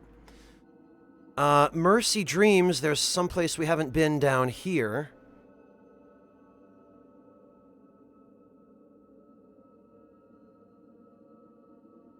One of what in each area, Vegeta?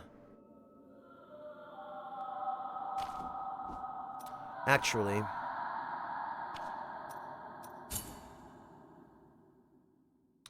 The tree roots... Yeah, I remember some of them.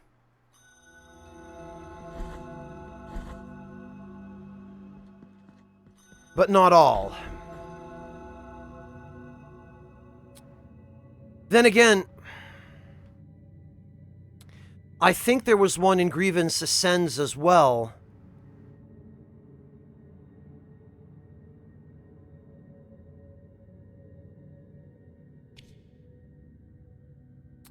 Yeah, Evil Genius, it is. I only wish I didn't have to resort to that, because...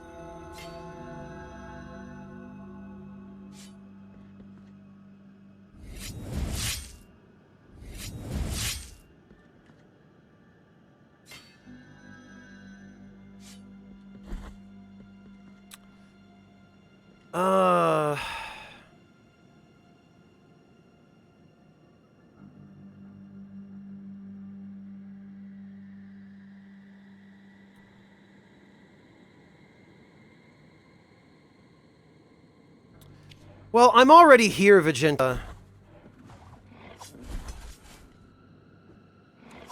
I'm already pretty much halfway to Grievance Ascends anyway.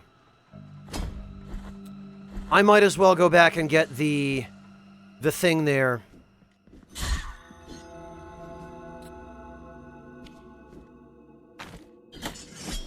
Damn it, that is not even remotely what I wanted to do.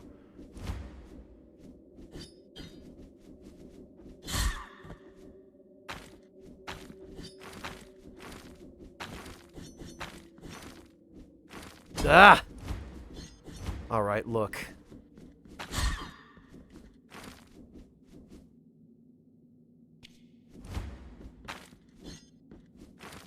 You know what?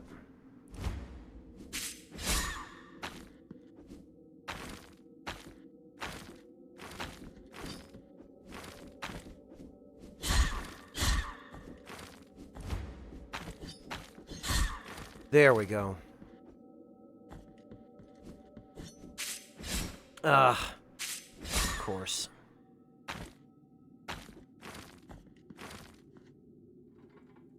All right.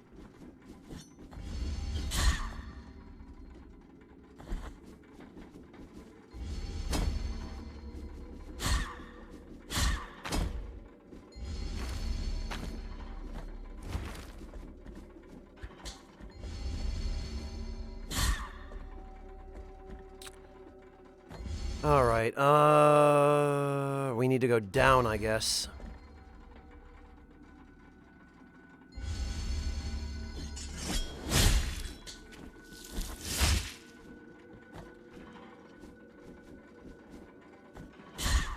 Okay, yeah.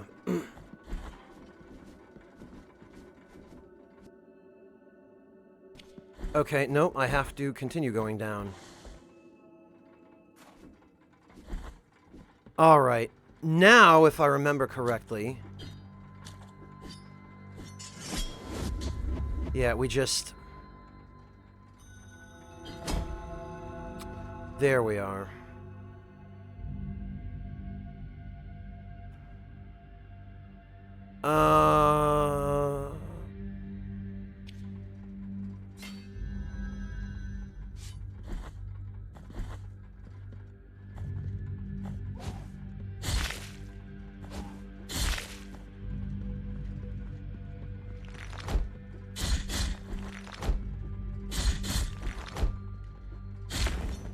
Five hits for them. Got it.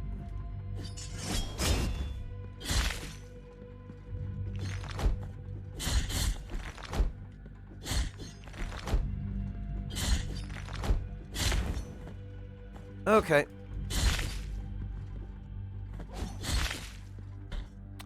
Yeah, this place has become a lot easier now that things die in one hit. Actually, though, I should... I'm gonna need this down here.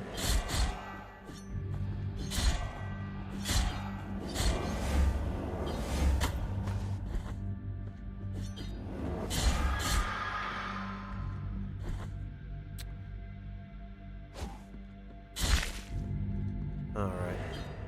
Really? See, that's another thing about these guys. They're invincible until they aggro, which is another thing I'm not fond of.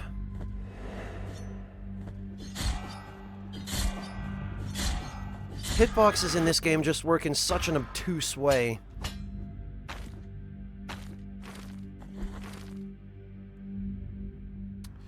Okay, well, while we're here...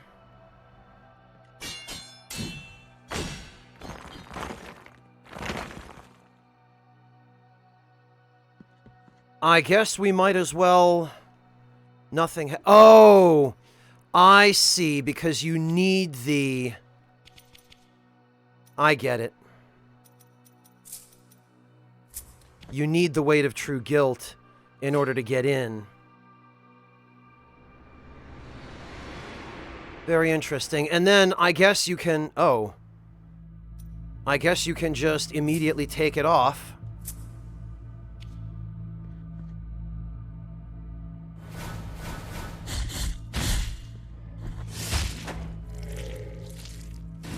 Okay, and there are spikes on the sides, huh?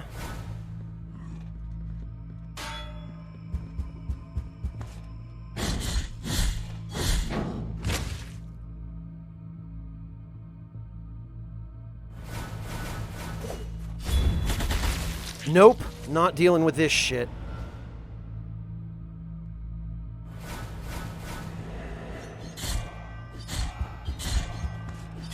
Yeah, mobs that can push you as well. This is... Ah, okay, well... Yeah, I get it. I get it.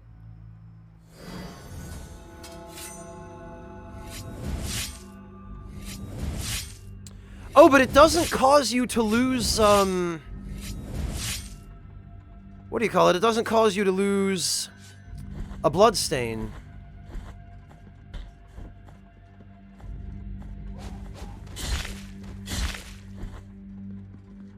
Come on. Oh, alright, fine. 2 of those.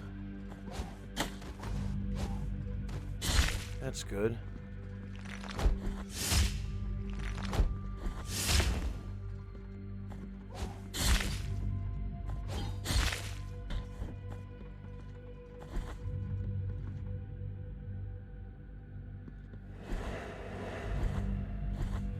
Alright.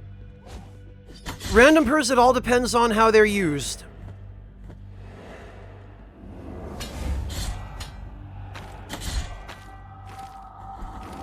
Though I'm not pleased that I'm already missing half my health here. And that the flask now seems to heal so little.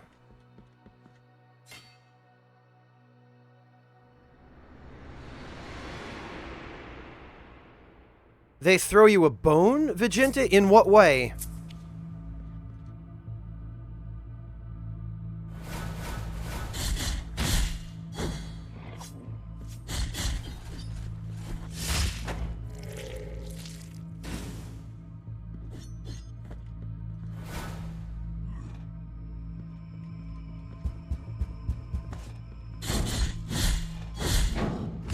Alright. Oh, gotcha, Vegeta.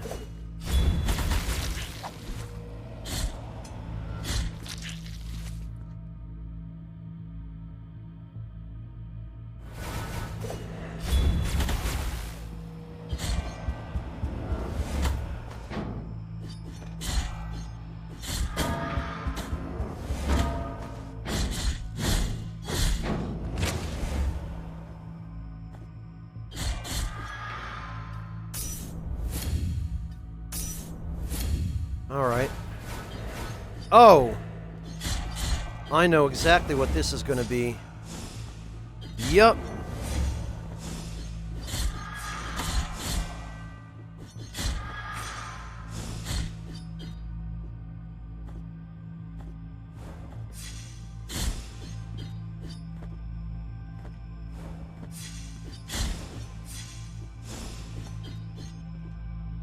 Two of them, huh?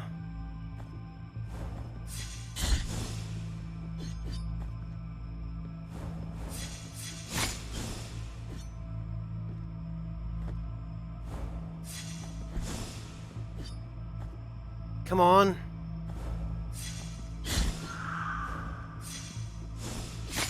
Ah.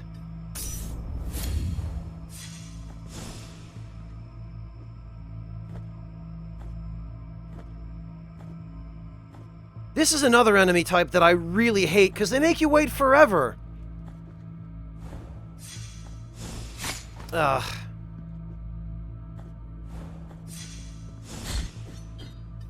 And you can only hit them once. They're just so damn tedious.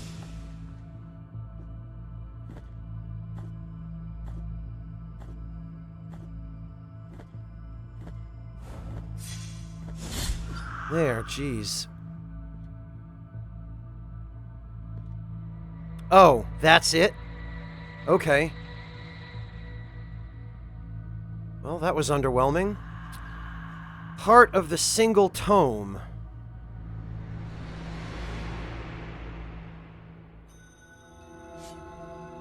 I've never had any luck parrying those enemies, Vegeta. Grown Sprout. Let's see.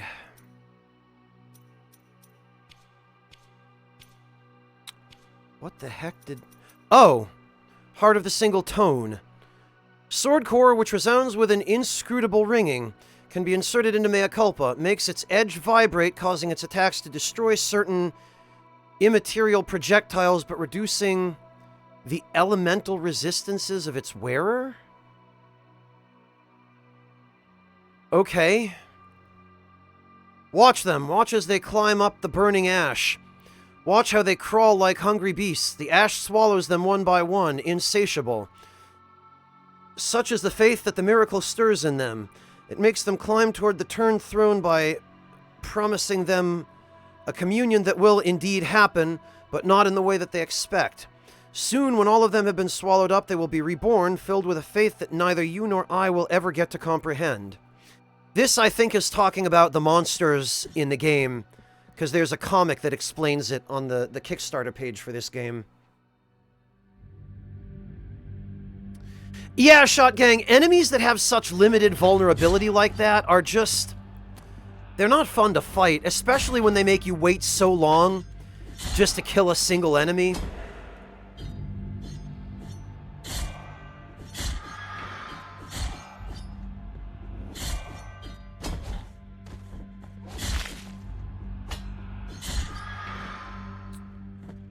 Alright, let's see. Well, now that I don't have to worry about the poison...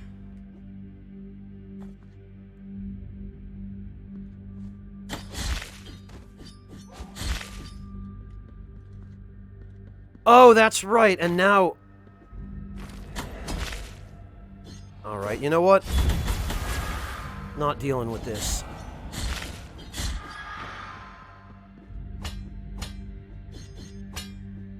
Okay, so this is why we needed the silver thing.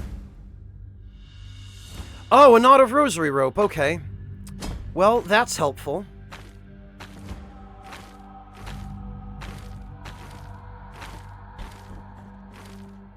Actually, I am kind of glad I came back down here.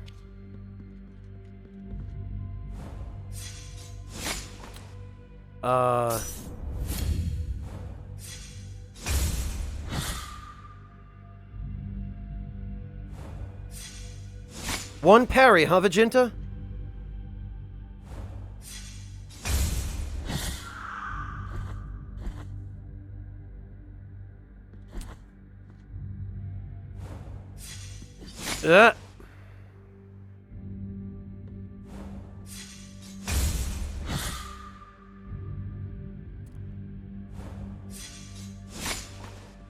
Well, that's nice.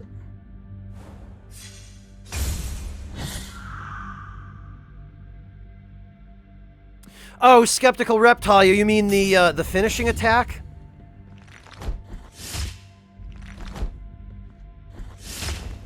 Yeah, that's considerably harder.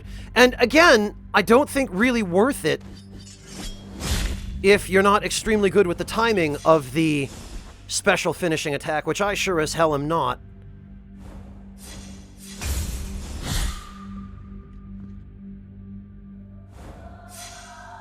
Well, that's nice.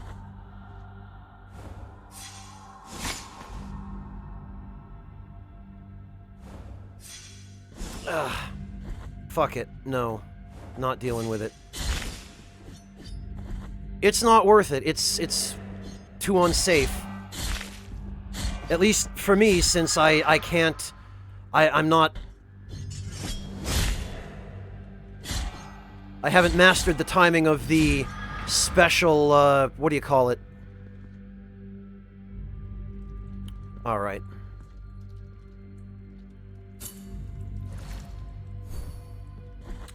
Thank goodness for this.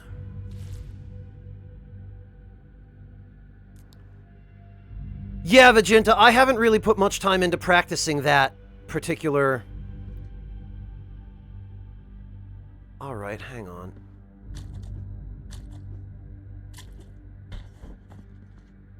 That particular enemy's parry to... Oh, that's what this was. Okay.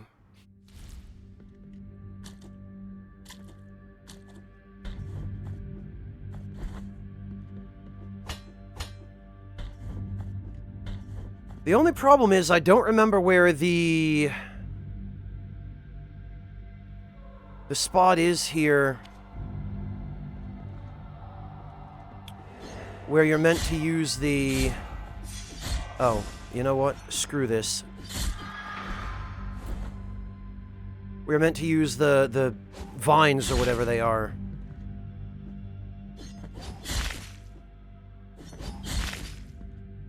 I'll have to walk around a little more and find it again.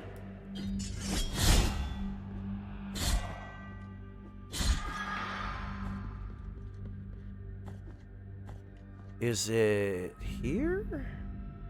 Oh, this leads to the boss, so no, it's definitely not here. Is it down? Ah, yes it is. But of course, all it freaking is one of these. Well, that's nice. Oh, right, and I guess that brings us back here. Oh, they're just gone. But there's something here. Knot of hair. Tangle of hair knotted with the strength of 3 broken bonds. A strong knot allows it to be used as a rosary bead, carrying part of its unyielding strength to the wearer?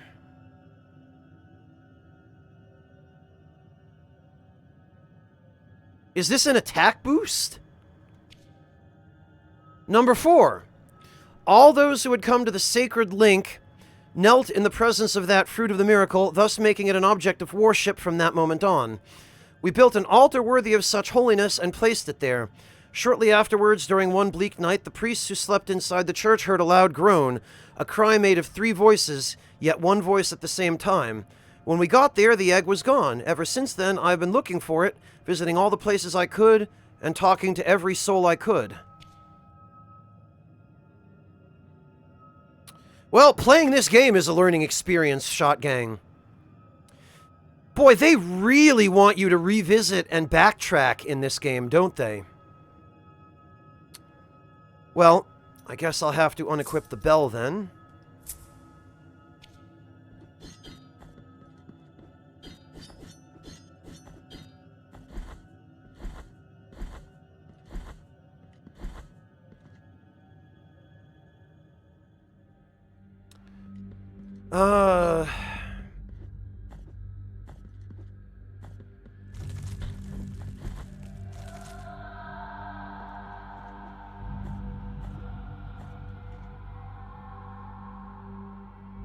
Actually,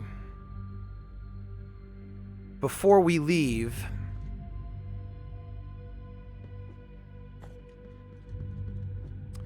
I should check the other routes just to make sure there's absolutely nothing else for me to do here, so that I don't have to come back another time. Damn it. Really? Alright.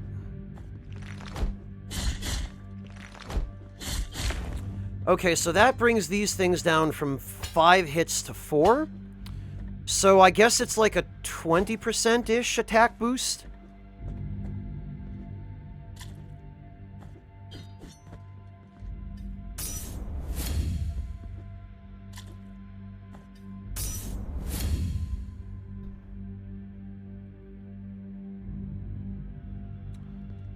Okay, oh.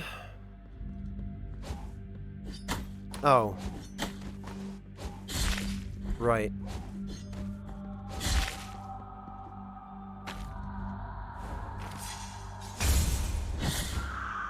Okay, yeah, now it's one hit with that attack boost.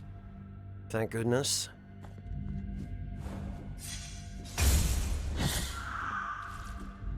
Okay.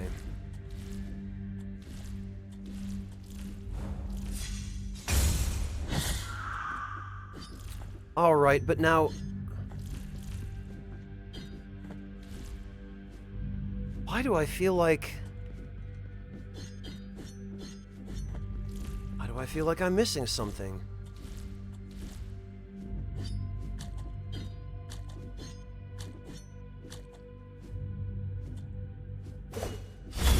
That's a good idea, Shot Gang.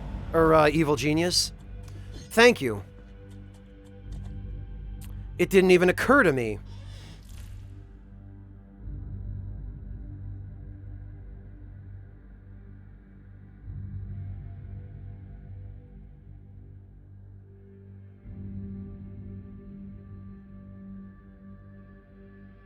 Yeah, I wonder that myself, Waifung. I wonder if there's some other way that you could possibly have done this.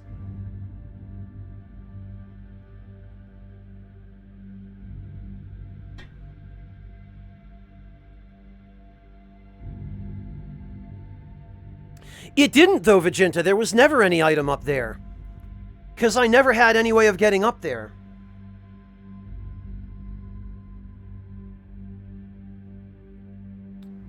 And there's no indication of anything you can fall down from to get there.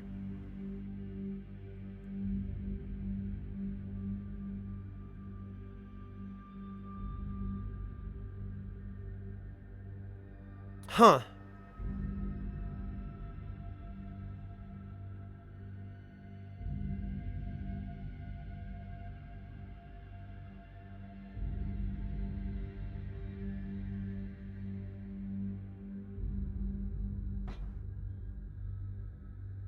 Well, I guess it's not important. There's only one other thing.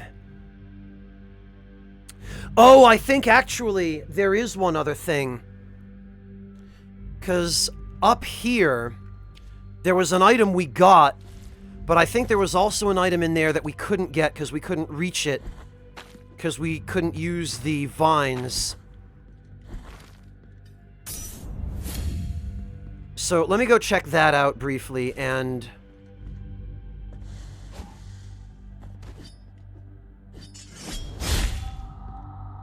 Actually, before I do that even, let me rest at the altar here, because...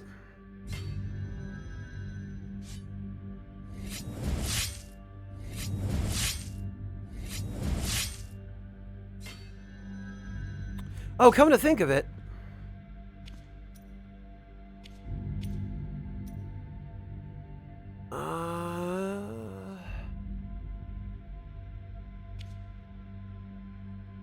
oh, okay, this hasn't... I see. Alright. Up, left, up, right, right. Okay. God, I hate that. They can damage you before you can even hit them.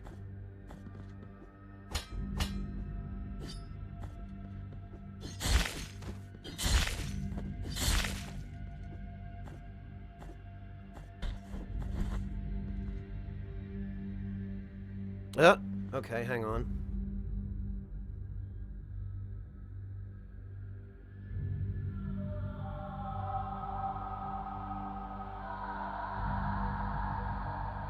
Oh, actually, I'm only noticing now, I think I hear in the background the three sisters yelling.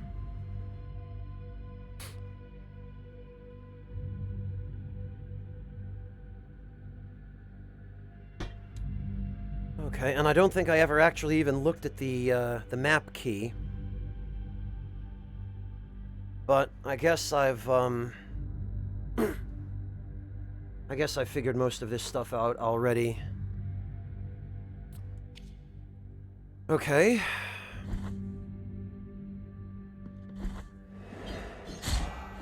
Yeah, that's nonsense.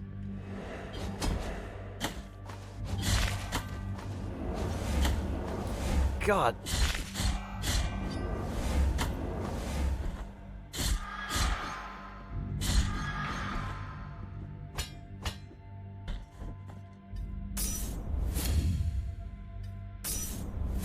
I wish there were a way to make your flasks heal a little more health.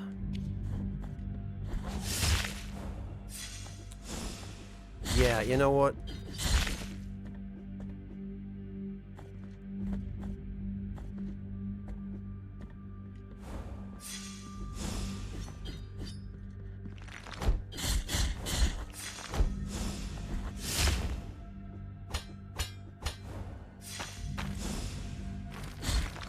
Ah.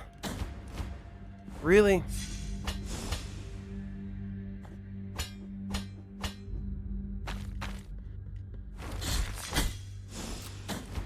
God,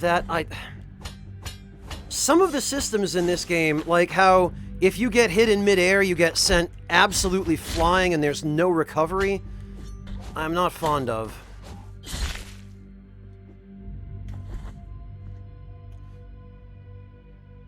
Okay, well, fortunately we've completed this already. Okay.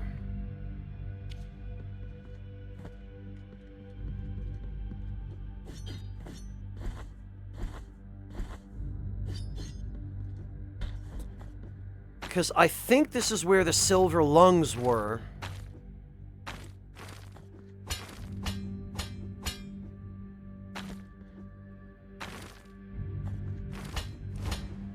But I think there was also something else up here, wasn't there?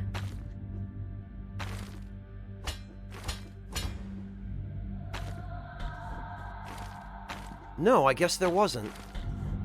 Well, crap.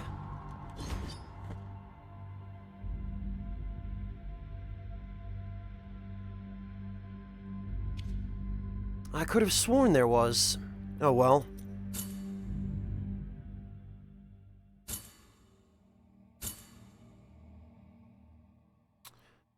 Alright then. We'll just warp back to the altar.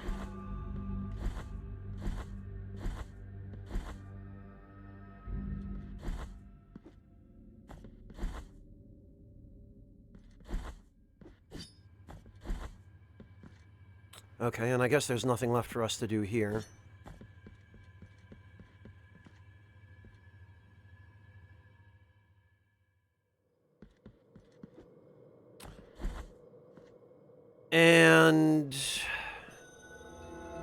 And what? This puts us in the desecrated cavern again.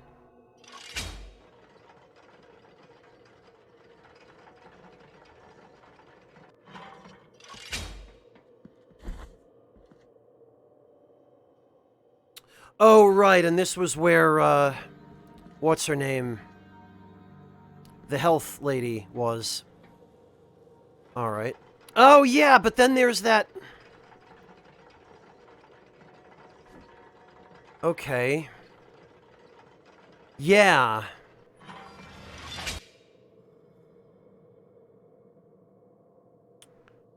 Alright. So there's a thing... there.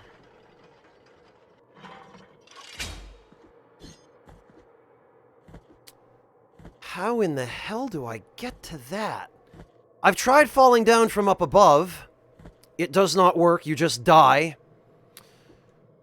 If there were a way to jump on top of the elevator or jump off it while it's moving, but there isn't.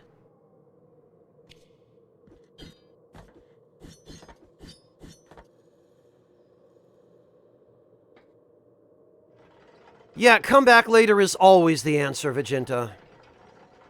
Why the hell would I expect?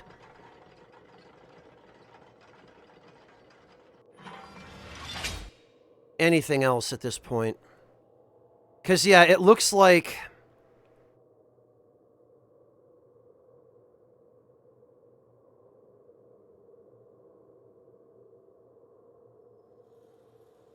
Yeah, Evil Genius, honestly, when a game does a little bit of that, it's fine. But when it does it constantly to just a frivolous degree, then I'm not fond of that kind of thing. Alright, that puts us here?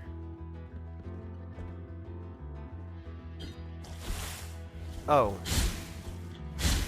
Right.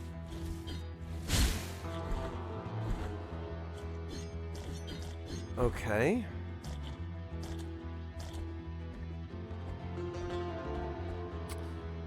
Basil, the more of it I play, the more I'm starting to have mixed feelings. I really like it for the most part, but other than some of the stuff that desperately needs another balance pass, there's also... There are some systems, and in particular, one or two zones that I am not fond of.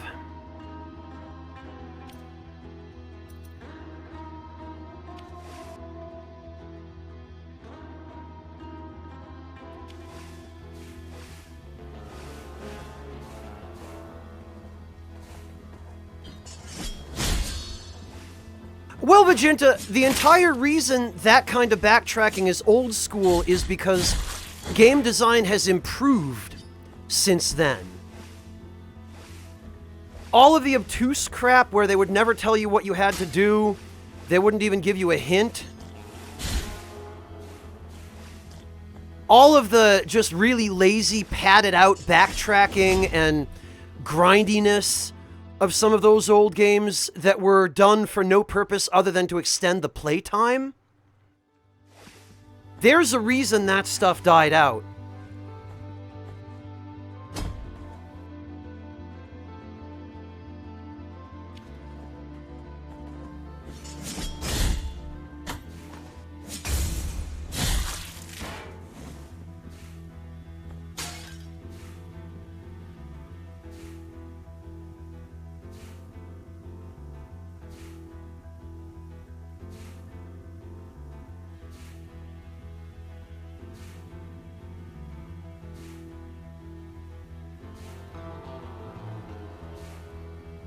Well, Vegeta, some people mind it less than others. And don't get me wrong, some of my favorite games use those kinds of mechanics as well, but in almost every case, I think those games would be better if they didn't do those things to quite so egregious a degree. In order for it to be well done, DMP, it has to be tempered. Like, you can't go too hard on it, there has to be some moderation. This game doesn't seem to do it with moderation.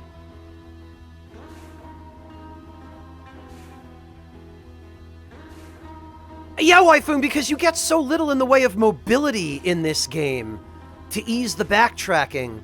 The teleportation mirrors, there only appear to be 5 of them in the entire game. Hello, Rishi. Like, mobility is not one of this game's strong points. The character feels good to control, but in terms of traveling throughout different points in this fairly large map, it's really tedious. And there aren't any real movement abilities that let you ease that.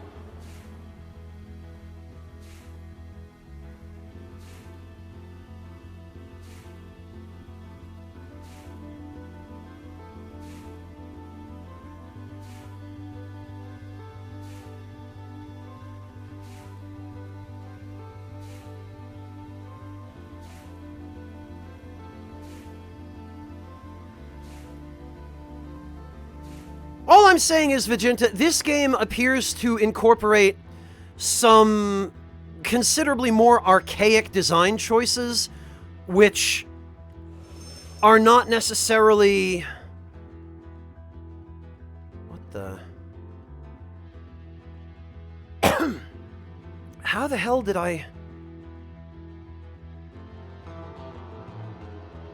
which are not necessarily good or helpful design choices.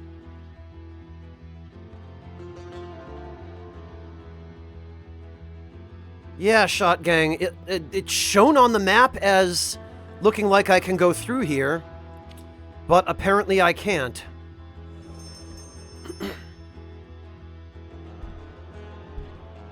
Well, Skeptical Reptile, the lore pieces don't usually give you explanations of how to solve problems or complete quests. They just give you lore. That's the problem. Like, even the item descriptions and the things you would expect to point you where to go, more often than not, they just don't.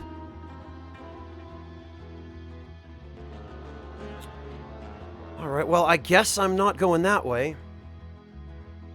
Oh, gotcha, Reptile, okay.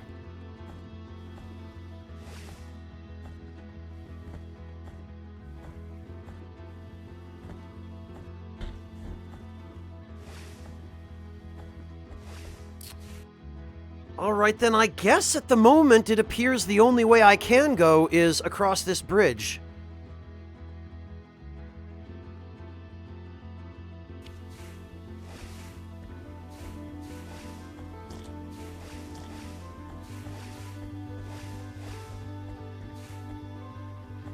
Because I apparently don't have access to any of the other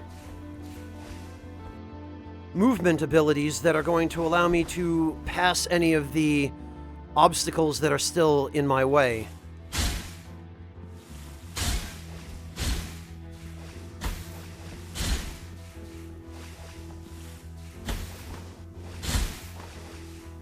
Yeah, and the other thing is sometimes when I press buttons, nothing happens. So I feel like the control inputs could use a little bit of tuning for sensitivity.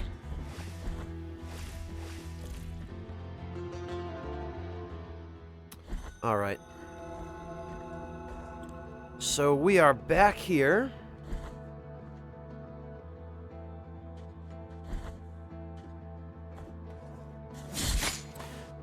Yeah, Artista, vague, mysterious lore, as long as it's done well. Because look at Bloodborne. Bloodborne, they had an entire story written, and they just decided, oh, the fans want it vague? Great, we'll just chop pieces of the story out and just never tell fans that those parts of the story in the game. Because they love that, right? But all that did was hurt the game. There is a way to do vagueness well, and there are many ways to do it poorly.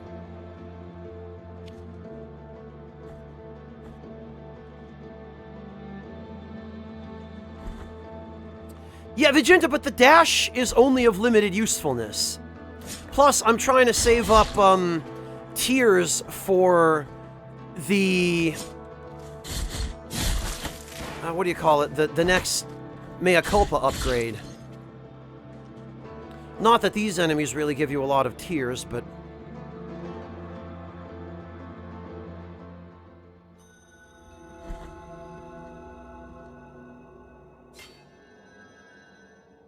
Well, Dark Souls 1 and Demon's Souls did it well too, DMP. But then Bandai Namco seems to have started having more control over the creative process, and Dark Souls 2 ended up being just a mess, because they basically had to start over making it halfway through its development cycle. And Dark Souls 3, we're finding out now, thanks to the cut content that's being dug out of it, Dark Souls 3 was originally going to be something that was, well, original and really interesting, but apparently, again, due to Bandai Namco's influence, it just became Dark Souls 1 fan service for the sake of selling more copies.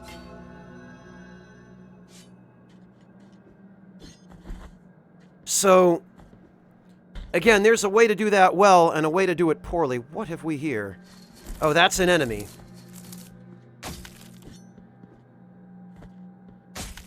Okay. Oh. Oh, I see. Ah.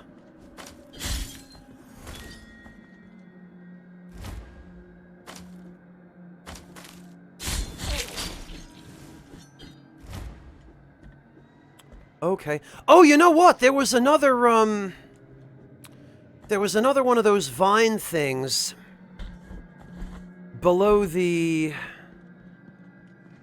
Oh. Okay, well...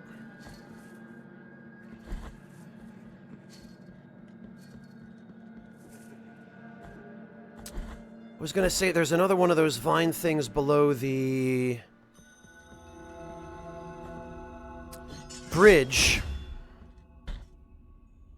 Earlier on.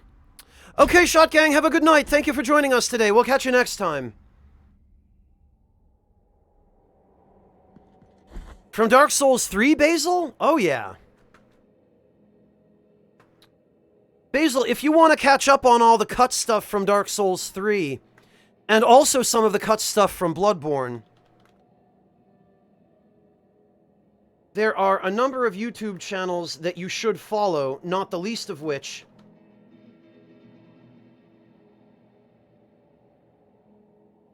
is... Oh, come on.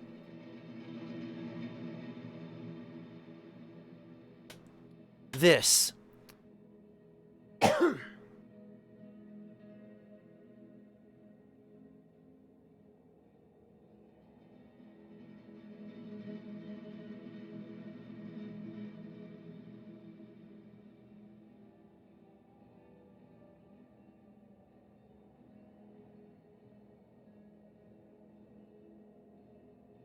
Well, Miscreant, the queued inputs is a bug. Every Souls game has had that problem ever since Demons. And no, it's not here. It's, I think it was, like, down here. Where there was one of those vine things. Hello, Andrezel. Welcome.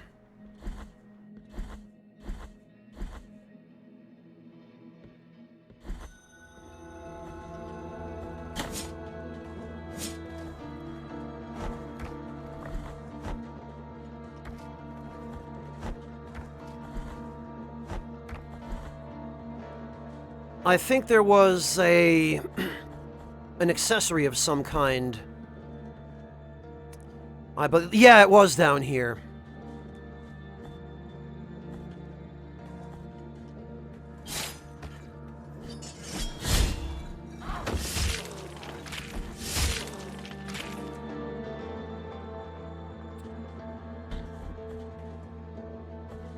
Oh, okay, I guess it wasn't vines, it was one of those. Alright, well, whatever. What do we got? Tentutia's carnal remains? Carnal remains. Remains of the murdered novice Tentutia that were isolated from the rest so she could not receive a holy burial. Carnal remains would suggest they're the remains of her genitals, which is unpleasant. But I guess now we can bring these back to the remains barrier people.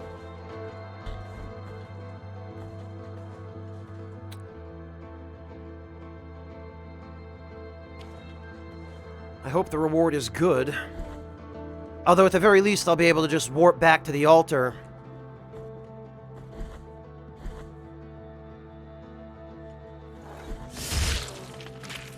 Which is another thing that's really obtuse about this game. There isn't even a Souls-style homeward bone type item or mechanic. It appears to be entirely accidental, rather than by design, that you can quit to the title screen and warp back to the altars that way. The fact that it was never designed into the game, you know. Oh right, you can't slide past these guys.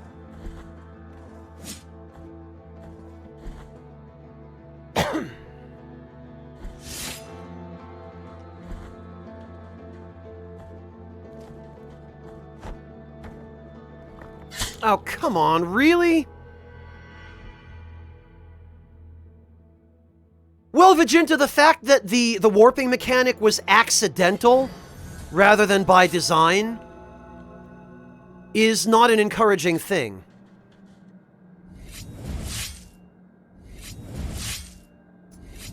DMP, I would not necessarily dissuade you from buying this, but maybe wait to pick it up until they implement the first round of patches.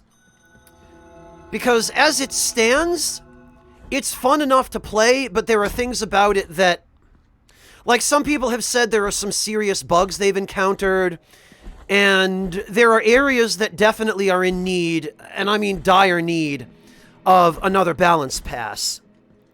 But overall, I feel like it's still fairly well polished for a game that just came out last week. Mindblind, thank you so much for the Twitch Prime sub. Welcome to the Ragtime Lounge. Very much appreciate your support.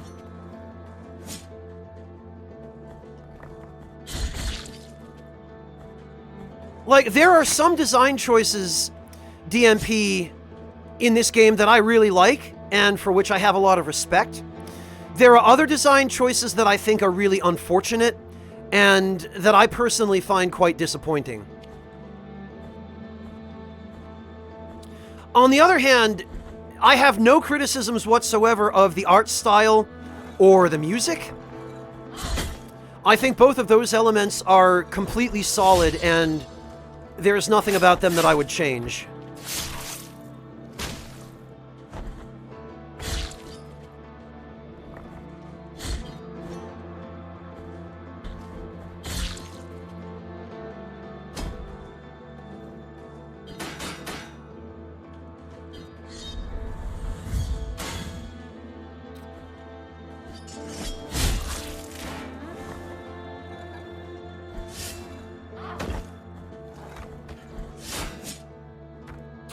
Oh, interesting. The dash attack carries you past those guys' shields.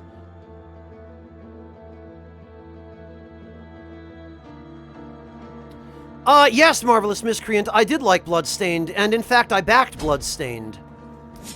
And I probably still would have backed this if I'd known about it while the Kickstarter campaign was going on. Because I really like what this studio is doing. I like the fact that they are using Kickstarter as a way of preserving their creative freedom and the artistic integrity of their game. And I still, despite my criticisms, think that overall this is a solid game.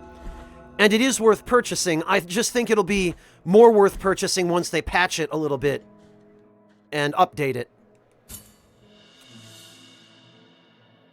The Order blesses thee, penitent one in sight. Oh, I just got some more Tears of Atonement. Okay. Well, actually, that gives me just enough tears to get the next Mea Culpa upgrade.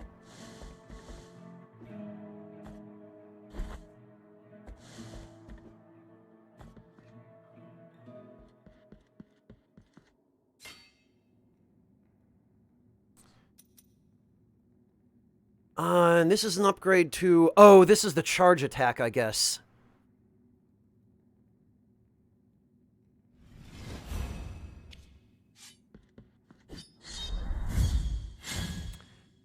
I mean... Yeah?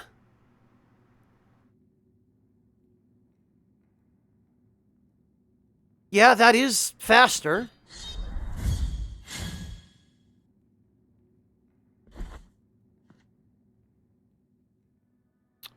Well, Fire Drake, that's pretty much why they went to Kickstarter. Because you know how anal the religious groups get about any kind of depiction of any of the negative sides of religion. And heaven forbid you should happen to call out or point out or show the myriad atrocities or hypocrisies that have been committed in the name of any religion. The religious groups will just be up in arms. So that's why... Oh, right. That's why Game Kitchen went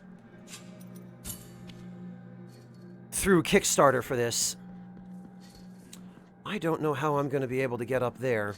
Oh, okay, I do. I have to go in that building and then out the other. I see. All right, I get it.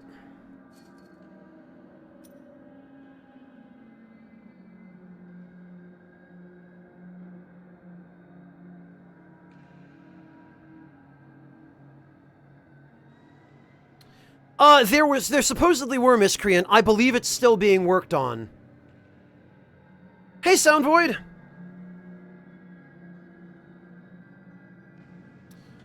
Alright. Oh!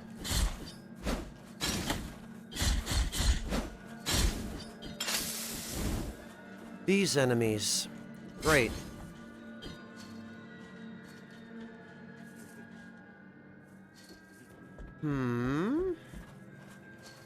Okay. Aha! What? Yeah, that's ridiculous. The fact that they can still get off an attack before dying. I think they heal themselves when they drink out of those vases.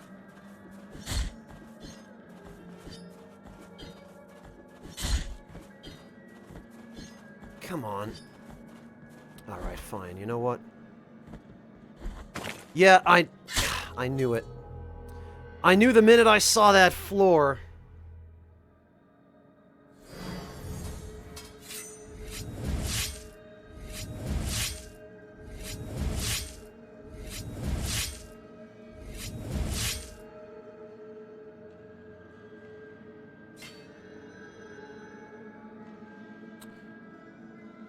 Okay, actually,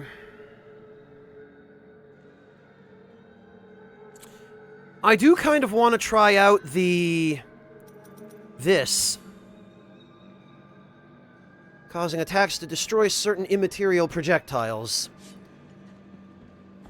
Oh, what have we here? On this sacred floor I will be safe. They will hear neither my footsteps nor my fear. The miracle wanted the oranges from those trees to make no sound on falling, so that only the wind through the columns and buttresses could be heard. Now I hear only the horrific screams of those punished by the miracle. I will wait patiently. Yeah, I guess that works. Just play dead.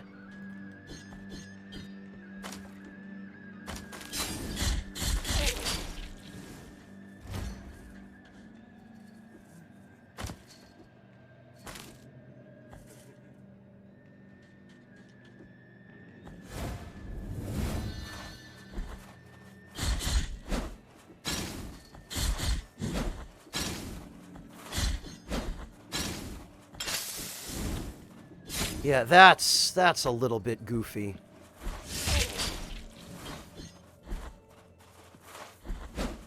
Oh.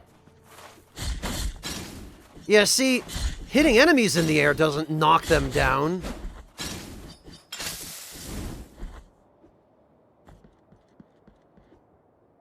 Alright, I'm gonna have to be careful of this. Breaking floor. Oh, come on!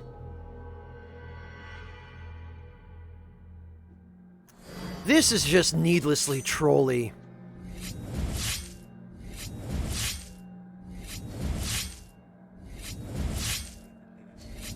I do too, DMP. It makes the game feel more fair.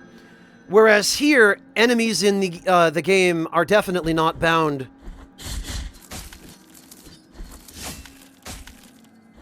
by the same rules as the player.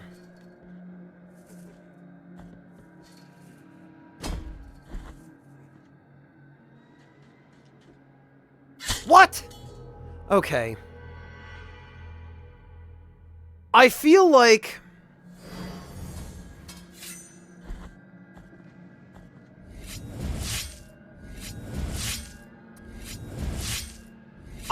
something about the collision on the edges of those pits is making me fall in.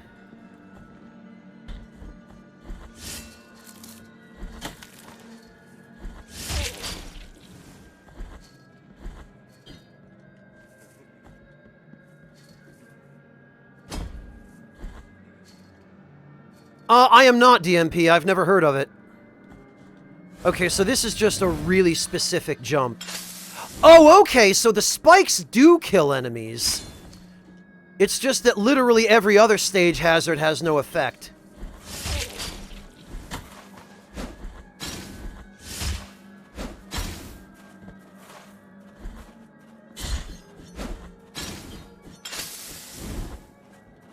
Okay. Good to know.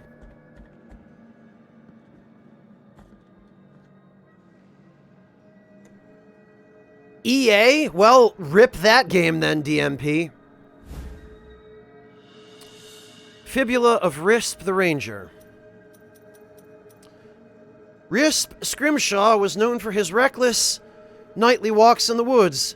He said they helped him think about what was beyond even the high wills.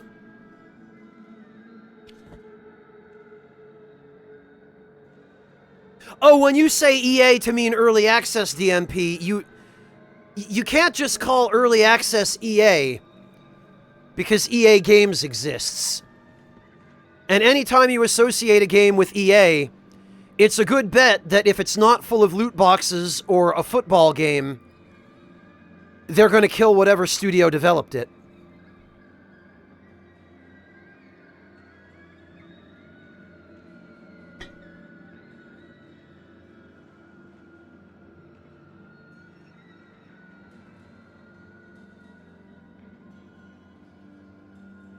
I mean, that's true in its own way, Rishi.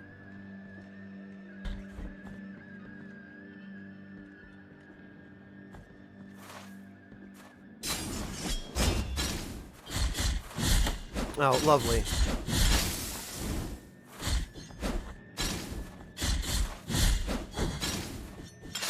God, these enemies.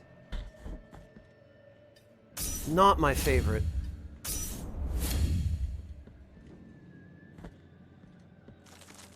Oh. Okay.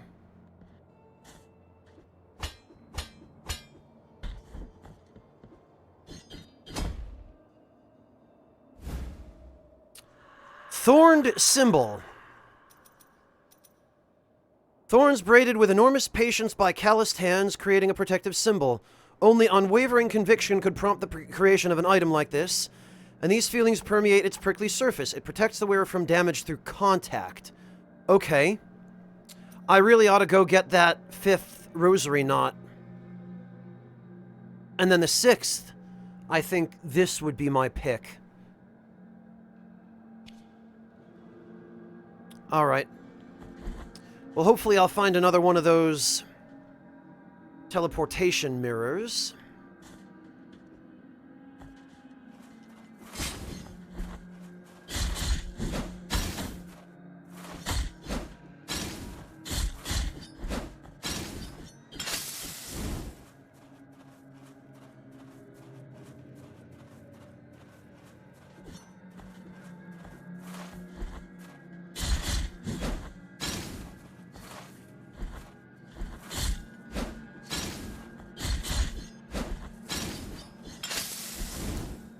Okay. Oh. Yeah, no thanks.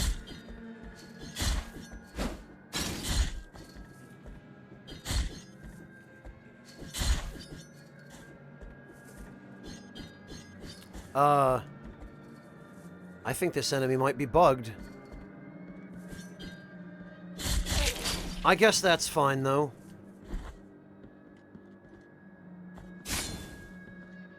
Ah. Olive seeds. Oh, come on. Olive seeds. A handful of seeds carefully preserved. The stones of the olives were mashed into an oily unguent essential to the bag of any... Oh, okay, I have to bring these... I have to bring them back to Albero.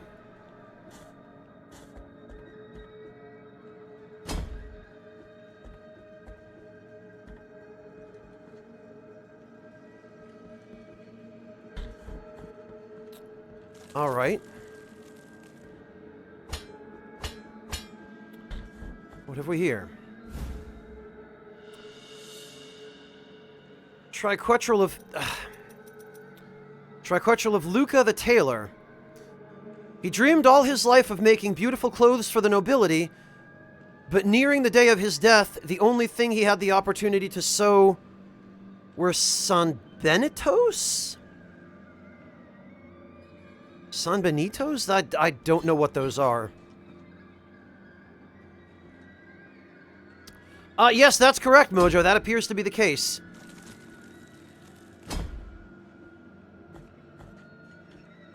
I killed it in mid-jump, I guess. Okay, this is one way.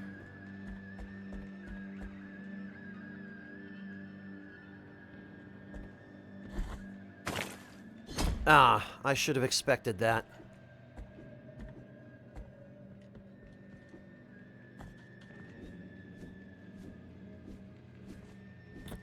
Okay. Simple enough. Hello, Hexmaniac! Oh, it's my friend! Penitent one, heed my confession. Cowardice taketh root inside of me in the face of this new test by the grievous miracle.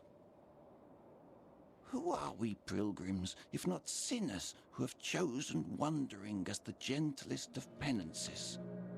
Oh, let my bent back cover my tears. Penitent one, may thy trade silence? Okay. It looks like something's about to go down over here. Yeah, okay.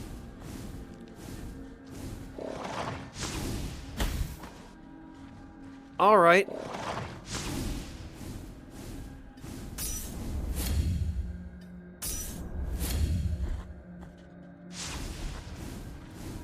Can I stand on you? No, I can't. Alright.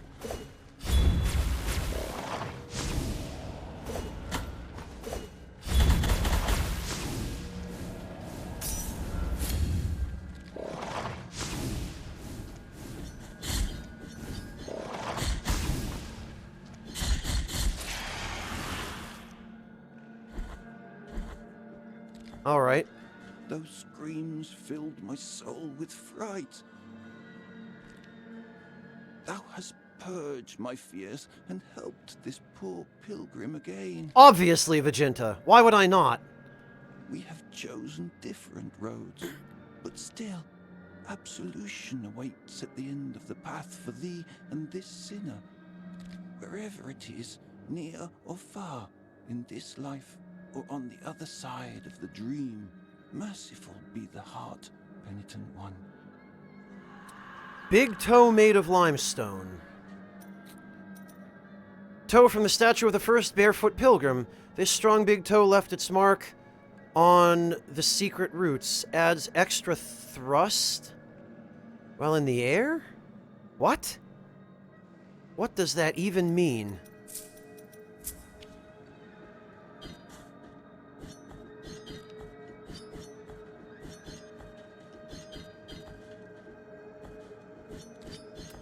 I have no idea what this is supposed to do. It's not an air dash.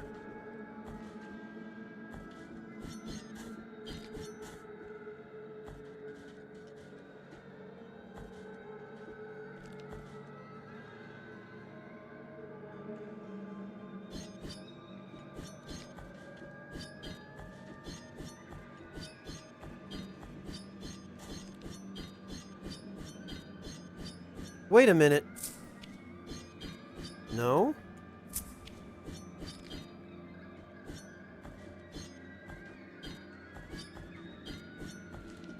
No, it doesn't, Vegeta.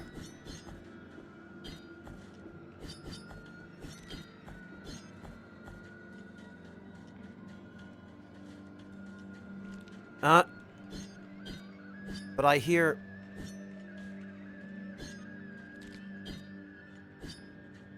I have no idea, Vegeta, but it definitely does not keep you airborne any longer when you use your thrust attack in the air, or your upward slash.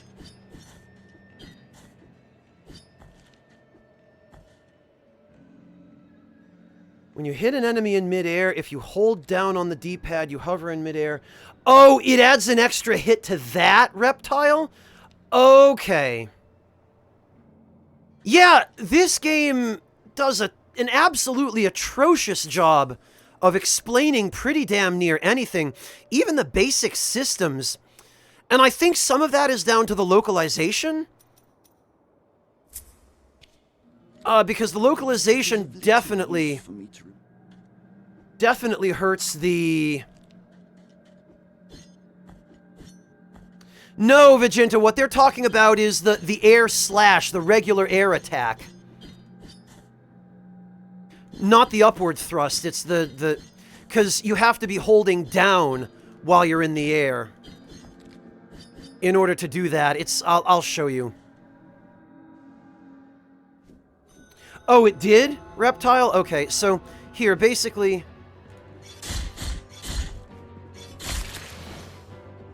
It looks like you bounced there twice. Oh, come on. Really? Alright, please tell me there's an altar somewhere around here that I can use to...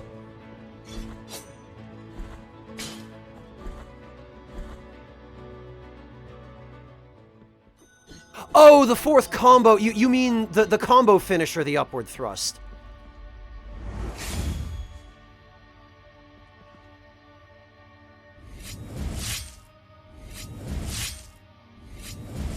Well, if that's the case, that's extremely specific. Alright, hang on. So, without this equipped, you bounce twice in the air. Whoops. With this equipped...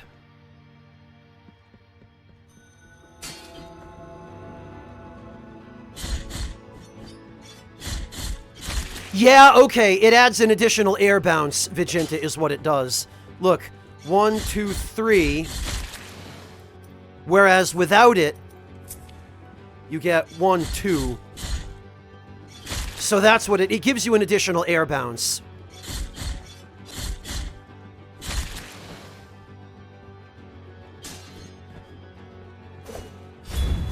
There we go.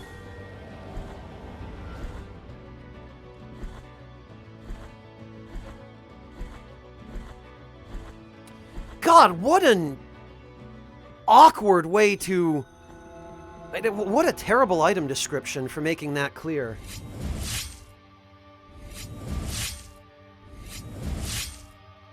Yeah, Tend the Rabbits. The art style definitely contributes a lot. As does the soundtrack, for that matter. Yeah, Skeptical Reptile, I know. The localization definitely hurts it. And it seems like they did their best on a Kickstarter budget, but boy, it could use another... Oh! Hi, Deo Gracias. The knot of the 3 words. Here is where the first miracle took place. One devout and tormented youngster asked the High Will for punishment. He placed a wooden log where he sat and prayed. He prayed hoping to be heard. He prayed for pain, so he could ease the guilt that sharply pierced his soul. Then, the miracle manifested itself. It made roots grow and twist over his arms and legs, but not a cry nor a complaint came out from his mouth. Every inhabitant of this land bore witness to it, and all of them prayed before the besought eternal joy of that youngster. This triune tree that sprouted years after his death was named the Knot of the 3 Words. For 3 are its twisted trunks, and 3 were the words spoken by that youngster before he died. My great guilt. Aha! Mea maxima culpa. Every year from its core flows a golden, burning liquid, perpetuating his memory and perhaps to remind us that the first miracle has not abandoned us. For twisted are, were, and will be the paths of the miracle. No shit, Sherlock. Look at the rest of the world. Everything is messed up.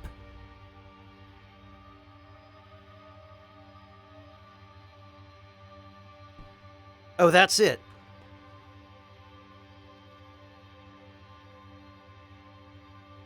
Okay. The knot of the three words. He prayed. Okay. This triune, every for Am I supposed to do something here? I don't know.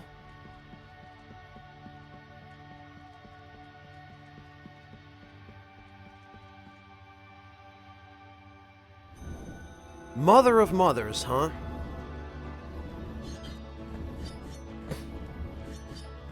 Oh, okay.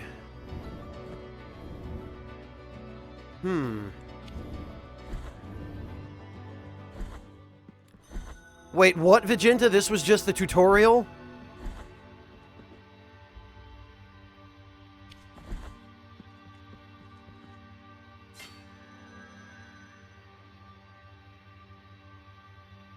Yeah, KR, I did, but that's just a, it's a situational thing that lets you reach some ledges.